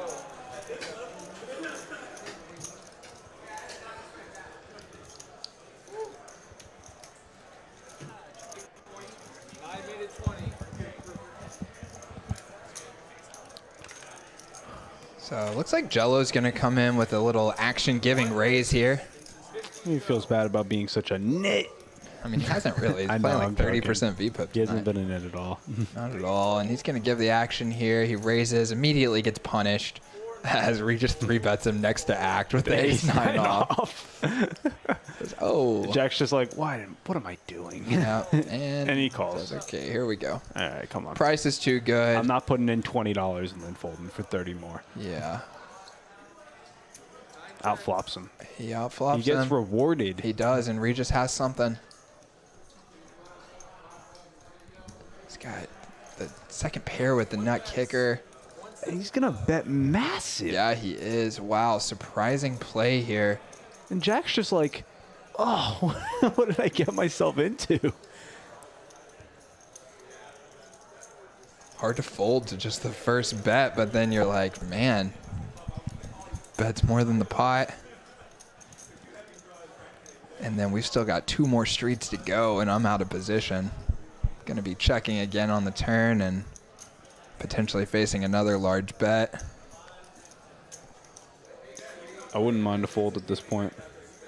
Yeah, and he's probably also thinking about the decision to raise and defend a 3-bet. Pre-flop in the first place, and how far down this path does he want to go? Decides to just get out of there. Yeah. Maybe you're thinking about telling your buddies later, like, okay, so I call the flop. I mean, I can't fold. Then I call the turn. I can't fold. Next thing I know, I lose $1,000 or more. Just lets it go. Loses the $50. Loses all the equity in that pot. And learns a lesson. Learns a lesson. A hard life lesson, young man. Stay out of Regis's way. Regis is really like a force to be reckoned with. Oh, boy. And we have Sahizi SR here adding on 300. Keith saying he got introduced to the stream by Eric. Nice work, Eric, spreading the word. And welcome, Keith. Thanks for joining us. We're having a good time in here, and Eric is helping us improve the quality of the stream every week. He's a legend in the area, has set up live streams at My other... goodness, and Regis picks up another massive another one. hand. Pocket queens. 2 and 3 fold. Very happy. 4 and 5 fold. 6 calls, 75. Okay, well, we have MF just cold calling with the Jack 8 suited. And He's itching for some action. yeah, end the stream, you know. Been out of it for a little while.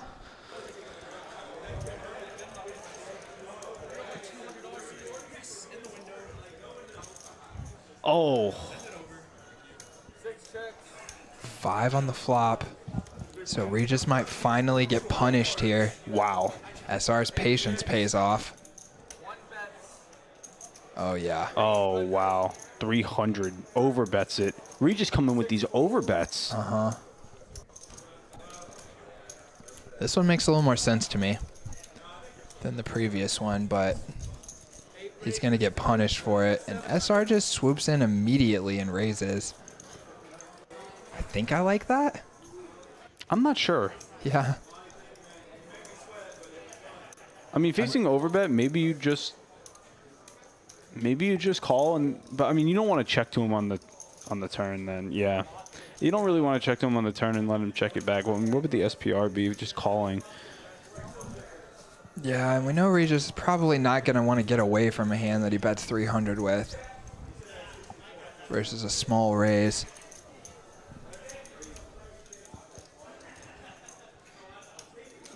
I wouldn't be surprised to see Regis just get it in here. Yeah. I mean, SR's only got another 700 back after this. Yeah.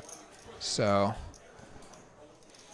I think that I like the raise. I think it's good just to go for it here and not worry about scare cards, not worry about Regis checking back. Just get it in. Get it in. He's probably got a good hand when he raises and then overbets the flop. Yeah. He does just call here, so I mean, there's nothing left behind. Yeah, we got about less than half the pot. Oh my gosh. Oh my gosh. Are you kidding me? And we were wrong, as SR actually has way more than his graphic says. Looks like he's got about 11 or 1200 instead of 700. Is that 3 black chips? Oh. 6, 7, Oh, he added 8, on. 9, 10. He has 1,000. He added on 300 before the hand, remember? Dude. I said that. Yeah. Oh, Being there it gets corrected. updated, which I still think that's a little bit less than what he actually has. Oh my goodness. I just didn't know how much I had back. I didn't know how much money I had back. Okay. Just like, okay. I got the upset. What are you going to do? Oh my gosh, I cannot believe that he turns a queen right there. It's the queen of clubs. Could SR ever find a way to get away from this? He's still in the tank thinking. It's his turn to act. He's first. And then it'll be on Regis. Oh my goodness.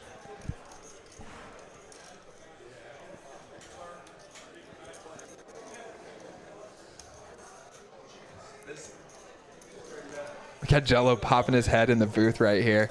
He goes We're all watching an epic one go down here. Is he just slow rolling? Regis has slow rolled a couple of times tonight. I mean, I wouldn't call it a slow roll when there's 3 clubs on the board. I mean, Yeah. you are afraid that SR's got a flush, but I can't imagine Regis getting away from this when it's just over a half pot bet. Even if SR does have the flush, still got a chance. 1,030 is the actual number for his Yeah. stack. SR's played it well. What else are you going to do? I mean, Yeah, I mean, it's obviously a horrible turn card, but you're in such a weird spot at that point. I think you probably just got to shove it in. And I think so too. I mean, I don't know. Like, is Regis going to call with a 10? No, but he did 3-bet him pre. He has all aces and kings. Yeah. Gotta hope. Sure, he'll have queens as well. Yeah. I don't think I'm good. Do you want to go twice? Says, I've got 3% equity. Ouchie, ouchie. And Regis says, rip it one time, boys. Shows a set. Oh Regis my. has yet to show. No, he showed him. He's holding the cards up like Oh, this. boy. One out. I'm dead. One out. Wow. And that was spoiled for me. How sick That's is the that? one that was spoiled? That's the last hand of the night, I think. Oh, that's it? Yeah. How sick is it that that was spoiled? For me? Wow. That is sick. And I was wrong. 6.2K stack for Mr. Regis. Last hand of the night, dude. Oh my gosh, that's agony for SR. Tough stuff, dude. Wow. Look at his face. Plays just plays One nice more. and solid, and then Gosh, dude. plays nice and solid the whole night, and then just gets giga coolered. By the man himself, Mr. Regis. Mr. Regis. Let's get this winnings up here real fast. Show some love to the man with the 5K win in only 4 hours of play at 2.5. Oh my gosh. I mean, how's that hourly? How about $1,000 an hour? Unbelievable. How does he do it? How does he do it? Tricky Fish, Tricky Fish on George, 2K. both having a good night. Jello up 1,000. I can hardly believe it. Yeah, dude. And Asian Sensation not actually down 5.2K. He is break even. It was Mr. Nick who lost 5K, and then SR right there loses 1,500. He's off the chart. And we're going to play out our last hand of the night here, guys. Wow, it has been a crazy night. Regis the man. Look at that chip stack. That is a, man, Regis thing of is beauty. an absolute crusher, man. There's nothing you can say about it. He's just a crusher. He gets it done. And boy, picking up kings for the last hand Oh of the my night. gosh. And Regis just opens to 65, riding the heater. He's got the queen 10 off. He's going to win this hand. He's got coach calling. I mean, it feels like it, right? The boy raises it up to, looks like about 320 or so. Oh, my bad. I was off. And MF says, last hand of the night. Who was it earlier talking about cold calling with queen 9 suited being a solver approved play? Well, there you go. Oh, there you go. MF has been studying the solvers. Regis is going to, in all likelihood, continue. He does. He snap calls. He's got the queen 10 off. He's not going anywhere. And now coach is going to feel enticed to get in here too. He does. We got a 4-way huge 3-bet straddle pot for our last pot of the night, guys. Let's go. And the boy has 50% equity going 4 ways. Yes, he does. Love this for the last hand of the night as the racks are being collected. But he's got Regis in the pot. He's never winning. He's never winning. It's going to come ace, king, jack. Yeah, Regis's 13% is more like 85. Oh my gosh! What? I literally just fucking called that. Oh what my, the hell? Oh my gosh, language. I'm sorry. Oh my gosh. What? Regis, are you kidding me? Are you kidding me? Coach has 2 pair. The boy's got a set, and Regis has the nuts. What is happening? Oh my gosh. This All must in. be the hand that they were All talking in. about. Holy cow. Holy cow. This can't be real. Regis is literally sitting there just like, Look at those stacks. Oh my gosh, guys, are you kidding me? it's the last hand of the night. This pot is not over. Between the two, between coach and the boy, they have 25% chance to win, but they have each other's outs. Regis has 75% chance to scoop a 4K pot and end the night with an almost $10,000 stack. Unbelievable. I was literally like, flop's going to be ace, king, jack. What? I've never called something like that in my life. Oh my gosh, How brutal. dude. How brutal is this right now? And honestly, at this point, I'm just hoping Regis holds because he's going to have like a 10K stack. It'll be the biggest stack that we've seen on here besides the day that we were uncapped. Yeah, for sure. Didn't the boy run up a 15K stack or something on that day? I think it was something like that on stream. He won 15K. Wow, I don't remember that. I just remember those guys buying in for, I think, Chris Cashman and Oh, yeah, one of the other guys. Yeah, I remember that. There's Mr. Dan. Looks like he's going to come in post-stream. But for right now, we're about to get a run out as these chips are getting counted down. Did you see his face? Just Dan, like, whoa. Dan puts his chips down and he's just like, Oh, man, yes. Biggest pot of the night, last pot of the night. Glad you've been here with us. oh Held my on gosh. tight to see this one go down. Just wow. Look at Regis, just cool and collected. Oh, what? It's the boy with the best hand. I don't think the boy has shown his hand yet. Oh The boy my hadn't shown his hand gosh. Guys, are you kidding me? Oh, I feel so bad for Oh, Coach. that's agony for my Coach, God. dude. He needed an ace and only an ace. And the boy, oh my gosh. Oh, that's always the worst to the pre-celebration. Oh, yeah, dude. He was counting those chips. Oh, my. What on earth are we watching?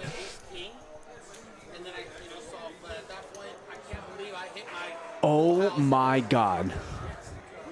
Wow. Dude, I feel like we kind of need to get the boy in here to talk about that. Is he still here? Like, go pop your head out and take a look for us if you don't mind.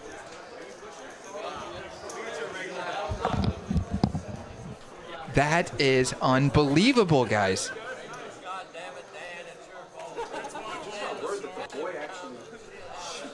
Just got word that the boy actually has left the building. Left the building? He took that win and he skedaddled. Dude, we're going to have Right to bring on him out of in here. here in the pregame next week and get him on to talk about yeah, that. I mean, that is, Look at him stacking those chips, dude. wow.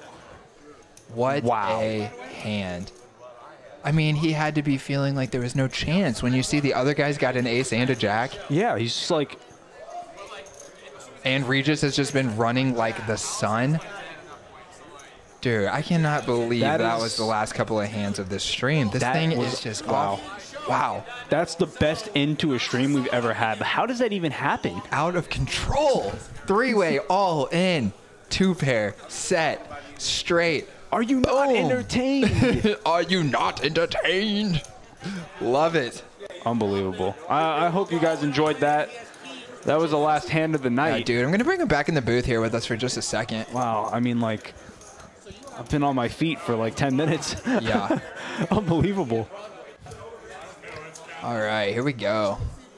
Logitech webcam. All right, here we are, guys. You can tell they're just wrapping up. Everybody's stacking up their chips here.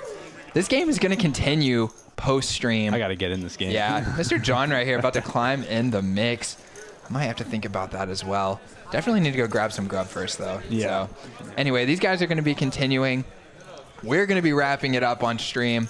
We appreciate you joining us this week. This has been Sunday, Savage Sunday, with Next Gen Poker, collaborating with Poker House Dallas Live. I am Mr. Nick Morgan, joined here by John Hardy. Appreciate you guys joining us tonight.